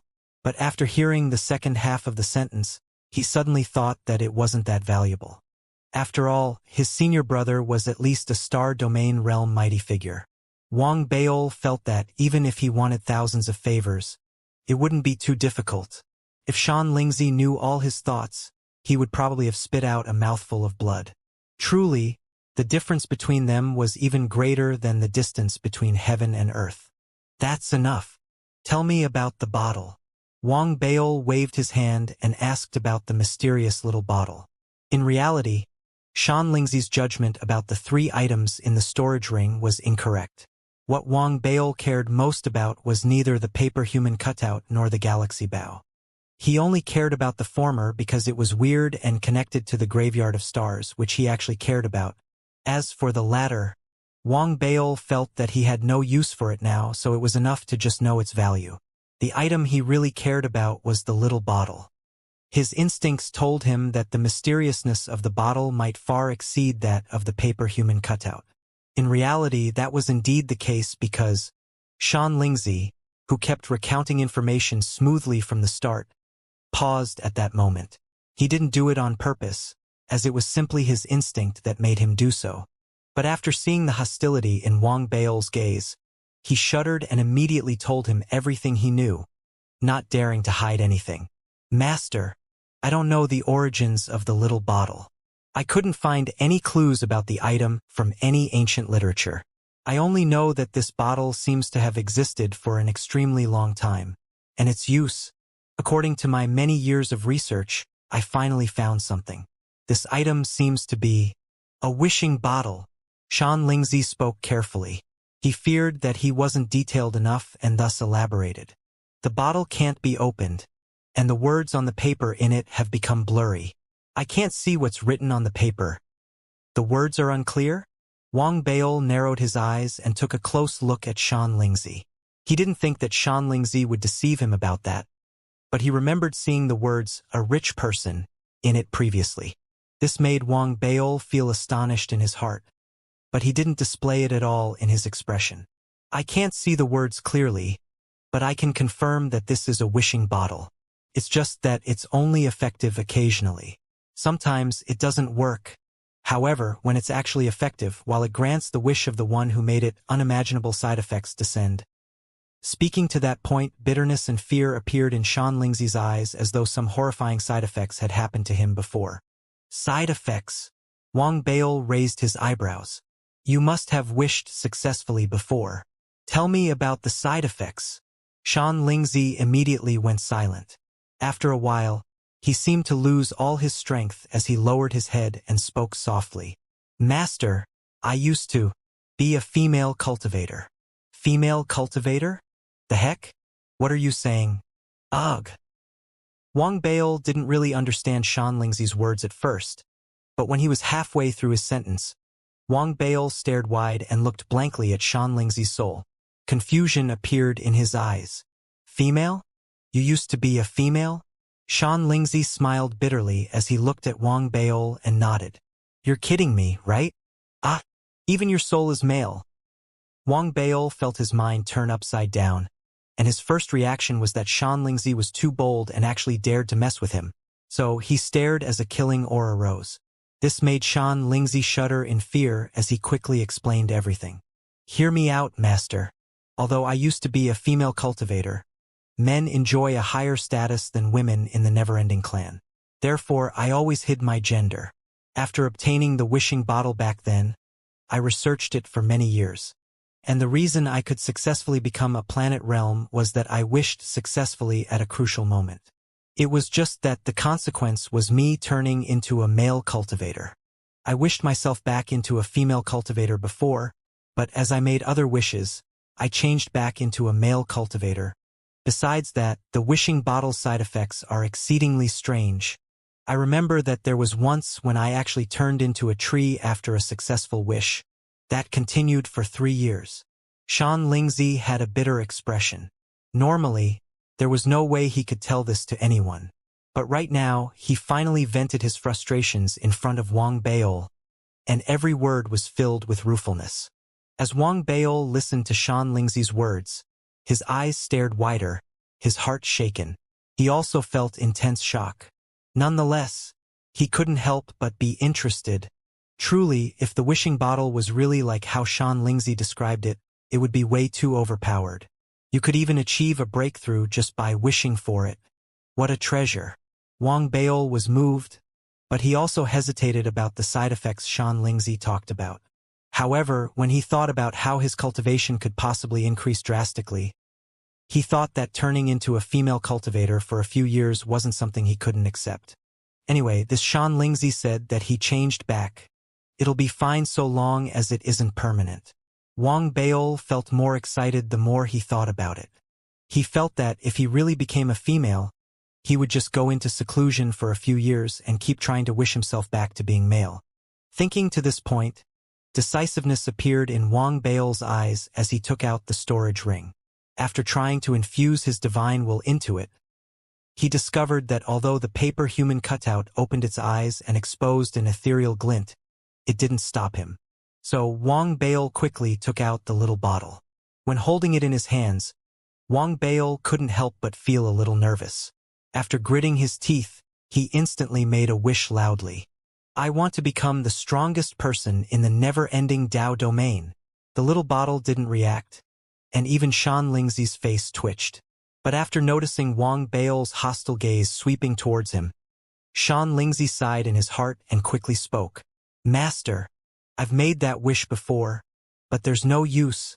The wishing bottle is sometimes effective and sometimes not. Wang Bail had a doubtful expression. After thinking, he humphed and wished loudly again. I want to become a star domain realm mighty figure. The bottle still didn't react. I want to become an eternal star realm mighty figure. Wang Bail couldn't believe it and roared. But the bottle remained the same and didn't change at all. This made Wang Bail very angry as he stared viciously at Xianxia. Xianxia, you dare lie to me? Wang Bail raised his left hand and immediately pulled Xianxia over.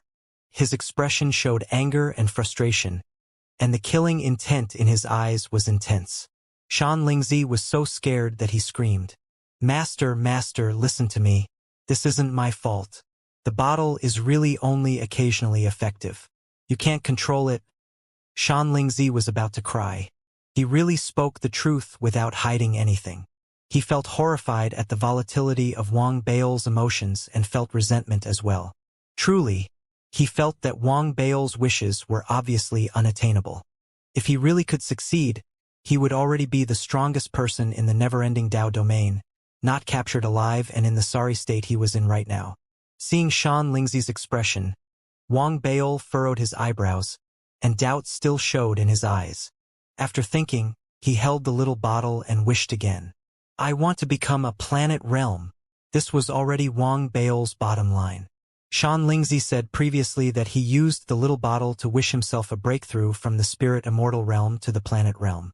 Therefore, Wang Bail felt that he might have indeed been too greedy previously and decided to make a small wish this time. However, after he spoke, the little bottle was exactly the same as before and didn't change at all. This made Wang Bail's expression turn extremely gloomy.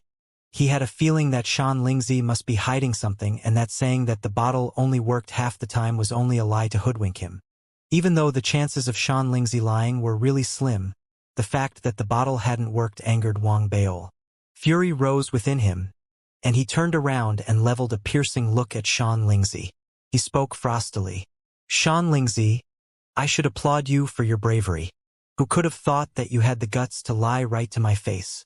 I might have to kill you after all. Wang Bail pretended that he was about to mete out punishment in an attempt to find out if Xianxia had lied to him. But as those threatening words spilled from his lips, a sudden heat erupted from the wishing bottle in his right hand. Xianxia had been desperate to explain himself. He had barely opened his mouth before his divine soul suddenly shuddered and caved in right before Wang Bail's eyes. He turned to dust, his body and spirit destroyed completely and erased from this world without a trace. Wang Bail was momentarily stunned by the scene that had just unfolded before him. He was certain that he hadn't done anything. He looked down abruptly at the wishing bottle in his hand, his eyes widening instantly. Incredulity appeared in his eyes. Did I just somehow make a wish and get it fulfilled? Wang Bail muttered to himself. He recalled how he had threatened to kill Xianxia earlier, then stared at the spot where Xianxia had turned to dust. He began to sulk. Sure, the wishing bottle seemed to work, but that hadn't been what he had truly wanted to wish for. Is there something wrong with this thing? Wang Bail thought sullenly before inspecting his essence body hastily. He looked down and eyed his crotch, then patted his chest. There hadn't been any non-consensual changes to his sex. That gave him slight comfort. He couldn't let it go, though. He held onto the wishing bottle and attempted to make another wish. He didn't wish for anything grand. Instead, he made a simple one. In fact, he made several at one go. The wishing bottle didn't erupt into a sudden burst of heat again. Wang Bail had no choice but to give up out of exasperation. This is just a useless piece of trash. Wang Baol concluded that the bottle was just a piece of junk. Sullenly, he stared at the piece of paper inside. He could only make out the 3 words that he had originally been able to read: a rich person. He had no way to open the bottle. In the end, he put the bottle away. Then he released a long sigh and decided not to dwell on the bottle. Instead, his gaze turned towards the divine eye civilization.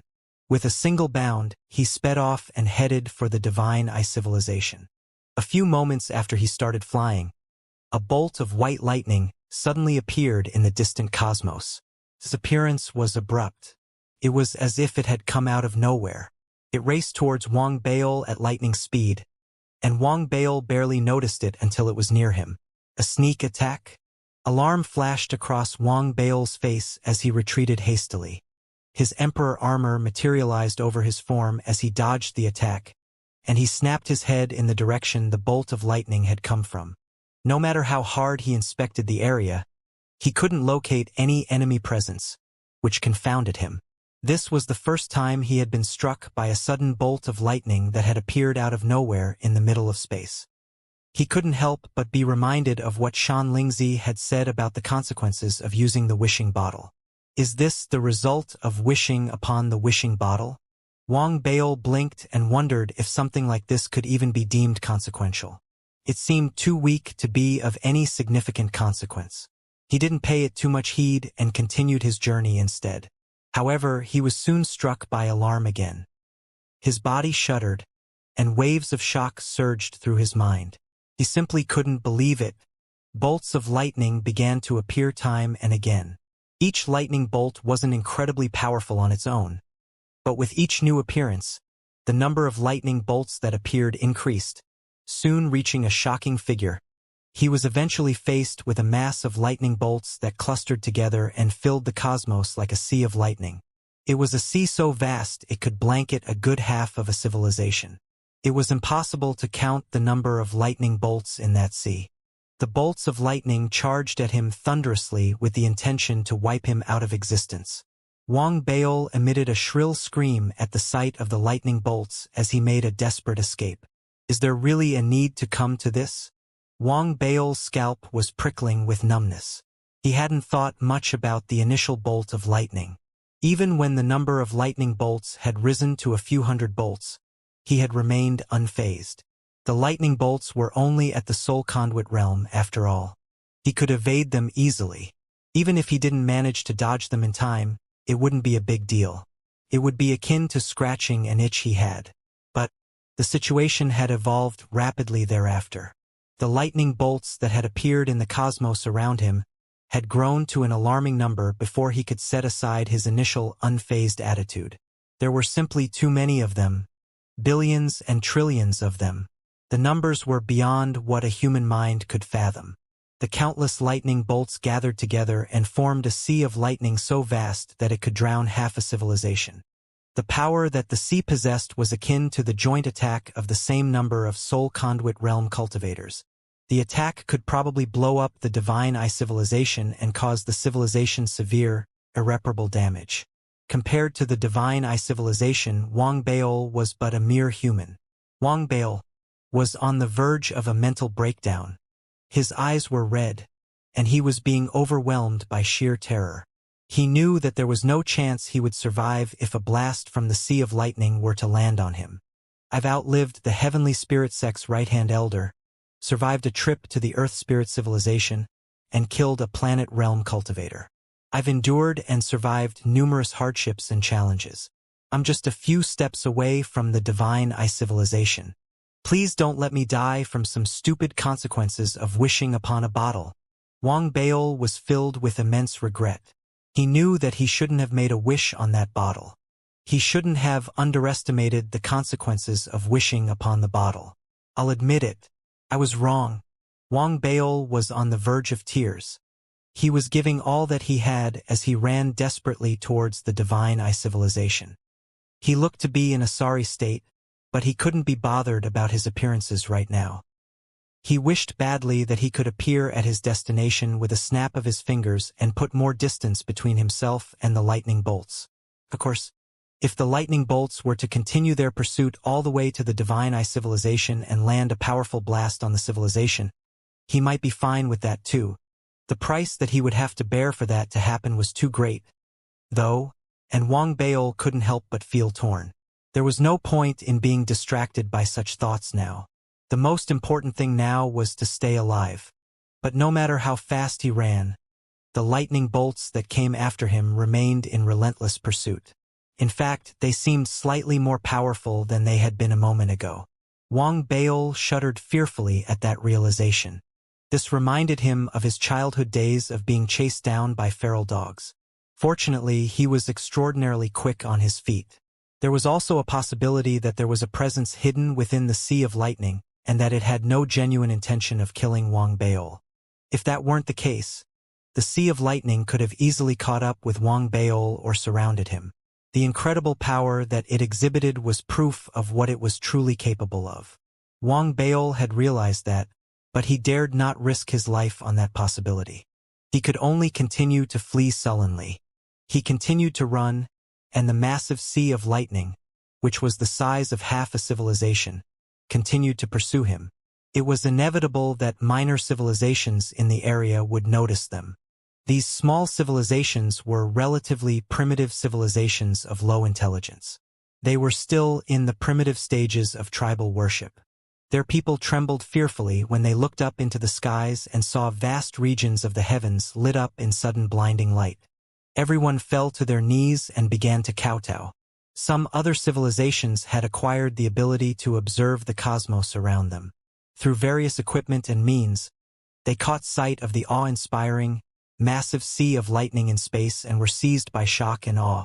What had shocked them the most was their discovery of an extraterrestrial life form traveling in front of the Sea of Lightning that was moving at high speed. Intense shock coursed through their minds. Numerous legends came to their minds instinctively. They realized that there was a great chance that the extraterrestrial life form was a cultivator that legends spoke of. They fell to their knees instantly and kowtowed.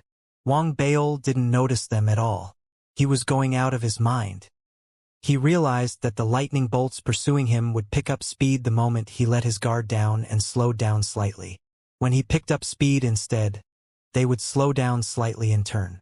As a result, a steady distance remained between Wang Baol and the Sea of Lightning. Someone was clearly out to torment Wang Baol by using such tactics. Fury filled Wang Baol. What a horrible thing the wishing bottle was. The fact that Wang Baol had made a wish that hadn't been of any use to him at all made things worse. I would have accepted the consequences readily if I'd wished for a breakthrough to the planet realm and gotten it. But I didn't make a wish at all. I merely said something casually. Is that wishing bottle stupid? Wang Baol thought furiously. But there was nothing he could do about that besides clenching his jaw and continuing to flee. A few ships and a couple of cultivators who were capable of space travel across short distances came across the site of Wang Baol's mad escape. Gasps of shock were a constant companion as Wang Baol raced madly into the distant cosmos. The pursuit lasted a full month. Just as Wang Baol had reached his limits and his mind was on the verge of a breakdown, the pursuing lightning bolts began showing signs of dissipating. It was as if a time limit for their pursuit had been set, and they had finally reached the end of that time limit. Wang Baol's spirits soared at the sign of their dissipation. Expending the last of his energy, he made a final charge into the distance. Finally, after 3 days, the last of the lightning bolts vanished without a trace. Wang Baol turned back and stared at the cosmos. It had returned to its initial peaceful silence. He had a feeling that he had barely escaped death. At the same time, he was overcome by intense and growing fury and resentment. He had made up his mind. He wasn't going to make another wish unless it was his last resort. What a stupid bottle, Wang Baol said furiously. He found himself a meteorite and sat down to catch his breath. He could sense that he was near the edge of the Divine Eye civilization. It's probably going to take me another 3 days to reach the Divine Eye civilization. Those lightning bolts sure chose the right time to disappear. Wang Baol sighed. After a brief meditation session, he looked down and peeped into his storage bag. The golden beetle that he had gotten from Dan Josie was resting inside. It appeared to be on its last leg. However, it was being fed red crystals which kept it alive for the moment. Now that Wang Baol had finally managed to catch his breath, he sent his divine will into the golden beetle and tried to imprint his will onto the creature. This would force the beetle to recognize Wang Baol as its master instead, and allow Wang Baol to gain control over the creature. Despite its severely weakened state, the beetle's mind resisted Wang Baol's intrusions. He could sense an extremely strong will that resisted subjugation. It appeared ready to die instead of submitting itself to Wang Baol's will. That displeased Wang Baol tremendously. He had been hunted by lightning for a month and was in a terrible mood because of that. The foolhardy defiance that the golden beetle was displaying made him scoff. He was going to show the beetle who the boss was. Enlightened, Wang Baol said casually as he invoked the all-powerful Tao scripture. It didn't take long before a will that didn't seem to belong to this world surged from what seemed like the farthest part of the cosmos. It descended with incredible power and let the weight of that vast power fall upon a tiny bug. The obstinate golden beetle let out a pained howl almost immediately. It abandoned all resistance and began to shudder violently. Extremely pleased, Wang Baol imprinted his divine sense on the creature. I see that you finally know who the boss around here is now. Wang Baol rose proudly to his feet and, with a wave of his sleeves, decided to leave the meteorite and continue his journey. The power of the Tao scripture had begun to fade away. As he got ready to step off the meteorite, he thought he heard a scoff in his ear. It seemed to have come from the farthest depths of the universe. At the same time, it seemed to not be of this universe. It seemed to come from the same source that the will in the Tao scripture had come from. Wang Baol shuddered instantly, and shock flashed across his face. He looked around hastily as his heart began to race. After searching the surrounding cosmos fearfully and with suspicion, Wang Baol finally rubbed his nose and left the area with haste. He remained vigilant and tense until he managed to put considerable distance between himself and the meteorite. That was when he allowed himself to release a long sigh. It seems like I have to use the Tao scripture sparingly now. I have a feeling that the unknown presence in the Tao scripture might just wake up if I keep invoking it. Wang Baol's face fell. He was putting himself in the other entity's shoes. If a mosquito were to start buzzing around him when he was about to doze off, the first thing he would probably do when he shook himself awake was squash the mosquito. That thought sent fear rippling through Wang Baol. He repeatedly sighed as he made his way towards the borders of the divine civilization. Days later, he finally reached his destination. He set aside the depressing thoughts that had been plaguing him and narrowed his eyes. An icy light flashed across his eyes as he eyed the divine civilization before him. I'm back, Wang Baol said mildly. He had been forced to run away and had been chased relentlessly by his pursuers. Now that he was back, he was filled with endless questions and doubts. Do I really get control over the Eye of the Eternal Star if I kill Xianxia? What was the divine sovereign justice sex patriarch hiding? Did he really have nothing to do with me being set up?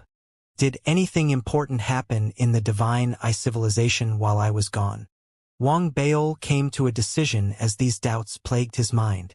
He decided that he couldn't return just like that. He had the advantage of being hidden from his enemy's eyes, and he would be wasting it. On the other hand, he didn't want everyone to be completely unaware that he was now back.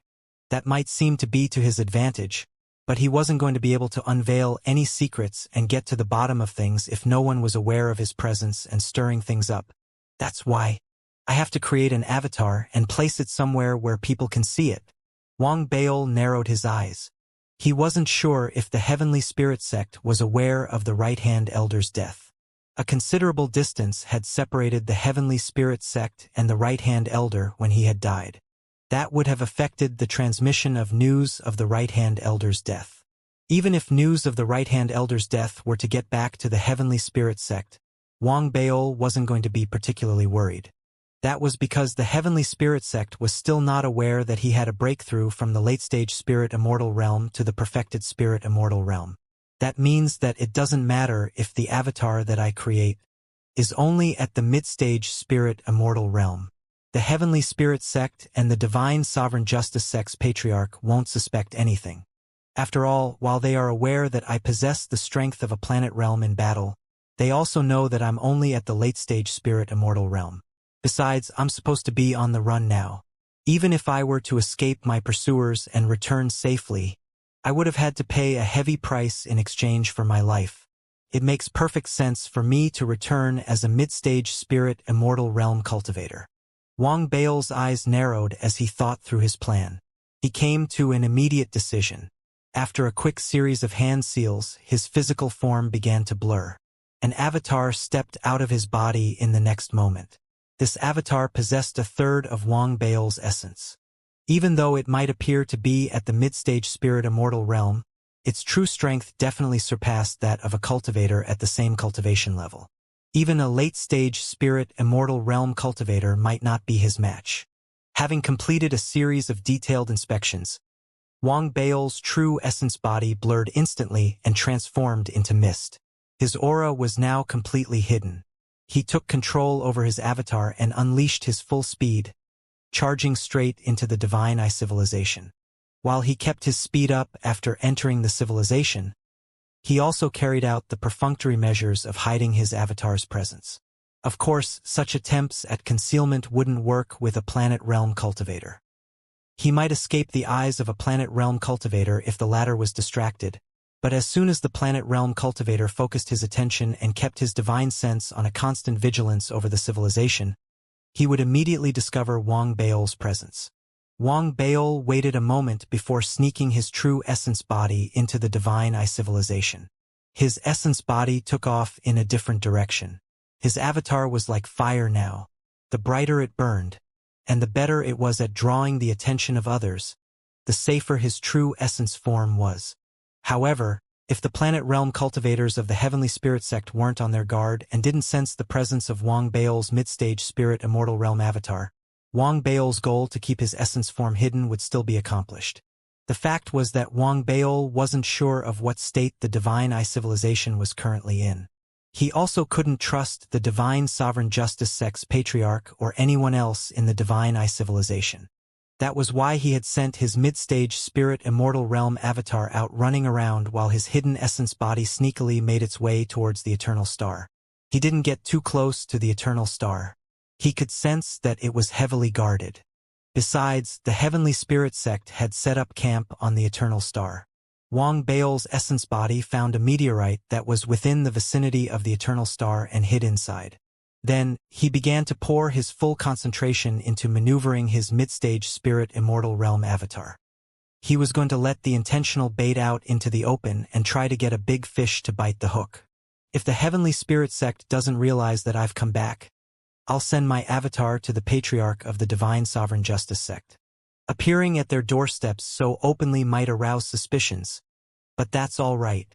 But if the Heavenly Spirit Sect manages to sense my avatar's presence and tries to corner my avatar, it'll present me with a great chance to see how the Divine Sovereign Justice Sect's Patriarch reacts. The battle that ensues will allow me to see what exactly is going on. With a plan established, Wang Bao concealed both the presence of his essence body and his mid-stage spirit immortal realm avatar, while allowing slight traces of the latter to be visible as he made his way across the cosmos, racing past the stars as he surveyed the current state of the Divine Eye civilization. Piecing together the current situation of the Divine Eye civilization posed no difficulty for Wang Bao. His mid-stage spirit immortal realm avatar possessed the ability to change its appearance. It didn't take him long to find out what had happened after he left the civilization. The war between the Divine Sovereign Justice Sect and Violet Gold New Dao Sect's allied forces and the Heavenly Spirit Sect had to cease because of the sun's blinding appearance. They were still in the midst of war, though. The Divine Eye civilization had been split into two. The Eye of the Eternal Star was still under the Heavenly Spirit Sect's control. They had set up camp in the civilization and set up a defensive array formation on the Eye of the Eternal Star. The next wave of reinforcements from the Violet Gold civilization hadn't made their appearance. The Eye of the Eternal Star hadn't been activated a second time. Wang Bao analyzed the information he had just gathered alongside what he had already known. He immediately reached a conclusion. Both he and Xianxia possessed the mandate at the same time. One of them had to die in order for the other to gain the full mandate. The conclusion that Wang Baol had reached and pieced together from the information that he had just acquired didn't deviate much from the guesses that he had made during his journey back to the Divine Eye civilization. Even though nothing seemed to be out of place, Wang Baol still felt that something wasn't quite right. He might not have felt so intensely if not for what he had just gone through. Having discovered that the Divine Sovereign Justice Sex Patriarch was hiding something and survived the Heavenly Spirit Sex scheme, Wang Baol had raised his guard considerably. That was why he realized there was something wrong here.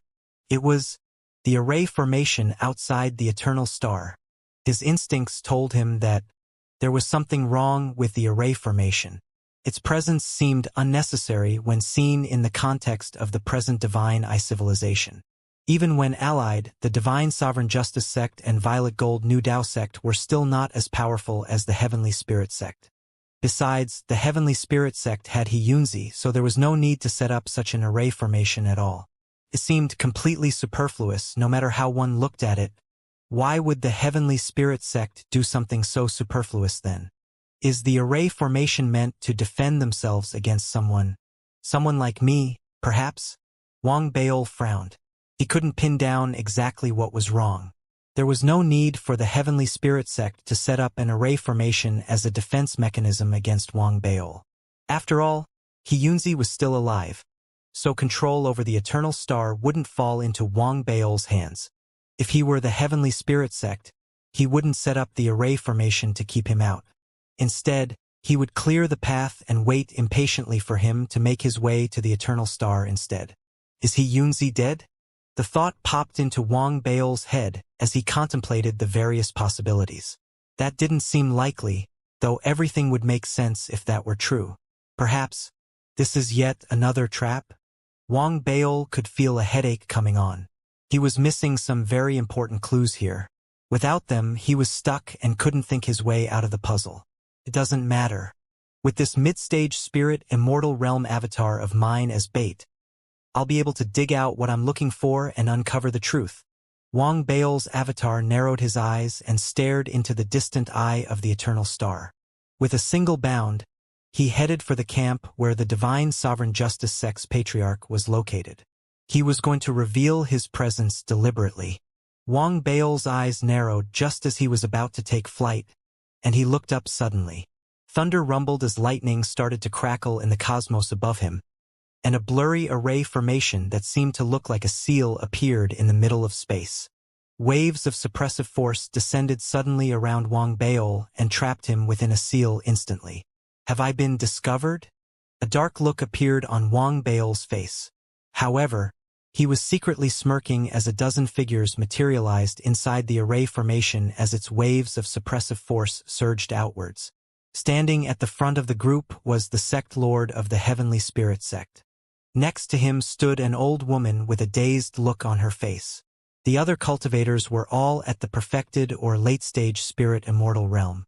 Long Nancy, murderous intent colored the eyes of the Heavenly Spirit sect lord. As he shouted, he lifted his right hand, pointed at Wang Baol, and let his hand swoop downwards.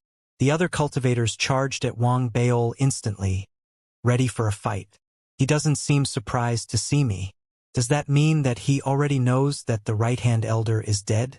He might even know that the Xia family's been helping me. The left-hand elder isn't present. Does that mean that he didn't manage to escape from the Eternal Star? Was his divine soul destroyed? Wang Baol's eyes flashed as numerous thoughts raced through his head. At the same time, he retreated hastily. He had been right. The right-hand elder had died on the Earth Spirit Civilization's man-made Eternal Star, which fell within the Violet Gold Civilization's protectorate. This was the death of a planet realm cultivator, and the Xia family had its hand in it. It was clearly a matter of grave importance. There was something that Wang Baol wasn't aware of. Even though the Violet Gold Civilization hadn't activated the Eye of the Eternal Star again, and hence couldn't send reinforcements to the Divine Eye Civilization, they could still manage communications from both ends of the Eye of the Eternal Star. It simply required a bit more effort and resources. That was why The sect lord of the Heavenly Spirit sect couldn't hide the errors that he had committed even if he wanted to. He had to provide an honest account of what had happened and let the Violet Gold civilization know that their war efforts in the Divine Eye civilization weren't going well. The death of his right-hand elder, the Xie family's involvement, and now, Long Nanzi's apparent return, had driven the sect lord into a state of intense hatred for Wang Beol. He had been prepared and had waited for his return. As soon as he discovered Wang Beol's presence, he summoned his cultivators, initiated the seal, and led the charge. Wang Beol might be able to hold his ground against the Heavenly Spirit Sect's sect lord and the Planet Realm Old Woman if he had been in his essence body. After all, his essence body was at the perfected spirit immortal realm and was capable of fighting an ordinary early-stage planet realm cultivator. He might not be as powerful as a mid-stage planet realm cultivator, but he would still be able to hold his own in a fight. But this was his mid-stage spirit immortal realm avatar, an avatar that he had created in order to conceal his essence body. It was no match for the two planet realm cultivators in a fight. Wang Beol's eyes flashed as soon as he saw the arrival of the Heavenly Spirit Sect's sect lord. He transformed into a huge cloud of mist and started to retreat hastily. He unleashed his demonic eye art as he retreated, and an enormous black eye appeared in the mist. As the eye opened, an incredible power surged towards the Heavenly Spirit Sect's forces in an attempt to bind them. The spirit immortal realm cultivators shuddered instantly, and none escaped unscathed. They stopped their pursuit. It was as if countless invisible threads had wound themselves around these cultivators' bodies and held them frozen in place. It would have been a piece of cake for Wang Beol to kill these cultivators after they had been ensnared by the demonic eye. But this wasn't the time or occasion for that. The demonic eye art might be powerful, but it hardly posed a threat to the Heavenly Spirit Sect's sect lord and the Planet Realm Old Woman. The sect lord's gigantic handprint appeared in the next moment, descending upon Wang Beol with a power that threatened to flatten both heaven and earth. It was a power that mowed down everything in its path, threatening to destroy everything that stood in its way. Even though Wang Beol had transformed himself into mist, he couldn't escape the attack. He felt as if a net was closing in around him. The handprint fell on the retreating mist instantly. The mist appeared as if it were boiling as it began to dissipate. This was a blow from a mid-stage planet realm cultivator, and Wang Beol was in his avatar form. A great portion of the mist turned to dust and faded away as it dissipated. Wang Beol had expected something like this to happen when he had created this avatar. That was why he had kept some dermic treasures like the Divine Justice Shield on the avatar. They might not be of much use in a fight against a mid-stage planet realm cultivator, but he wasn't afraid to self-destruct in order to gain himself some time. That was why his avatar blew up without any warning in the next second. The price he paid was the destruction of half of his avatar form. The explosion sent the faint cloud of mist flying back. He struggled to gather what remained of his form together. His newly materialized appearance was a sight for sore eyes, and there was a crazed look in his eyes. Madness and vindication shone brightly in them as he stared unblinkingly at the expressionless sect lord of the Heavenly Spirit sect. First, I was hunted down by your right-hand elder, and now you're trying to kill me, all for control over an eternal star. You're doing everything just to fulfill Xianxia's desire, right? Xianxia, show yourself right now, Wang Beol hollered. He looked like a small beast that had been driven into the corner, yapping helplessly at its tormentors to no avail. Xianxia, the Heavenly Spirit Sect's sect lord sneered, and faint fury flickered in his eyes. The fleeting emotion was caught by Wang Beol, who had been watching him closely. Wang Beol had also noticed the looks on the other spirit immortal realm cultivators' faces. They seemed to display similar emotions. Incomprehension filled his mind. However, it was overshadowed by doubt and suspicion. Long Nanzi, I didn't expect that you would dare to come back. The sect lord of the Heavenly Spirit sect didn't bring up Xianxia again. He narrowed his eyes and approached Wang Beol instead. He had made preparations for the likelihood of Long Nanzi turning tail and not coming back, but it seemed that he wouldn't need them. It might have seemed as if Long Nanzi had successfully defended himself from the earlier attack, but everyone present could tell that Wang Beol was now cornered. This was the final struggle he was attempting before his death. Heavenly Spirit Sect, you dare try to kill me? Panic flashed across Wang Beol's eyes as danger loomed. He retreated again. He then flipped his palm over, raised his hand into the air, and brandished a jade token. The token that he had in his hand was the imitation of the Xie family's peace token that he had made. He held it up high in the air as he hollered. This is the Xie family's peace token. Who amongst you dares to attack me now? Your sect's right-hand elder died because of his insolence. The sect lord of the Heavenly Spirit Sect had frozen in his tracks the moment that Wang Beol had whipped the token out. The look on his face darkened as he stared at the peace token in Wang Beol's hand, hesitation flickering in his eyes. He didn't realize that Wang Beol had caught that flicker of hesitation in his eyes. Wang Beol's heart sank once again. Something big must have happened in the Divine Eye civilization. The Heavenly Spirit Sect's sect lord kept his divine sense out so that he could locate me as soon as I appeared. He must know that the right-hand elder has died, and he must know that the Xie family was involved in his death. There's no way he doesn't know that I have a peace token. There might be some other reason that he still dared to attack me. But now that I've whipped out the peace token, why is he going through the trouble of showing hesitation? Is he putting on a show for me or for someone else? Thoughts raced across Wang Beol's head. He was reminded of something that had been written in the high officials' autobiographies. The human heart was the most unfathomable thing in this world. The gears in Wang Beol's head spun furiously, while a look of hesitation remained on the face of the Heavenly Spirit Sect's sect lord. It was then that Wang Beol heard a sudden rumble from the abyss behind him. Someone was ramming into the edge of the sealed space and trying to blast his way in. The sealed space grew unstable all of a sudden, and cracks appeared in the seal. The seal's wall caved in, opening a tear in the wall. Beyond the tear stood the somber-looking patriarchs of the Divine Sovereign Justice Sect and Violet Gold New Dao Sect.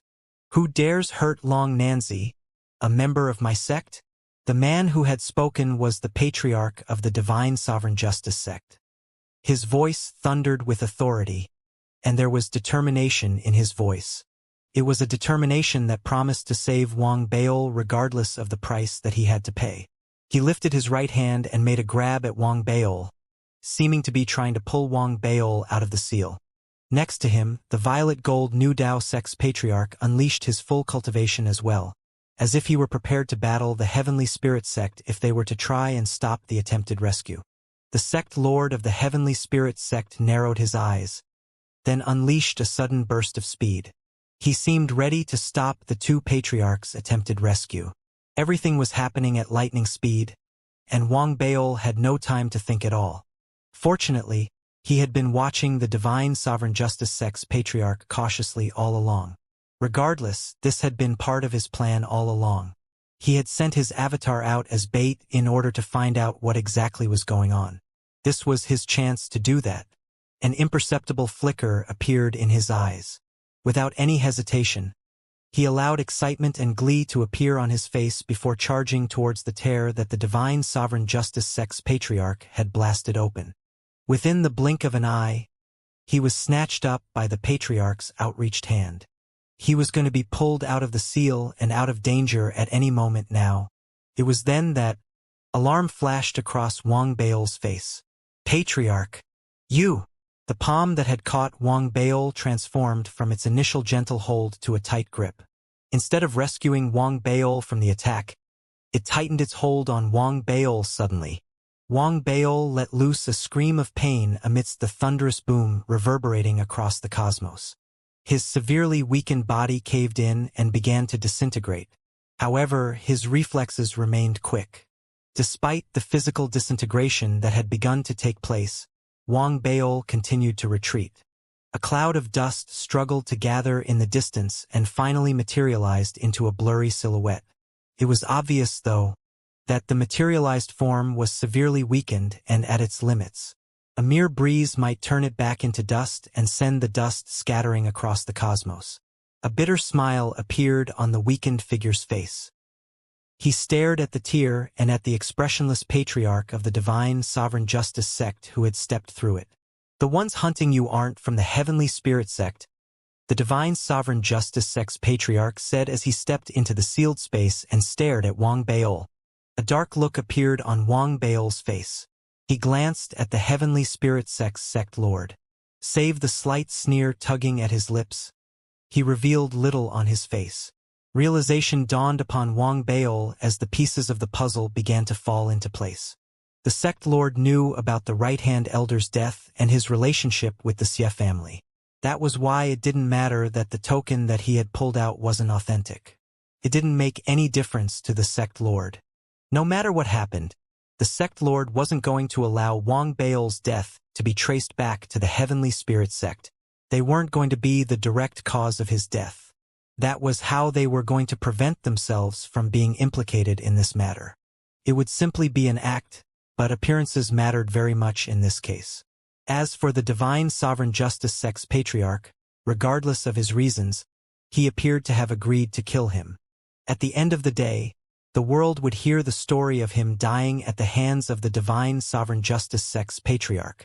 The conniving patriarch of the divine sovereign justice sect wasn't going to agree to do such a thing so easily. He wasn't doing this because he had surrendered himself to the heavenly spirit sect and was forced into it. There might be a possibility that he had no idea of Wang Baol's relationship with the Xie family, but he bet that the patriarch must have made a deal with the heavenly spirit sect. Wang Baol was reminded of the expressions that had appeared on the faces of the heavenly spirit sect members when he had mentioned Xianxia. Did something happen to Xianxia? Has the divine sovereign justice sect's patriarch captured him and seized control of his mind? That's not right. The divine sovereign justice sect's patriarch may be a wild conniving fox, but he's not going to do anything that doesn't bring him gains. Would he truly dare to hold Xianxia hostage and blackmail the heavenly spirit sect? Wouldn't he be setting himself up for greater trouble in the long run? The heavenly spirit sect wouldn't let him off easily if he were to blackmail them. Xianxia is part of the royal family. The divine sovereign justice sect's patriarch is but an outsider to him. If the patriarch were to blackmail the heavenly spirit sect, he would be interfering in matters that didn't concern him in the first place. The heavenly spirit sect is a proud people. The divine sovereign justice sect's patriarch would be tempting fate if he tried to do something like that. He's not a fool. He wouldn't do something like that. Besides, the violet gold New Dao sect's patriarch wouldn't allow him to do something like that. There had to be something else that held the key to the puzzle. Something that Wang Baol hadn't yet figured out. Could it be? Just as Wang Baol was about to fade away completely, an incredulous thought appeared in his head. Is it possible that the patriarch of the divine sovereign justice sect possesses the bloodline of the royal family as well? Wang Baol couldn't help but feel incredulous at the very idea of that when the thought appeared in his head. But the idea took root instantly and wouldn't go away. His thoughts began to fall into place around that idea. It was then that Wang Baol suddenly realized that everything seemed to make sense now. All the pieces of the puzzle fit perfectly. The divine sovereign justice sect's patriarch also shared the royal family bloodline. That was why he had spoken to Wang Baol and gotten the latter involved in the fight with Xianxia and the other members of the royal family. He had tried to instigate them into killing each other. He wanted them to battle it out first. He drew everyone's attention to Wang Baol so that everyone would focus their attention on Wang Baol, like eyes drawn to a bright fire. It was also that he could hide better in the shadows. He would be free to advance or retreat according to how the situation unfolded. He could advance and fight for the mandate or retreat and ensure that he remained safe and his true identity hidden. Wang Baol realized that the doubts that had been plaguing him since his return could all be answered if he were to continue analyzing the situation along these lines. Perhaps something had happened to Xianxia. He hadn't been captured and imprisoned. He had been killed. In revealing his identity now, the divine sovereign justice sect's patriarch would acquire the mandate that Xianxia originally had. He would become the only person the heavenly spirit sect could collaborate with. His deception might anger the heavenly spirit sect, but they would ultimately accept an alliance with him. This was because the person the Heavenly Spirit sect hated the most wasn't the Divine Sovereign Justice sect's patriarch but Wang Beol. Since the patriarch was also a member of the royal family, that made him no different from Xianxia. In their view, as long as the Heavenly Spirit sect wasn't being blackmailed and forced into the deal, and as long as the terms that the Divine Sovereign Justice sect were offering were better, they had simply traded one ally for another. This would also explain why the Divine Sovereign Justice sect's patriarch wanted to kill him. That must be one of the terms of their deal. As these thoughts appeared in Wang Beol's head, he was once again faced with doubt. That's not right. If that really is the case, there isn't a need to set up an array formation outside the Eternal Star to keep me out. That would be completely unnecessary. After all, both the Divine Sovereign Justice sect's patriarch and I share one half of the mandate. Things won't get any worse. It's meaningless to set up an array formation to keep me off the Eternal Star. Could it be that the Divine Sovereign Justice sect's patriarch didn't manage to get his half of the mandate after killing Xianxia? Wang Beol's severely weakened form shuddered. His eyes widened as he stared at the Divine Sovereign Justice sect's patriarch and shouted at the latter. He was going to try to lure the truth out of the patriarch. Old scoundrel, you've kept your identity as a member of the royal family hidden very well. But it doesn't matter. In the end, you didn't get the mandate over the Eternal Star anyway. The sect lord of the Heavenly Spirit sect raised his eyebrow when he heard what Wang Beol had said. The patriarch of the Violet Gold New Dao sect gave Wang Beol a meaningful look as well. The patriarch of the Divine Sovereign Justice sect, on the other hand, tilted his head and leveled a stare at Wang Beol, then burst out into sudden laughter. It seems like you're not as much of a fool as I thought you were. You're a bit slow on the uptake, though, the cultivator said before lifting his head up. Cultivation erupted from his person instantly, and waves of mid-stage planet realm power filled the cosmos. Wang Beol could sense the familiar aura of the royal family's bloodline on the Divine Sovereign Justice sect's patriarch. Behind the patriarch, a huge divine eye materialized. A white mark in the shape of a half-moon appeared on the patriarch's brow. Wang Beol had been right. That did nothing to ease the shock he was feeling now, though. He had to give it to the patriarch of the Divine Sovereign Justice sect. The latter had displayed extraordinary cunning. He realized that the patriarch of the Divine Sovereign Justice sect must have some way of concealing the presence of his bloodline and evading discovery.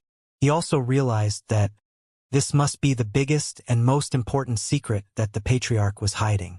He belonged to the royal family, yet no one knew of his relationship with the Divine Eye Civilization's royalty. He had risen to become a planet realm patriarch of an enemy sect that had fought the royal family fiercely and mercilessly. Wang Beol believed that there must be a history between the patriarch and the royal family. It probably had something to do with a member of the royal family who left behind a bastard child many years ago. Those who had knowledge of this bastard child had probably been killed and silenced. It's true that I didn't inherit the mandate to the Eternal Star, but I will once I kill you. Now that you know the truth, go in peace. The Divine Sovereign Justice sect's patriarch spoke coolly. The truth had been unveiled. Long Nanzi was going to die, and his plans would be realized. There was no longer a need for him to hide anything anymore. So he lifted his right hand and pointed at Wang Beol. Incredible power surged from his finger and charged towards Wang Beol, and the severely weakened Wang Beol shuddered and turned to dust. His death was instant. The Divine Sovereign Justice sect's patriarch could hardly contain his excitement after he had killed Wang Beol. He was indeed a member of the royal family. Wang Beol had guessed correctly. His plan had been to engineer a battle between the royal family and Wang Beol. He wanted to eliminate as many royal family members as possible while hiding his own identity as a royal family member. When he and Long Nanzi became the only two sole surviving members of the royal family, he would strike. However, having Wang Beol fall into a trap on the Eternal Star hadn't been part of his plan. That was why he had come to Wang Beol's aid and given the latter much help. The death of the Heavenly Spirit sect's right-hand elder brought him the chance that he had been waiting for. He exploited the blinding appearance of the sun and killed the few remaining members of the royal family. He had killed Xianxia. The fact that the mandate hadn't been transferred to him after Xianxia's death had been something he hadn't expected.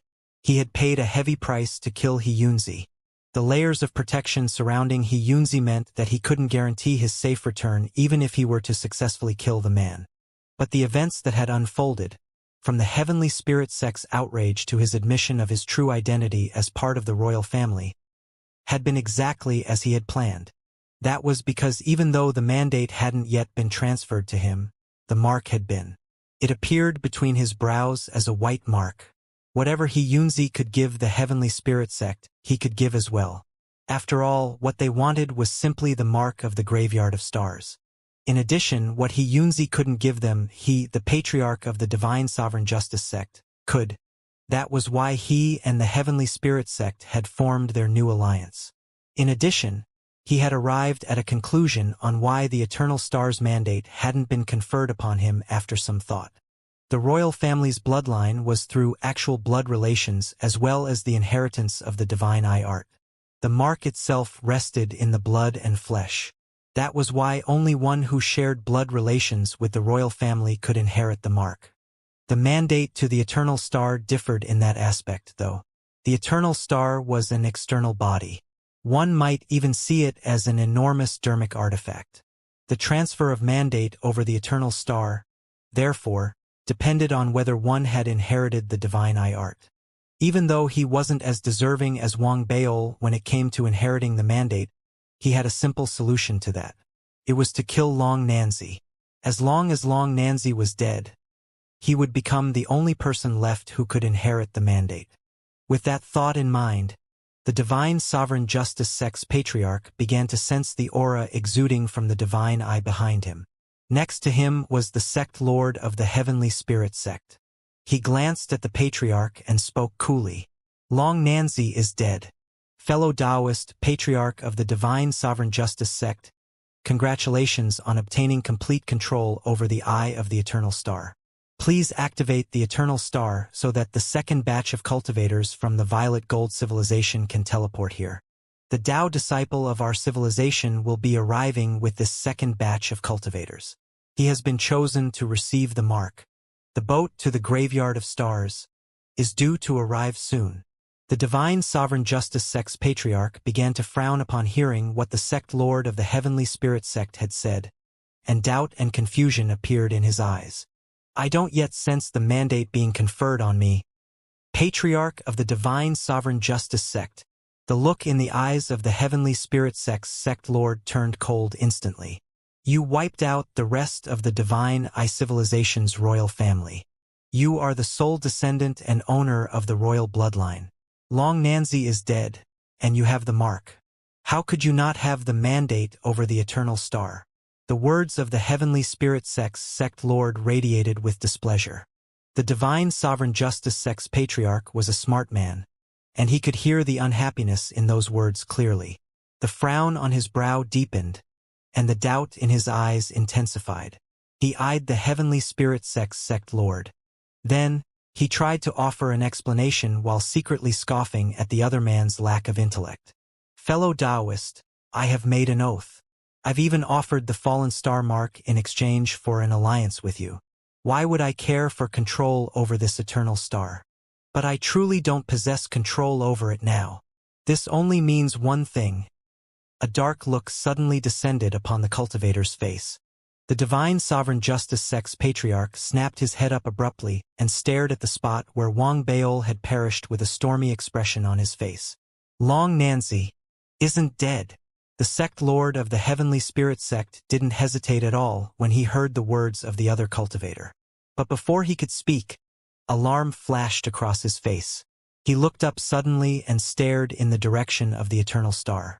A wave of spirit energy appeared to ripple across the distant eternal star.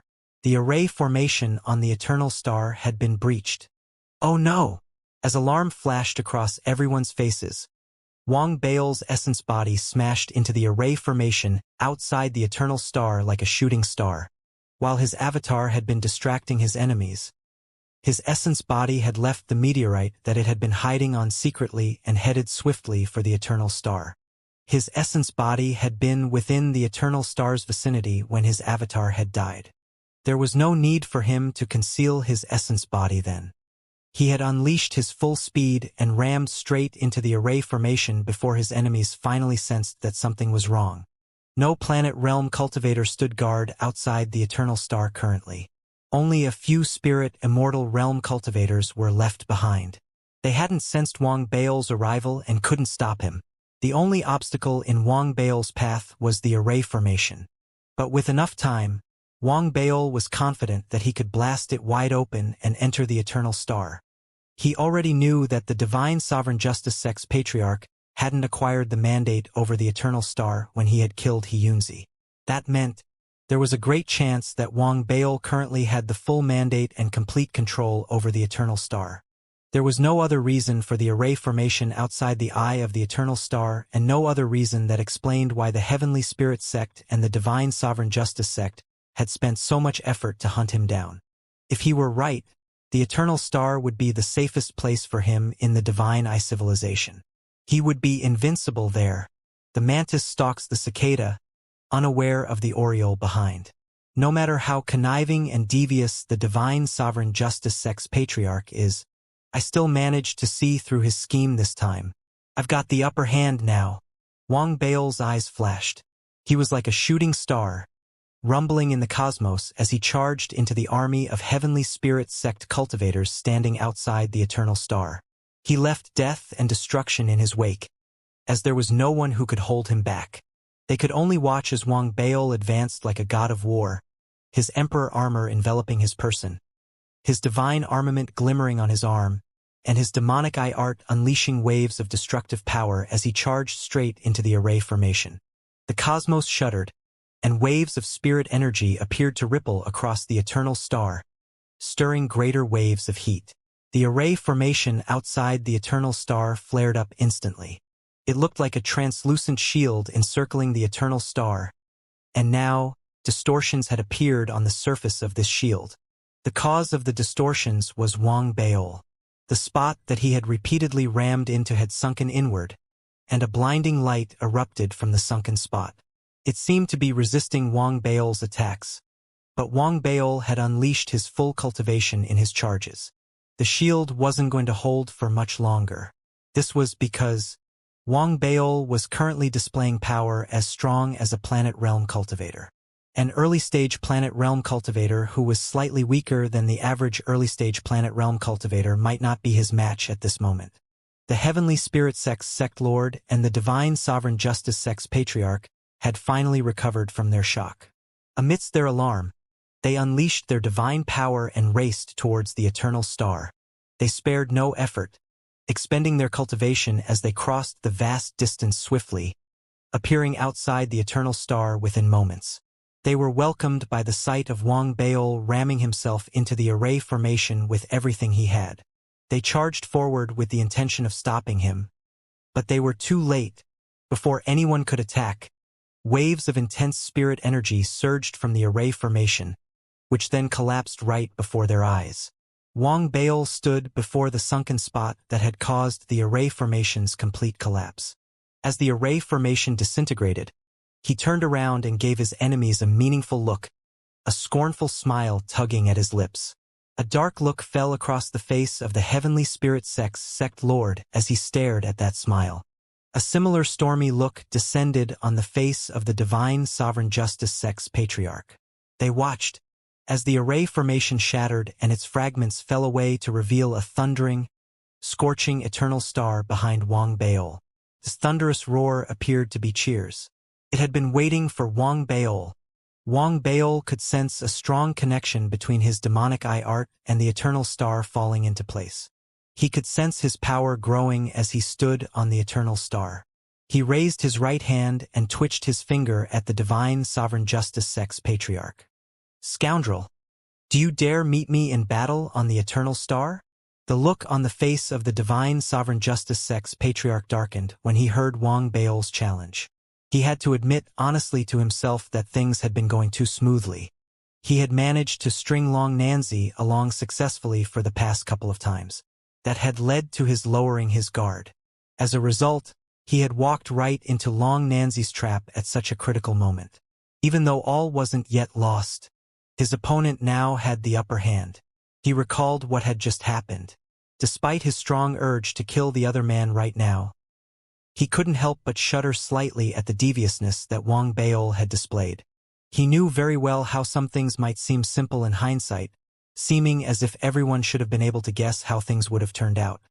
But the ability to analyze what was going on and predict the events that were to follow, then formulate and carry out a targeted plan while one was still fumbling around in the dark, wasn't a gift that everyone had.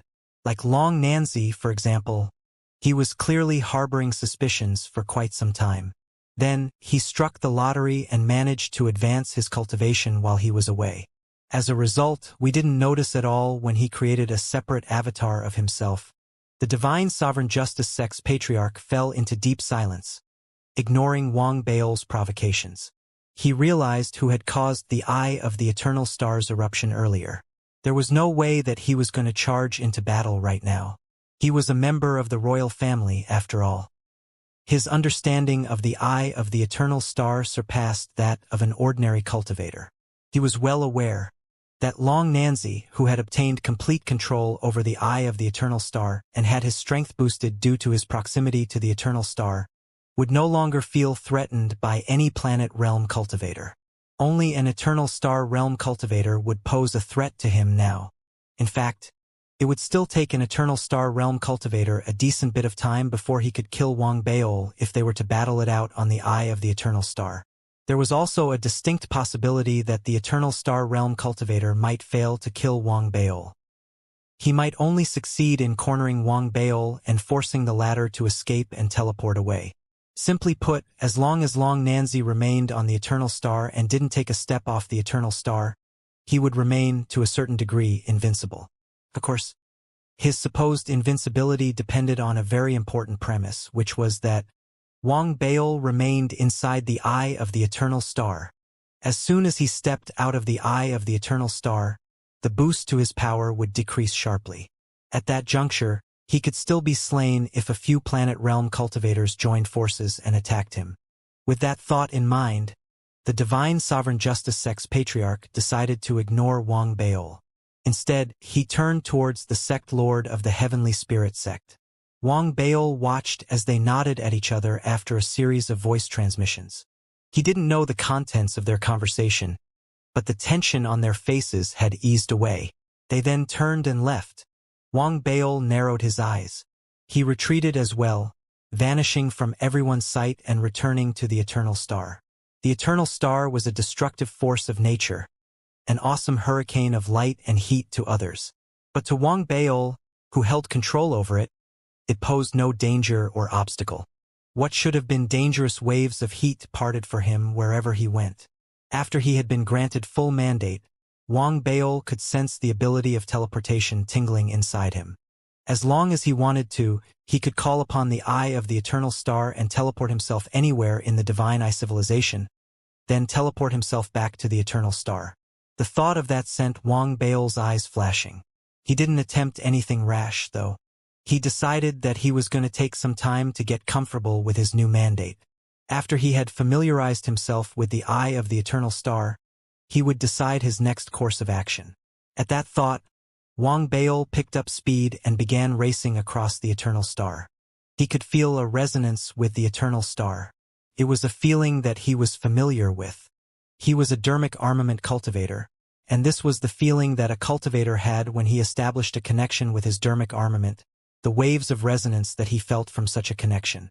I was right. The Eye of the Eternal Star is just a gigantic dermic artifact, Wang Baol said thoughtfully. He was reminded of his dark artifact on Mars. After such a long period of nurturing, my dark artifact should have reached a stage where I'm now able to excavate it and take it out of Mars. Excitement unfurled inside Wang Baol. After taking a tour of the Eternal Star, he found himself a spot and landed. He sat down and began to study the mandate he had just acquired in detail. 2 weeks later, Wang Baol finally opened his eyes. He had managed to acquire a thorough understanding of the Eye of the Eternal Star. It can perform teleportations between any two places in the Divine Eye civilization. There's no limit to the number of teleportations that can be done. By expending the eternal star's energy, I can also perform long-distance teleportations, but that would require me to be of a certain level of cultivation. Wang Bao's breathing quickened slightly. Based on his analysis, once he reached the planet realm, he could teleport the entire Divine Eye civilization and send it to the solar system if he were willing to pay the price for it. Even though his level of cultivation wasn't high enough at this point and that feat was still beyond his capabilities, teleporting himself back to Earth was something that he could do right now. He just had to wish it. Nevertheless, the constraints his current level of cultivation placed on him would still hold true for such a teleportation. Because of the distance separating Earth and the Divine Eye civilization, he would only be able to teleport himself back to Earth. He wouldn't be able to return to the Divine Eye civilization after that if he wanted to. However, that didn't matter. Wang Bao was still overcome with excitement. He almost couldn't stop himself from wishing himself back to the solar system. It took him a long while to control his excitement. He slowly narrowed his eyes. Patience. I'm not done here yet. Wang Bao wasn't willing to just leave like that. He hadn't gone to so much trouble for a single teleportation. That wouldn't be worth it. If he couldn't get back to the Divine Eye civilization, he wouldn't be able to bring the Eye of the Eternal Star away with him. Someone else was going to come along and snatch it from him if he left it where it was now. Even though he had the mandate over the Eternal Star, Wang Bao believed that it would be a piece of cake for powerful cultivators to steal the Eye of the Eternal Star if they wanted to. There's also the Graveyard of Stars. I want a part in that too. A fire seemed to light up in Wang Bao's eyes. It wasn't fury but a burning desire to attain the planet realm. He was now certain that the Heavenly Spirit sect had allied with the Divine Sovereign Justice sect's patriarch because the former wanted a placement for the Graveyard of Stars, something the latter had. In that case, would killing the patriarch transfer that placement onto Wang Bao himself? The thought of that made the desire in Wang Bao's heart burn more intensely. He didn't know much about the Graveyard of Stars. He only knew that it was a land of opportunity where the prodigies of the numerous factions and powerful family clans in the never-ending Dao domain attained the planet realm. But he had boarded the spirit boat once. The paper human cutout in his storage ring was another reason for Wang Bao's intense curiosity about the Graveyard of Stars. But he knew that he had managed to board the spirit boat because of the paper human cutout in his storage ring, not because he was anyone special. He knew that without a proper placement, he wouldn't be able to stay on the boat even if he were to board it successfully again. History would repeat itself, and he would be chased off the boat by the ferryman. Wang Bao thought about it for a while. Then, determination filled his eyes. No matter what, he was going to fight for a chance. That being said, before he did anything, he still had other matters to attend to. They were Zhao Yeming, the donkey, and Little Wu. He was in his essence body now. If his essence body were to perish in battle, his true form might suffer some damage, but he would survive and live to die another day. It wasn't the same for them. Should his plan succeed, he would end up in the Graveyard of Stars. There was no way that he was going to bring them along and make them brave the dangers with him. This was a high-stakes gamble that he was making. He was trying to steal the tiger's prey right from its jaws, and there was a high chance that his avatar would perish in the attempt. But it wouldn't be appropriate to leave the trio on the Eye of the Eternal Star either. The mandate that Wang Bao had only guaranteed his safety while he was on the Eye of the Eternal Star. Once he left the Eternal Star, his absence would result in the trio being engulfed in the Eye of the Eternal Star's scorching waves. This isn't a huge problem. I'll send them to safety on some discrete planet in a nearby civilization. Right now, I might only be able to perform a one-way trip back to Earth from the Divine Eye civilization, but I might be able to perform a two-way teleportation if I teleport from somewhere nearer to Earth. At that thought, Wang Bao directed his divine will towards Zhao Yeming. After he was done discussing it with her, his form faded away instantly. Waves of heat erupted across the Eternal Star in the next moment. Then, waves of spirit energy signifying the beginnings of a teleportation gathered, surging outward. Wang Bao then vanished without a trace. Waves of spirit energy ravaged the Eye of the Eternal Star's surface as Wang Bao teleported away and disappeared. Every cultivator in the divine Eye civilization could sense the brilliant flare from the sun. The divine sovereign justice sex patriarch and the heavenly spirit sex sect lord looked up into the sky with stormy looks on their faces. "He's gone?" The divine sovereign justice sex patriarch muttered to himself. In the next moment, the darkened sun flared up once again. Waves of spirit energy erupted as the teleportation portal was activated once more. Wang Baol, who had disappeared earlier, reappeared on the eye of the eternal star amidst the flare of spirit energy. Now that Wang Baol had control over the eye of the eternal star, performing a relatively long-distance teleportation posed no challenge to him at all.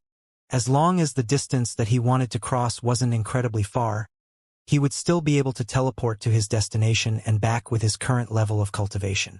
Initially, he had thought it best to hide Zhao Yaming, the donkey, and Little Wu in the market owned by the Xia family. Their safety would be guaranteed there. However, the market was quite some distance from the Divine Eye civilization, and it would take Wang Baol some effort to get to the market. As for the trip back, it would be beyond his current capabilities. That was why he eventually went for the next best option. He found a meteorite that was uninhabited and set up an array formation on the meteorite. He also made full use of Little Wu and Zhao Yaming's abilities. The chances of anyone discovering this ordinary meteorite amidst countless meteorites in the vast cosmos were close to zero. Even if it were to be discovered, as long as the people who discovered it weren't from the Violet Gold civilization, it would be fine. Zhao Yaming's intelligence and Little Wu's ability for deception ensured that they would remain safe from harm. Wang Baol wasn't worried at all during his return trip. In fact, he had nothing to worry about when he got back to the Eternal Star.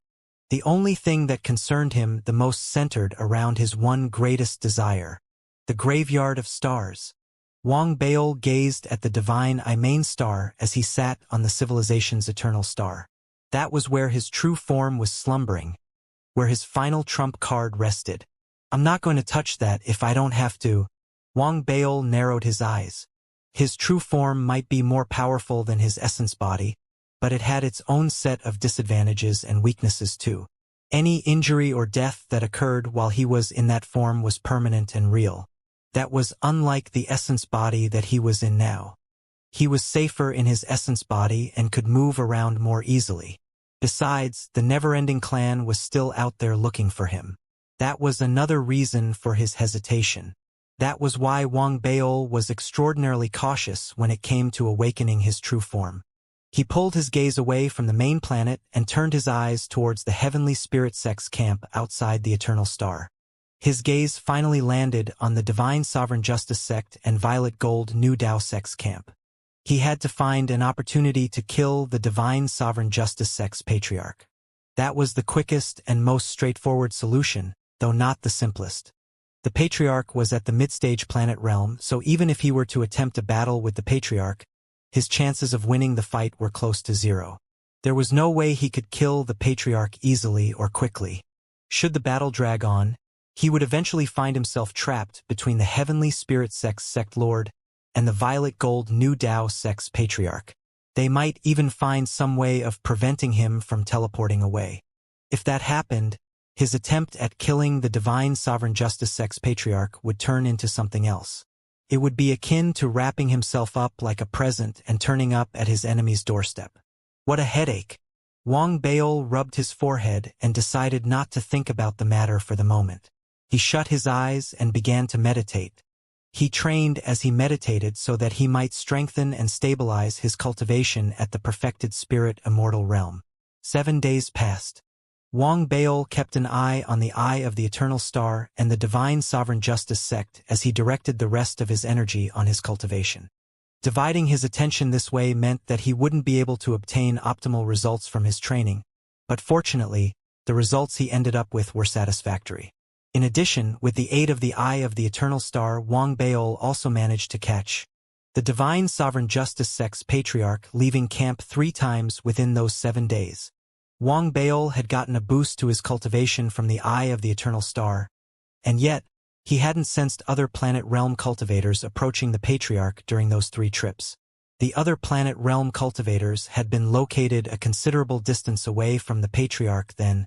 During the first trip, Wang Baol had been seized by temptation, but he had shoved it aside. Then, he had caught the divine sovereign justice sex patriarch leaving camp the second and third time alone. That was when he concluded decisively, he must be doing this intentionally. He had intentionally created an opportunity for him, waited for him to appear, then steered him towards his teleportation. During the third time, the divine sovereign justice sex patriarch had even tried to break through to the late-stage planet realm.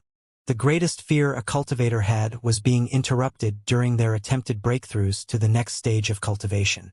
Such interruptions might lead to a severe backlash and serious injuries. The divine sovereign justice sex patriarch was clearly no ordinary man. Few others would have concocted such a plan and resorted to using themselves as bait. The frown on Wang Baol's forehead deepened as he rose to his feet. Waves of spirit energy exhibiting the beginning of a teleportation rippled in the air around him. Before the teleportation could occur, though, Wang Baol took a deep breath and abandoned the thought of attacking the enemy. He wasn't sure of his chances. In addition, Wang Baol was suddenly struck by another thought. There might be another way in which he could get himself a place on the Fallen Star boat. There's no need for me to try and kill the divine sovereign justice sex patriarch at all. The attempt is going to be dangerous. Besides, my chances of succeeding aren't high. There's probably another way to get a placement besides killing the divine sovereign justice sex patriarch. I could try and board the boat after the violet gold civilizations gotten their placement and try to snatch the rights from them. The prodigy that they've chosen to board the boat isn't going to be at the planet realm. He's probably only at the perfected spirit immortal realm. Wang Baol narrowed his eyes at that thought. He sat back down and began contemplating the feasibility of his new plan. There are 3 problems that I'll have to deal with. The first is how I'm going to get myself within the vicinity of the spirit boat after I leave the Eternal Star. This problem can be solved by using the Eye of the Eternal Star's teleportation portal. Even if the Violet Gold civilization were to send some powerful Eternal Star realm cultivator to protect the Eye of the Eternal Star, I could still find a chance to sneak in. The second problem is how I'm going to make sure that I can board the boat again. And the third, how do I ensure that the ferryman doesn't stop me from attacking after I've boarded the boat? Wang Baol narrowed his eyes. He wasn't sure of his odds of success in overcoming the last 2 obstacles. He looked down, flipped his right palm over and pulled out his storage ring.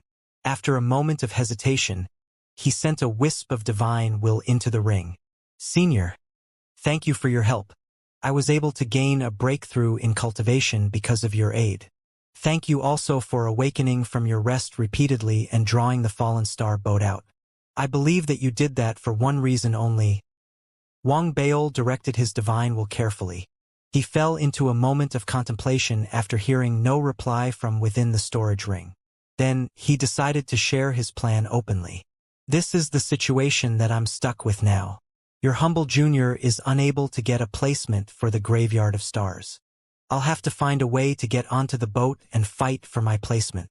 I seek the esteemed senior's aid in boarding the boat and killing my target successfully. Wang Baol was unsure whether his divine will had reached the paper human cutout inside the storage ring. He had a feeling that the paper human cutout was awake. The spirit boat's appearance had been no coincidence. There was a great likelihood that the paper human cutout inside the storage ring had planned for everything to happen in this fashion. He remembered the slight waves of spirit energy that the paper human cutout had exuded after he had invoked the Tao scripture. He didn't know the reasons behind the paper human cutout's actions, but his instincts told him that the paper human cutout was going to agree to help him board the boat again and get a placement for the Graveyard of Stars. That was why Wang Baol didn't panic after he had sent his divine will out. Instead, he began to wait quietly. 15 minutes later, the paper human cutout's creepy laughter rang in his ears. It was a fleeting sort of laughter. The paper human cutout didn't say anything. Yet, at that very instant, Wang Baol had sensed its approval and consent. It was a strange feeling that he couldn't really explain. Light flickered across Wang Baol's eyes. He placed his storage ring aside, rose to his feet, and bowed deeply. You have my thanks, senior. Having expressed his gratitude, he put away the storage ring and sat back down. anticipation shining intensely in his eyes. He knew that he simply had to wait now. I have to wait for the spirit boat and for the violet gold civilization's cultivators to turn up. Wang Baol knew that even though the heavenly spirit sect had failed their attempt at teleportation at the eye of the eternal star, the sect wasn't going to fixate on their failures. Their goal was to obtain a placement to enter the graveyard of stars. It was highly likely that they would find other means of entry. They might buy teleportation rights from other powerful factions or family clans. Wang Baol didn't spend too much thought on the matter. Now that he had come to a decision, he calmed down gradually and began his cultivation as he waited. Besides maintaining his cultivation at peak condition, he also began to go through his various dermic treasures and divine powers. Currently, many of his dermic treasures were either damaged or a few cultivation levels below his current level of cultivation. The quality and strength of the latter group of dermic treasures were no longer adequate, so he struck them off the list of weapons that he could bring into battle. What he was left with was only the Emperor armor, his divine armament, and the divine justice shield. He had a few other 9th-grade dermic armaments as well. These might have been precious artifacts to Wang Baol in the past, but now, the damage they were capable of wouldn't even rival the damage he could inflict with a single flick of his finger. I was advancing too quickly up the cultivation realms. I didn't have time to sit down, refine, and build up my inventory of artifacts. Wang Baol sighed. His army of puppets had been almost completely decimated after his battle with the right-hand elder. He was now left with his army of dead. Wang Baol rubbed his forehead. He hadn't lost spirit. He still had his invaluable Emperor armor. Having the armor was better than having tens of thousands of other dermic treasures. Such a waste, though. All those dermic treasures that I treasured so much in the past. Wang Baol lifted his right hand with some regret, and a huge megaphone appeared in his hand. The megaphone had been a long-time companion of Wang Baol. He had it when he was at the Ethereal Tao College. The megaphone had been a tremendous aid numerous times in the past, and he had refined and upgraded it repeatedly. In the end, it had been the lack of suitable materials that had ended his repeated upgrades. He had refined it until it could no longer be refined. Wang Baol held onto the megaphone and stared at it for a very long time. After some thought, he set it aside and began rummaging through his storage bag again. He pulled out 3 flying swords in the end. They were each of a different color. The blades showed the classic signs of being refined under the Divine Eye Civilization's dermic armament system. Even though they were sharp, 9th-grade weapons, they were nevertheless merely dermic treasures at the nascent soul realm. They had been severely damaged, but after Wang Baol had arrived at the Divine Eye Civilization, he had used them as practice targets when learning the dermic armament system of the Divine Eye Civilization and had repaired them. Then there were the 5 ancient copper coins as well. They had been of some help to him too, but they were simply dead weight now. Wang Baol had kept them because of their unique appearance. Now that he had taken them out again, he took the chance to take another good look at them. He was about to set them aside again when he suddenly let out a sound that was colored with suspicion. Something isn't quite right with these coins. Wang Baol froze momentarily. He brought the coins closer to his eyes and examined them carefully. He could no longer recall the details of how he had gotten these coins. They seemed to have come from the storage bag of some inner sect disciple's body that he had discovered in the vast expanse Tao Palace ruins. But he wasn't sure. He hadn't spotted anything strange about them in the past. But now, as a perfected spirit immortal realm cultivator, he could see that there was something special about these coins. Especially, the material that the coins were made of. Galactic stone dust? Wang Baol's eyes widened gradually. He hadn't come across such a material when he had been in the Divine Eye Civilization, but he had seen it being sold in the market that was owned by the Xia family. He knew that this was a precious material required for the crafting of eternal stars. It was worth a fortune and was rare. If one were to calculate its cost based on standard Federation measurements in grams, 1 gram of galactic stone dust would cost at least hundreds of thousands of red crystals. The price of galactic stone dust increased exponentially after the first 10 grams. Wang Baol had a feel of the weight of the 5 coins in his hand. He believed that they weighed more than 500 grams. Wang Baol was worried that he might have made a mistake. He suppressed the intense excitement bubbling inside him, rubbed his eyes hastily, and inspected the coins carefully again. Finally, his eyes widened, and his breathing grew uneven. I was right. Heavens! I didn't know that I was this rich. Wang Baol almost leaped into the air out of excitement. He looked around instinctively before slipping the coins carefully into his storage bag. He then patted the storage bag and sighed a long sigh. It's not safe keeping these coins on me. It's a pity that I can't move around easily now. If I could, I would hide these coins with my true form. Wang Baol was still bubbling with excitement. He wasn't sure how he had gotten his hands on the coins at the moment, but he now knew their value. He was extremely curious about the true origins of the coins. They were crafted from such costly material, so there must be some other use for them. Wang Baol was struck with a sudden thought. There might be other priceless treasures in his stash, treasures whose worth he hadn't been able to discern in the past. He opened his storage bag and started inspecting each item inside carefully. Unfortunately, the coins were the exception to the rule. Wang Baol didn't manage to find anything else as precious as the coins after rummaging through his storage bag. He sighed. Then his eyes fell on the flying swords and his megaphone. He had some materials that he could use to refine artifacts in his storage bag, but not a lot. He could only refine one dermic artifact. After some thought, Wang Baol decided to set the flying swords aside and picked the megaphone up. You're it! At Wang Baol's current level of cultivation, with his skill at refining dermic artifacts, and at his current location, it would hardly be any trouble for him to refine the megaphone. He was only going to switch the materials that had gone into the megaphone with something else and imprint a new set of inscriptions onto it.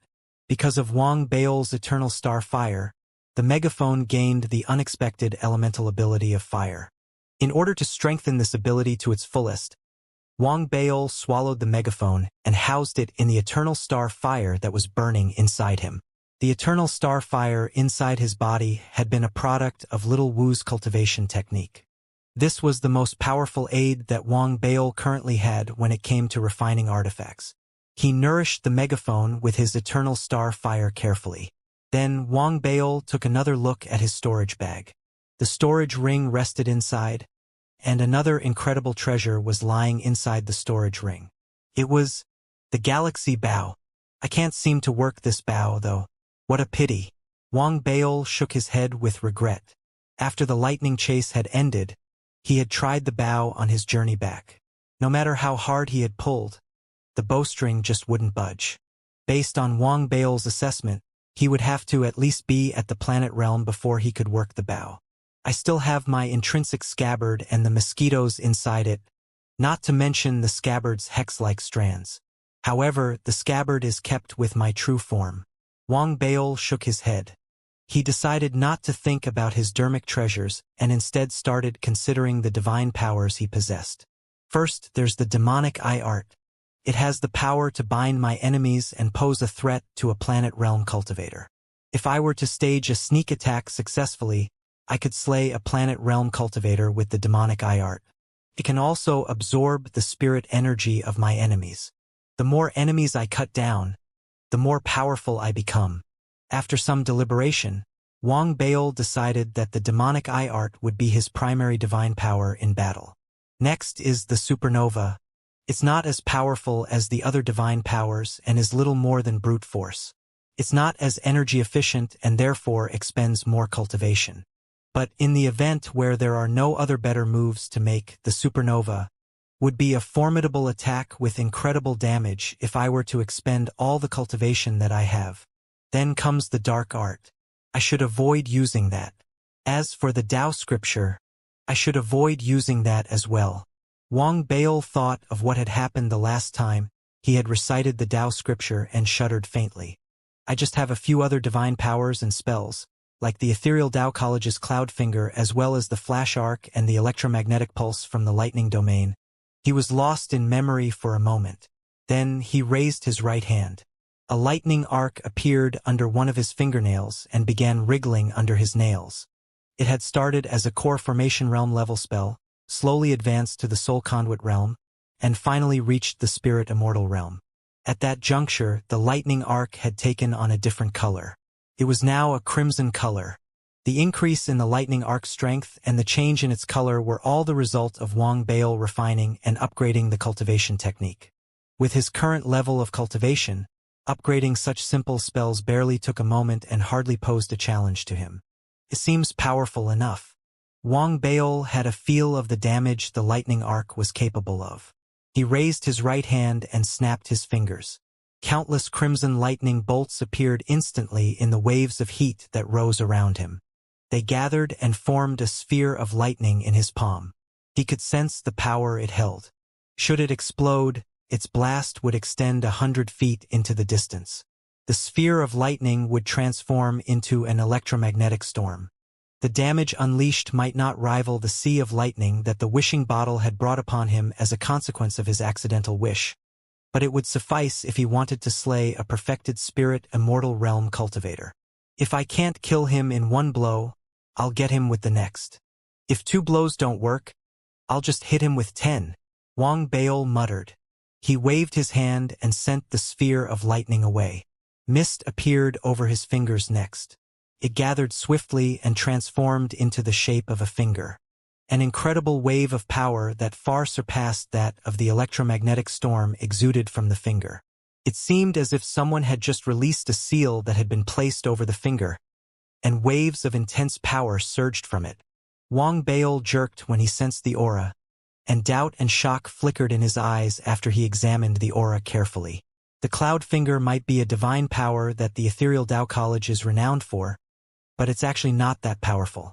It seems to be more powerful than the supernova when unleashed at my current level of cultivation, though. Why is that so? Wang Bail's breathing quickened after he sensed the waves of spirit energy released from his cloud finger. There was only one way to explain this. The Ethereal Tao College's cultivation techniques aren't as simple as they appear to be. After a moment of contemplation, Wang Bail decided that he was going to question the patriarch of the Ethereal Tao College in detail when he returned to the Federation. He needed to know if the patriarch had invented these cultivation techniques or if he had recovered them from some ancient ruins. With that thought in mind, Wang Bail began to try out the various divine powers that he had mastered since he had begun his journey of cultivation. He realized that the cloud finger was an exception to the rule. The other divine powers didn't unleash extraordinary damage. Some were like the supernova, where he had to expend considerable energy in exchange for a powerful attack. Simply put, these divine powers weren't sufficiently refined and hence couldn't unleash the full power of a spirit immortal realm cultivator.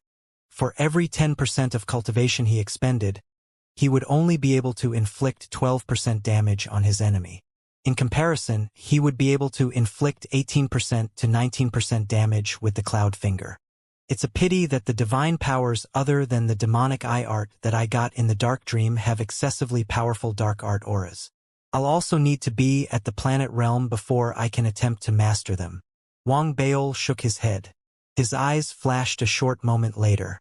I still have an intrinsic gift, though. Its effects might be limited elsewhere, but I should be able to optimize such effects in the graveyard of stars. This intrinsic gift is an ability that I acquired when I got my stellar nascent soul, the ability to amplify my power through surrounding planets. The bigger the planet, the more powerful I am. Similarly, the closer I am to the planet, the more powerful I get too. In fact, I become stronger with more planets around me. The thought of that was a great boost to Wang Bail's confidence. He became more assured of his chances in the graveyard of stars. As he was about to deliberate further on his plans, alarm flashed across his face suddenly. He snapped his head up and stared into the distant cosmos. With the aid of the eye of the eternal star, he managed to sense a powerful wave of spirit energy coming from that direction. It dazzled with the brilliance of an eternal star, its blinding light flaring up suddenly and casting its brilliance across half of the divine eye civilization. At the border of the divine eye civilization and the edge of this sea of light, 2 figures gradually materialized. One was a young man with an arrogant look on his face. The other was an old man dressed in golden robes. The old man was like the sun, As his form materialized into a distinct shape, he seemed to sense something. The old man glanced at the eternal star that Wang Baol was on. White noise exploded in Wang Baol's mind when the old man's eyes fell upon him. The eternal star that he was on erupted instantly, erecting a successful defense against the old man's powerful gaze. It didn't stop Wang Baol from shuddering at the unexpected look. His cultivation became unstable. An eternal star realm cultivator. The brief glance sent Wang Baol's heart racing and his cultivation into instability. That man was an eternal star realm cultivator. If one were to search the entire never-ending Dao domain, one would find planet realm cultivators to be regarded as mighty figures who had risen above the rest. No matter which faction such a cultivator belonged to, he or she would have a place in its upper echelons. The even more powerful eternal star realm cultivators, then, were naturally regarded as the rulers and kings. A civilization that had an eternal star realm cultivator holding the fort was generally safe from other civilizations in the same holy domain. As long as the civilization didn't antagonize other civilizations in the same domain, the latter wouldn't try to intrude upon the former easily as well. The Violet Gold civilization reigned supreme in the 19th domain under the Left Dao holy domain, and yet such a powerful civilization had only 3 eternal star realm cultivators. Of course, that didn't take into account the fact that the cultivation of the civilization's patriarch was almost at the star domain realm. This only served to show the status that was accorded an eternal star realm cultivator in the never-ending Dao domain. As for the eternal star cultivator that had just appeared in the Divine Eye civilization, he wasn't the patriarch of the Violet Gold civilization but one of the other remaining 2 eternal star realm cultivators of the civilization. The cultivators of the various sects in the Violet Gold civilization addressed him as Taoist Lin Hai. He hadn't brought along with him a great army, merely bringing one person. He hadn't traveled the cosmos but had spent considerable resources to purchase the ability to teleport across the holy domain. He glanced at the Divine Eye civilization's Eye of the Eternal Star after he had appeared. The look in his eyes was cold. He didn't appear to pay much attention to the Eye of the Eternal Star. Instead, he stood where he had appeared and spoke coolly. "Step forward, Sect Lord of the Heavenly Spirit Sect." His voice wasn't loud, nor was it booming with power, but it swept across the entire Divine Eye civilization and erupted like a deafening thunder in the minds of every living entity in the civilization. Even Wang Baol, who was in the Eye of the Eternal Star, heard those words in his head. A dark look descended on his face. He had predicted that the Violet Gold civilization would send an eternal star realm cultivator to the Divine Eye civilization, but he still failed to keep his composure when his prediction came true. An eternal star realm cultivator. Wang Baol muttered to himself. He stopped keeping such a close eye on what was going on outside the eternal star and started to observe from a distance. He began running through his plans as well, contemplating whether he should make any changes. At that juncture, Taoist Lin Hai's words had spread all across the Divine Eye civilization. Every cultivator in the Divine Eye civilization shuddered when they heard that voice. It didn't matter what they had been doing a moment earlier. Even the patriarch of the Divine Sovereign Justice sect wasn't spared. His body trembled as his breathing grew uneven, and he snapped his head up instantly, staring into the skies above the Divine Eye civilization. A second sun had appeared. He wasn't the only one to have observed that sight. The moment Taoist Lin Hai descended upon the civilization, numerous people in the Divine Eye civilization had looked up and seen the peculiar sight in the sky. In the clear skies, where only a single sun should have been, appeared a second sun. As fear and trepidation rippled across the populace, the Heavenly Spirit Sect's Sect Lord unleashed his full speed and raced away. He didn't have the time to summon the Spirit Immortal Realm cultivators in his sect. Instead, he raced off alone and finally arrived before Taoist Lin Hai after 15 minutes. Upon his arrival, he immediately cupped his fists in greeting and bowed deeply. "Your humble junior Yuan Lingzi greets the esteemed Taoist Lin Hai, Sect Lord of the Heavenly Spirit Sect. Will you admit to your mistakes?" The one who spoke wasn't Taoist Lin Hai but the handsome young man who was dressed in lavish robes and standing next to him. It was obvious that this young man was well respected in the Violet Gold civilization. Even though he was merely at the perfected spirit immortal realm, he spoke confidently, and his words were sharp and filled with disapproval. He didn't seem to hold any regard for the Heavenly Spirit Sect's sect lord. The sect lord of the Heavenly Spirit Sect was furious, but he dared not offend the cultivator before him. Therefore, he lowered his head and spoke hastily. Esteemed Tao disciple, we did encounter unexpected difficulties during our battle with the divine I civilization, but the outcome of the war remained unchanged. We have obtained a placement for the Graveyard of Stars. The sect lord ended his speech, then cupped his fists at the expressionless Taoist Lin Hai. He reported everything that had happened since his sect had arrived at the divine I civilization, including the problems that they had encountered and how they had solved those problems. He dared not hide anything from Taoist Lin Hai. He knew that the Tao disciple was only concerned about his placement for the Graveyard of Stars. As for Taoist Lin Hai, his concerns were probably for the right-hand elder's death. After all, the Xia family was involved in the matter. The young man sighed privately in relief when he heard the sect lord's reply. He didn't care about anything else. He didn't even care if the Heavenly Spirit Sect was wiped out. The only thing he cared about was a placement for the Graveyard of Stars. Despite his status in the Violet Gold civilization, he had to fight hard for this opportunity. It was going to determine his future. After getting his answer, he remained silent. He then looked around and began studying the divine I civilization. He didn't think much of this place, which looked impoverished in his eyes.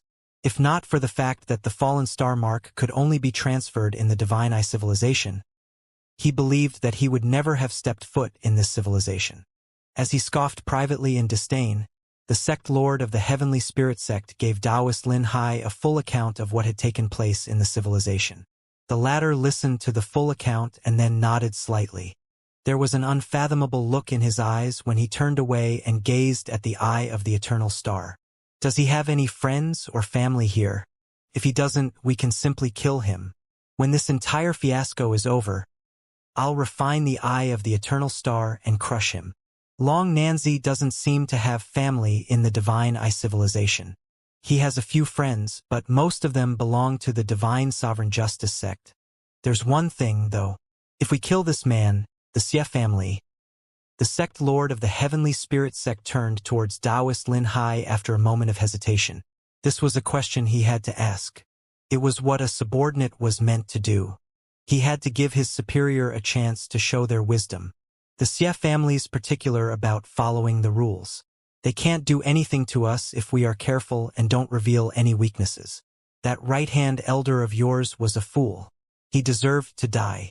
Besides, the one who got involved in his death is only a young member of the Xia family. Xia Haiyang's father has gotten himself into trouble with a powerful man, and his son is running around trying to find someone who knows that man. He doesn't have time for a lowly little spirit immortal realm cultivator. Taoist Lin Hai said coolly before turning his head towards the young man standing next to him. Xing Ling, prepare yourself during this period. The fallen star boat will make its way here soon.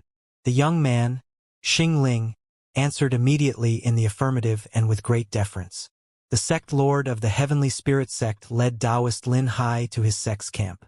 The latter stationed himself at the camp, releasing his cultivation and suppressing the eye of the eternal star that Wang Baol was on instantly. The eternal star's radiance faded considerably, and Wang Baol was instantly on his guard. Time passed steadily. During that time, Wang Baol dared not attempt surveillance on the Heavenly Spirit Sect again.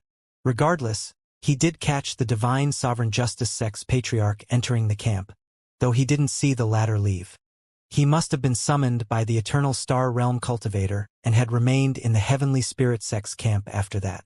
Tension began to rise across the entire Divine I civilization after the arrival of the Eternal Star Realm Cultivator. The general populace was unused to his arrival and seized by fear. As for Wang Baol, he didn't escape unscathed. He knew that the Eternal Star Realm Cultivator had released his cultivation intentionally.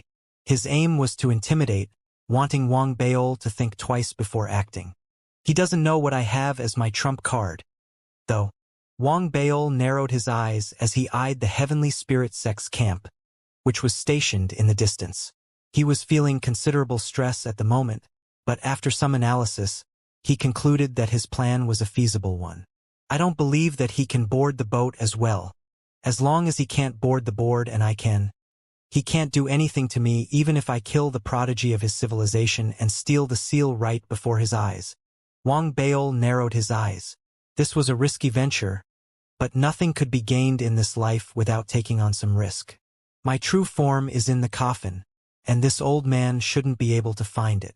The coffin isn't any ordinary coffin, after all.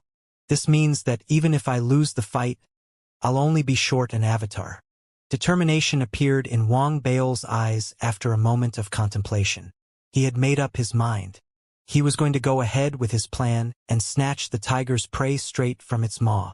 Another 2 weeks passed. In that time, the Violet Gold Civilization, the Divine Eye Civilization, and Wang Baol had prepared themselves fully. Now, they waited only for entry to the Graveyard of Stars to be activated. Beyond the Divine Eye Civilization, the spirit boat that Wang Baol had bumped into had entered the Divine Eye Civilization silently. It didn't advance further into the civilization and was instead hovering at its borders. The number of prodigies on the boat had increased from the initial 3 dozen or so to include another dozen. There were now almost 50 passengers on board the boat. The paper ferryman looked up as the boat stopped in the cosmos. It gazed into the direction of the heavenly spirit sect's camp, raised its right hand, and began gesturing slowly in the same direction. The sound of weeping, a summoning call, began to fill the cosmos.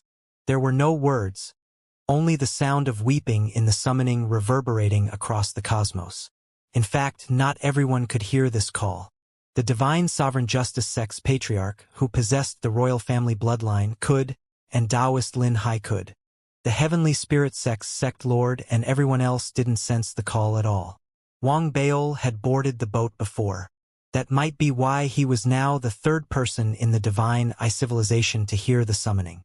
With a boost from the eye of the eternal star, he sent his divine will sweeping across the cosmos and saw the paper human cutout on the spirit boat. It's here. Wang Baol perked up. The fallen star boat. Taoist Lin Hai had been meditating in the heavenly spirit sect's camp when he suddenly opened his eyes. He stared at the spirit boat, then vanished suddenly. When he reappeared again, he was standing next to the Tao disciple of his civilization, Xingling. Xingling had been meditating as well, but his current status and level of cultivation weren't sufficiently high enough for him to hear the summoning call of the spirit boat. He had been prepared for it, though. Unconcealed glee appeared in his eyes when he saw the cultivator standing before him. Patriarch, this is your chance, Taoist Lin Hai said coolly. With a flip of his sleeve, he took Xingling away. Alongside went the patriarch of the Divine Sovereign Justice Sect. There was a look of peace on his face. He didn't show any signs of struggle. He knew that the time had come for him to fulfill his end of the deal. He knew the value of his fallen star mark. If he hadn't been at the planet realm, he might not have gone so easily. He might have decided to just wing it. But he was at the mid-stage planet realm now. His planet might be an ordinary spirit star, but what he was truly concerned with was how he could get an opportunity to break through and attain the late-stage planet realm. Taoist Lin Hai and he had reached an agreement previously, and he had agreed to the terms of their deal of his own accord. He was willing to help the Violet Gold Civilization enslave the Divine Eye Civilization, and he was also willing to become a member of the Violet Gold Civilization and a vassal of Taoist Lin Hai's sect for the next 500 years. In exchange, Taoist Lin Hai would aid him in crossing the hurdle in his cultivation and attaining the late-stage planet realm. This goes to show that I'm the biggest winner in the Divine Eye Civilization. The Divine Sovereign Justice Sect's patriarch was extremely pleased with the outcome of his deal and with the plan that he had concocted out of thin air. He had earned everything that he had gotten. Regardless of how he felt, he was still besieged by slight hesitation when Taoist Lin Hai led him across the cosmos and brought him to the edge of the Divine Eye Civilization, to stand before the ancient-looking spirit boat. It wasn't a particularly big boat, but the antiquity that exuded from it was strong. It seemed to have been around for a very long time and appeared as a vessel of unspoken opportunity. There were dozens of men and women on the boat, with every one of them clearly being the chosen one of their respective civilizations. This was a good opportunity for him to gain allies. There was also the creepy paper human cutout on the boat. Its eerie aura gave one the impression that this was a boat that was headed for the future. What if I destroy my own planet, plunge back to the perfected spirit immortal realm, and try to get a place on the boat with my mark? Would it be worth it? The thought flashed across the patriarch's mind before being dispelled immediately. He then turned and gave Taoist Lin Hai a deep bow. Patriarch, I'm ready. Taoist Lin Hai appeared calm, but his divine will had been focused on the divine sovereign justice sex patriarch all this while. This was a critical moment in their deal. He might have had to resort to force if the patriarch decided not to fulfill his end of the deal. He eyed the submissive look that the divine sovereign justice sex patriarch gave him and finally nodded slowly.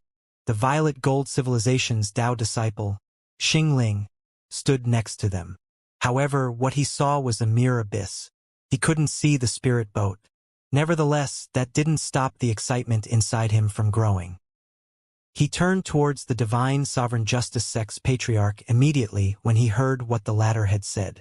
The divine sovereign justice sex patriarch didn't hesitate as the other two cultivators stared at him. He lifted his right hand and smacked himself hard on the forehead, causing the white mark on his forehead to erupt into a glaring light instantly. It was as white as a sheet of paper. The light surged outwards and seemed to transform into a kind of connection with the spirit boat. It seemed to be guiding him towards the spirit boat. The divine sovereign justice sex patriarch spoke then. Esteemed envoy, please bear witness as I make my proclamation. I am transferring my place on the boat to this man of my own accord. The patriarch pointed at Xingling as he spoke. With the aid of the eye of the eternal star, Wang Baol managed to watch the scene unfold before him clearly. He saw the young men and women on the spirit boat. Some of them had opened their eyes, and they didn't seem surprised by the proclamation. There was scorn and condescension in the eyes of a few passengers too. It was clear that they knew that a deal was taking place before them, and it was obvious that this deal was going to go through. That was indeed the case. Upon hearing the proclamation of the divine sovereign justice sex patriarch, the ferryman on the boat nodded slightly. The white light that had enveloped the patriarch charged towards Xingling, cloaking him in a blinding light. A paper card appeared in his hand then. Xingling could see the spirit boat now, could see the prodigies seated on the boat and the paper human cutout. His heart overflowed with emotion. He cupped his fists and saluted Taoist Lin Hai.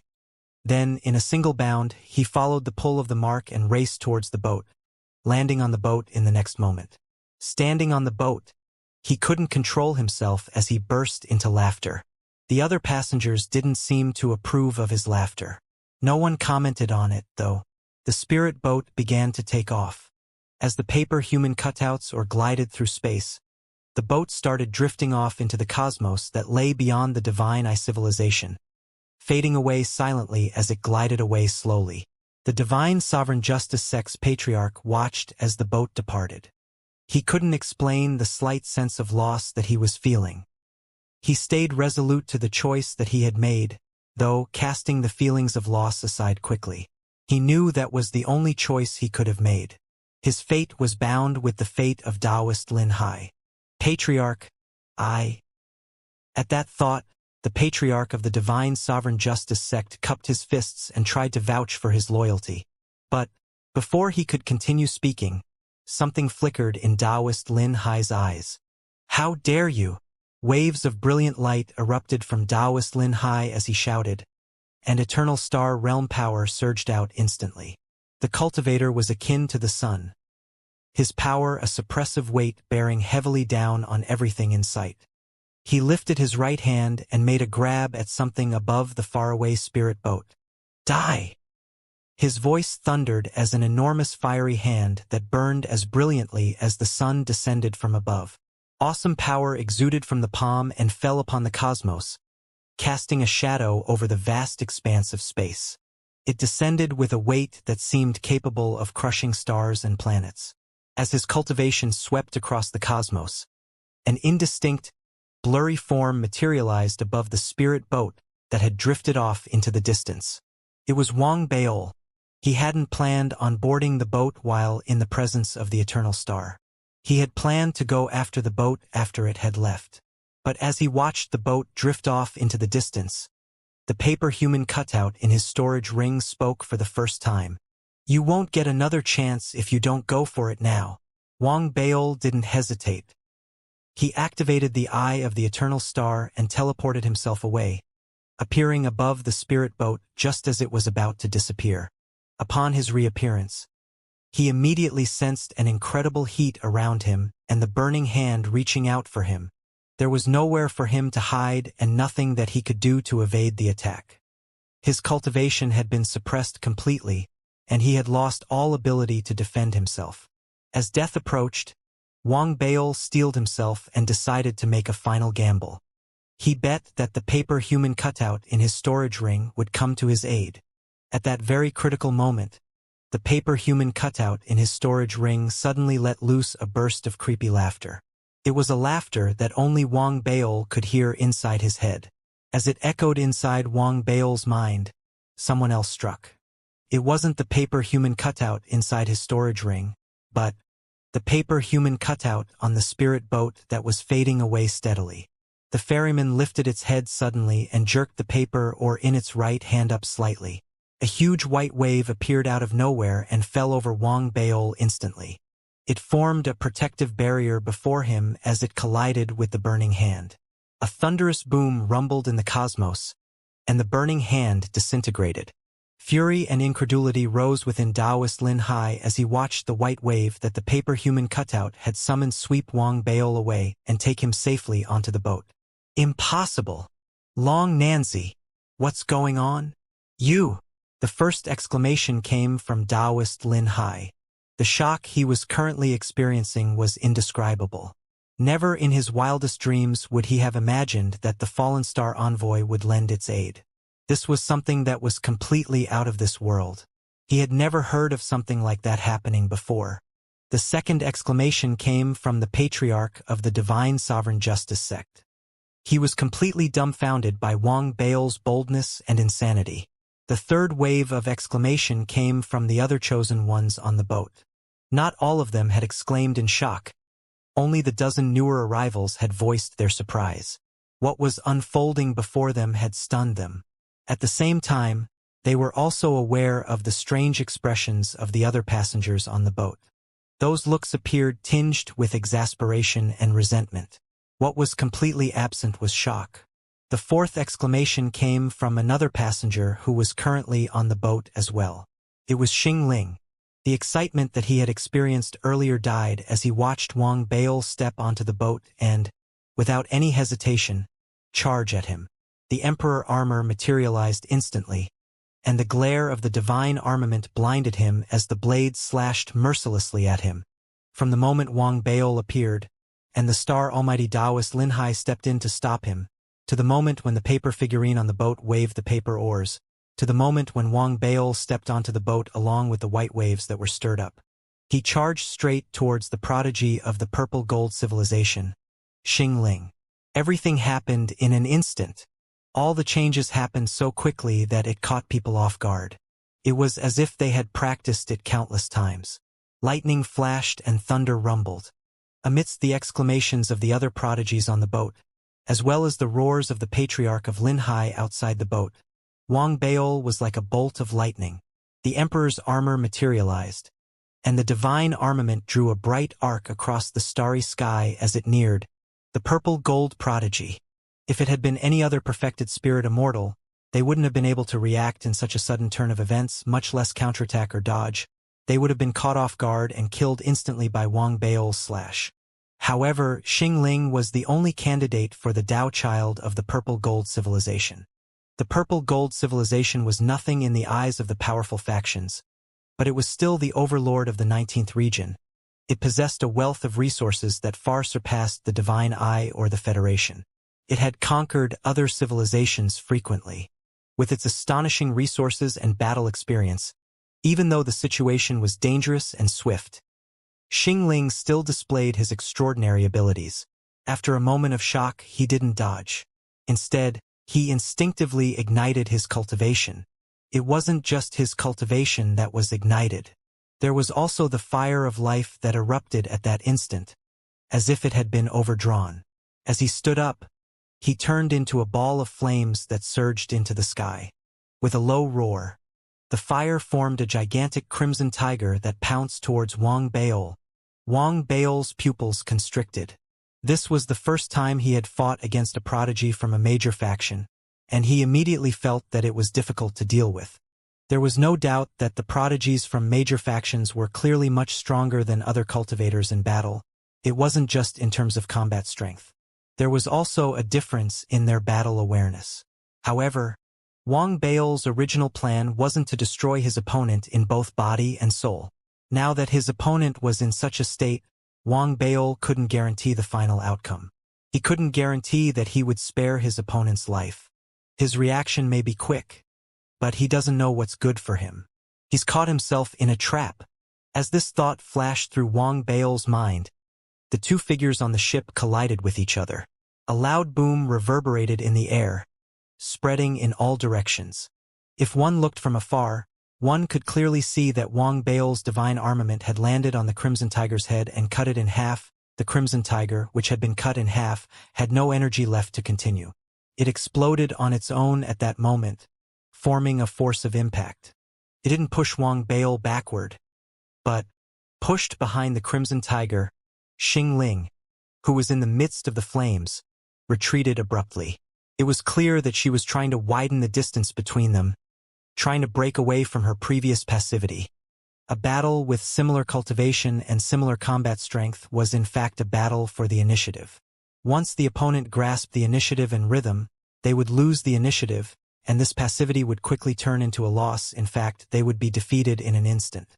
Therefore, when the prodigy of the purple gold civilization, Xingling, made his move, the other prodigies around him immediately retreated rapidly. At the same time, they couldn't help but reveal a strange look in their eyes. It was obvious that Xingling's reaction and his decisiveness in burning his cultivation and life at the critical moment had gained some of their approval. Wang Baol was equally experienced in combat. He had known from a long time ago the importance of taking the initiative. Now that he saw that his opponent was about to retreat, how could he agree? He didn't want to delay the battle for too long. Even though he was on the boat now, the paper figurine had helped him arrive, but he didn't have a spot. Outside, the Linhai Patriarch was filled with rage, causing the surrounding starry skies to distort. He had to obtain the mark as soon as possible. Otherwise, once he was expelled from the boat, what awaited him would be death. That was indeed the case. After Wang Baol appeared, he immediately boarded the ship and attacked his chosen one. His attack was too ferocious, and the change was too sudden. The rage in Patriarch Linhai's heart was enough to burn the entire God's Eye civilization. As his face was damaged, his cultivation erupted crazily. When he saw his chosen one burning his cultivation, his killing intent and anger towards Wang Baol reached its peak. "You little bastard, you're courting death," he growled. The Linhai Patriarch went mad. A gigantic phantom image of a star appeared behind him. The gigantic fireball emitted an indescribable heat and pressure as it charged towards the ghost ship, intending to board it forcefully. However, the ghost ship was not something that he could touch as a star. If the ship from the fallen star was truly that fragile, then the secret of the fallen star would have long been in the hands of the Weiyang clan. It would no longer be a legendary land. It would become the personal property of the Weiyang clan. Therefore, it was destined that all of the actions of the Linhai clan patriarch would be in vain. That was exactly the case.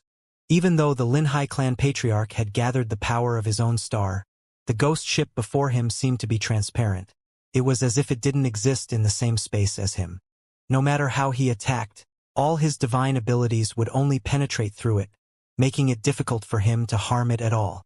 Seeing this, even though Wang Baol chose to ignore it, the sense of urgency in his heart was still strong. Therefore, while the purple gold civilization's prodigy, Xingling, was filled with killing intent, and as if the rage in his heart was rising rapidly, He used the Scarlet Tiger to retreat. A cold glint flashed in Wang Baol's eyes. He raised his right hand and took out the megaphone that he had remodeled from his storage bag. After the modification, the megaphone had surpassed the 9th grade. It hadn't reached the level of a divine weapon yet, but it had reached the level where it could adapt to the spirit immortal realm. Wang Baol was especially anxious at the moment, so he didn't hesitate to damage it. The moment he took it out, he placed it right in front of him and roared with all his might. Roar! The roar was like a sudden clap of thunder. After being absorbed by the megaphone, it was channeled with all its might and amplified. It erupted with a frequency that was several times higher than normal. A violent sonic boom and shocking ripples that could be seen with the naked eye were formed. Cracking sounds could be heard coming from within the megaphone. It was clear that it could not hold on any longer and was operating at an overload rate. The speed of the ripples was too fast. In the next instant, they covered Xingling, who was trying to retreat. The sound was difficult to describe, and it was enough to make anyone who heard it go deaf for a short period of time. It would then affect their minds and cause them to feel dizzy. The minds of all the chosen in the area began to buzz. Their expressions were blank for a moment, then filled with shock and shock. If they were already in such a state, then there was no need to even mention Xingling, who was injured and burning his cultivation base. The instant he was covered by the ripples, he felt as if he had been struck by a powerful force. His body trembled, and he let out a blood-curdling scream. His ears lost their hearing instantly, and his vision blurred. An uncontrollable dizziness made him lose his ability to fight. He wanted to resist, but how could Wang Baol give him the chance? The moment his opponent lost his ability to fight, Wang Baol approached him at lightning speed. When the Linhai Patriarch saw this, his eyes were about to pop out of their sockets, and he let out a low growl. "You little bastard! How dare you snatch the token and hurt someone? I swear that I will destroy all living beings in your God-eye civilization. Are you threatening me?" Wang Baol snorted coldly.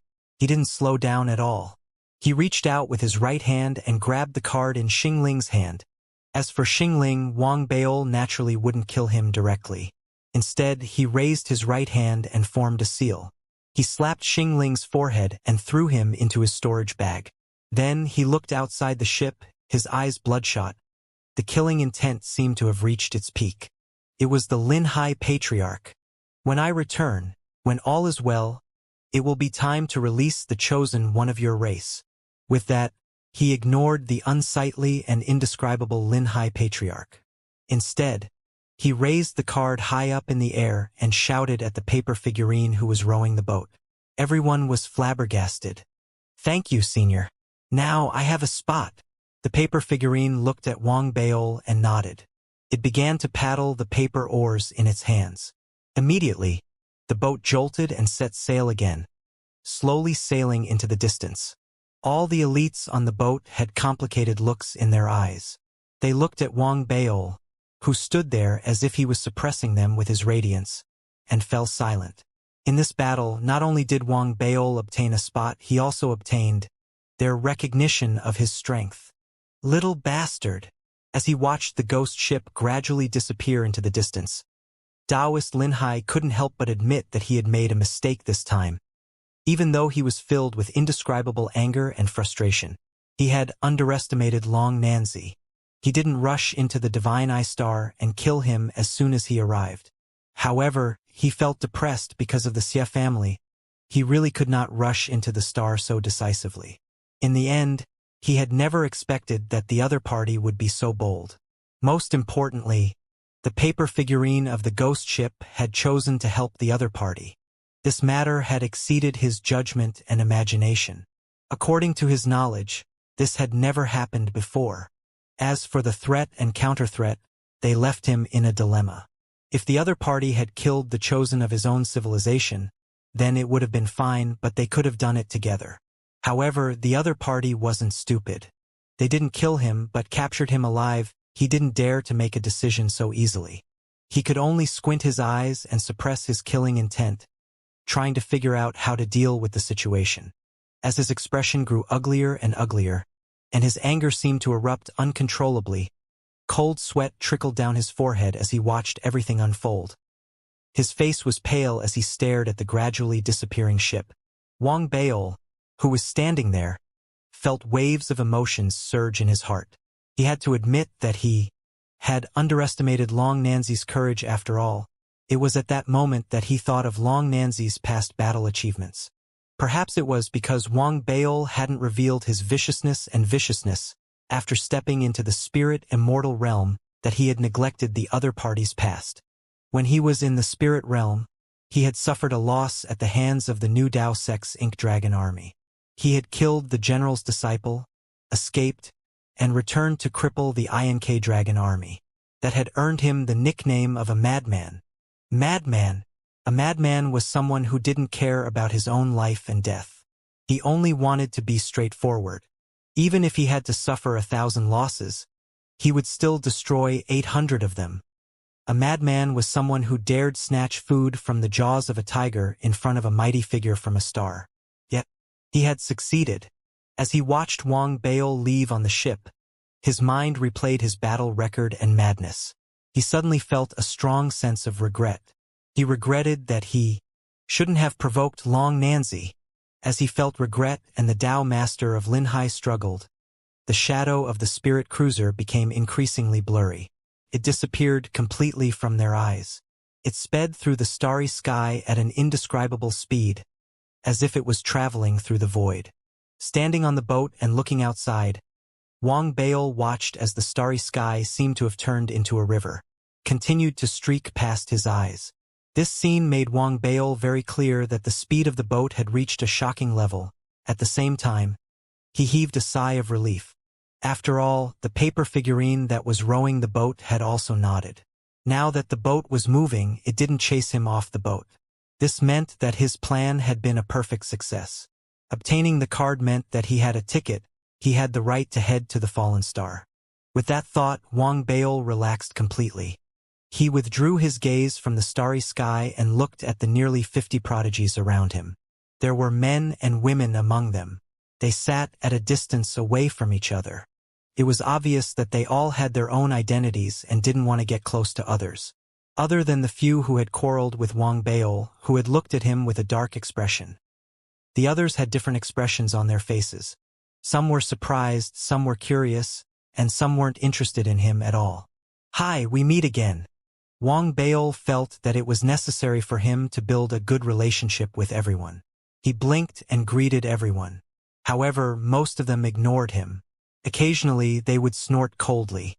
It was clear that even though his abilities were recognized, the way he boarded the ship seemed to have violated some taboos, which made everyone displeased. "Ingrate. No matter what, I helped them row the ship back then." Wang Baol snorted inwardly, thinking to himself, "If you ignore me, I will ignore you." With that thought in mind, Wang Baol couldn't be bothered to repair his relationship. He could tell that these people were very proud. However, he also admitted that the prodigies on the boat did have the right to be proud.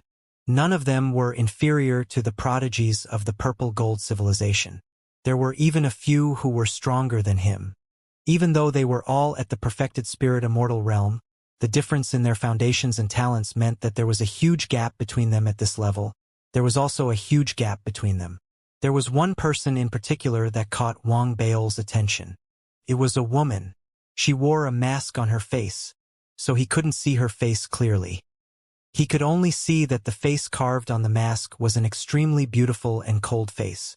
Wang Baol had just taken a few glances when the woman seemed to notice something. She looked at Wang Baol as well. There wasn't a hint of emotion in her eyes.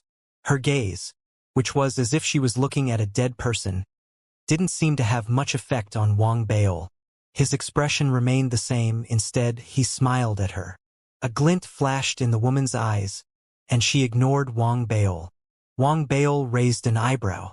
He thought to himself, with his status as the most handsome man in the Federation and his appearance, he smiled at her. She actually ignored him, and he snorted in his heart. Most people who wear a beauty mask are probably too ugly. After muttering to himself, Wang Baol found an empty space and sat there, thinking about the gains and losses of this trip and how he would use his relationship with the paper figurine in his storage ring after arriving at the meteorite land. He would be able to obtain good fortune through this opportunity. I'll be promoted to a planet. Wang Baol narrowed his eyes filled with anticipation. Time passed slowly. The spirit cruiser continued to move forward without a pause, as if Wang Baol was the last person to board the ship. As he meditated for the past few days, he could no longer sit still. It was simply too quiet. No one spoke, not even moving. Everyone sat there silently meditating, waiting for the journey to end. The first few days were fine, but after more than 10 days, Wang Baol felt that it was too boring to continue like this. Under the scrutiny of others, he stood up and walked to the head of the boat. "Senior, you've worked hard. Let me help you row. Do you still remember? I love rowing the most." The moment Wang Baol spoke, he immediately attracted the attention of even more people.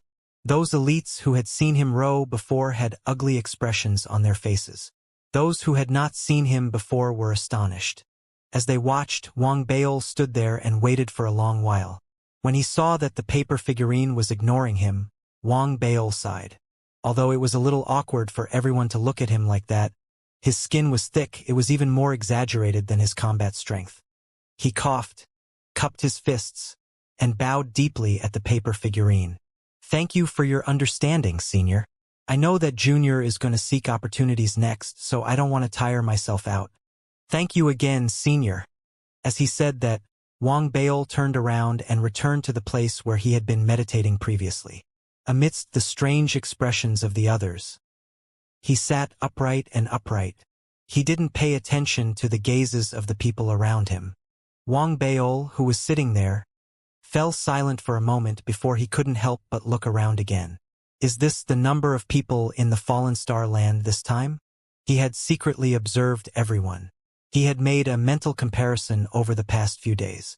Other than the woman in the mask, the others were also far ahead of their peers. However, he felt that it would not be difficult for him to defeat them.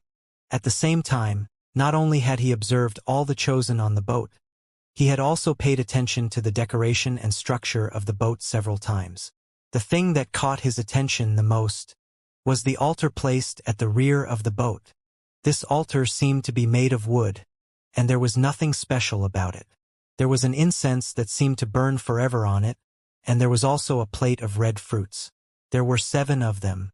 Wang Baol, who had nothing to do at the moment, felt that since he could no longer continue rowing, his attention was involuntarily drawn to the fruits.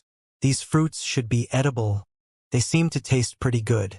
Wang Baol looked at the fruits, blinked, and instinctively rubbed his stomach. Wang Baol didn't think that he was greedy. It was because the red fruit was very tempting and looked delicious. That was why he couldn't help but want to eat it. That must be the case. Otherwise, as an origin dermic body, I don't even have real internal organs. Why would I want to eat? Wang Baol rubbed his belly and looked at the red fruits. He found them even more repulsive. Wang Baol felt that he had to eat these repulsive foods. That would be the greatest punishment for them. With that thought, he was instantly energized. However, Wang Baol also understood it was obvious that many of the fruits had been placed there. Furthermore, no one else had taken them after so many days. That was enough to explain the problem. It was almost certain that the fruits could not be obtained by the prodigies on the boat. Either there was a restriction or the paper figurine that was rowing the boat did not allow it. If there is a restriction, it's fine. At most, I won't punish them. But if the paper figurine doesn't allow it, Wang Baol blinked. He felt that he had some relationship with the paper figurine that was rowing the boat. The paper figurine in his storage ring must be related to the other party, and it was highly likely that they knew each other. This gave Wang Baol confidence. He thought that it was fine if he didn't let him help with the rowing and let him eat the fruit. Thinking of this, Wang Baol immediately stood up from his meditation. He stood up. He quickly attracted the attention of the surrounding elites. Wang Baol was undoubtedly an extremely unique individual among them. It was one thing for him to come up to row the boat previously, but now, with the help of the Fallen Star emissary, he had once again boarded the boat and snatched the spot in front of everyone. All of this meant that the other party was special. Therefore, even those who did not seem to care about his every move were actually paying attention to him. This was especially true for Li Linzi, Wang Yishan, and the others who had previously had conflicts with him. Although they appeared to be disdainful, they were secretly wary of Wang Beol. Now that Wang Beol had stood up again, they all looked over. As they watched, they saw Wang Beol stand up and head straight for the altar at the stern. Almost instantly, the spectators understood what Wang Beol was thinking. Is he going to eat the fruit? After understanding this, the elites didn't immediately express their emotions. Instead, they watched. After all, Wang Beol's previous performance was extraordinary. Furthermore, it was obvious that the attitude of the fallen star emissary towards him was different from that of the others. Therefore, even though they felt that the possibility of them wanting to eat the fruit was almost zero, they couldn't immediately make a judgment. Wang Beol ignored the stares of these people. At that moment, his body flashed and he quickly approached the stern of the ship. As he neared, he was about to step onto the altar. However, just as he neared the altar, suddenly the paper paddle in the rowing paperman's hand was raised. There was no need to cast any spells. A ripple spread out, and Wang Beol, who was approaching the altar, trembled. He felt a powerful force erupt from the altar, sweeping towards him like a landslide. He didn't have time to dodge, and he was instantly enveloped. It was as if he had been pushed hard. He lost his balance and fell back. His cultivation was even unstable at that moment, causing Wang Beol to feel as if the world was spinning around him. Seeing this, many of the onlookers around him sneered. They felt even more gratified. They had long been jealous of the meteorite emissary's attitude towards Wang Beol. Now, seeing that he was the same as them, they all felt happy. There must be something wrong with Xiadalu's head. These fruits have always been there. If we could move them as we please, we would have taken them away long ago. It seems like he's just a fool. The offerings on the meteorite ship have been recorded in various ancient records. Up until now, only one person has managed to obtain one. That person is the third prince of the Weiyang clan. With his outstanding talent, he received one as a gift, although everyone's thoughts remained in their minds. Even if Li Linzi and the others did not say anything, the disdain and ridicule on their faces became more obvious. This was especially so for Li Linzi. He seemed to feel that if he did not say anything, he would miss this opportunity to ridicule them. Therefore, under his disdainful expression, he laughed coldly. I didn't think that there would really be a fool. Don't you know that from ancient times until now, only one person has ever obtained the spirit soul fruit on the Starfall ship? Don't tell me you think you're the second person. Wang Yishan and the others burst into laughter. Listening to their laughter and seeing the expressions of the others around him, Wang Beol, who was slowly calming down his cultivation, felt a little disgusted. At the same time, he was also a little angry. He glared and thought to himself, I really don't believe it. He snorted and sat there with his right hand in his storage bag. He took out the wishing bottle. At that moment, he did not care about the side effects of the wishing bottle. Even if there was still lightning, the spirit ship would still be able to resist. With that thought in mind, he made a silent wish in his heart. I want that fruit. The bottle did not respond. I want to enter the altar. The bottle still did not respond. Wang Beol sighed in his heart. He felt increasingly disappointed with the wishing bottle. He thought for a moment and attempted to recite it again. I wish that the paper figurine on the boat won't stop me. As the words rang out in his heart, Wang Beol's body trembled violently. He could feel the heat that appeared on the wishing bottle in that instant. He couldn't help but feel nervous and excited. His breathing quickened slightly. He had only been indignant. He had only attempted to make a wish, but he hadn't expected to succeed after 3 attempts. He sat there and looked at the paper figurine that was still rowing. Wang Beol blinked, thought for a moment, and gritted his teeth. He put away the wishing bottle, and under the gazes of everyone around him, he stood up once again. Are you still going to try? Xiadalu, I admire your courage. You can do it. Li Linzi glanced at Wang Beol and mocked. Li Linzi, watch carefully for Daddy. Wang Beol was not a person who would be at a disadvantage.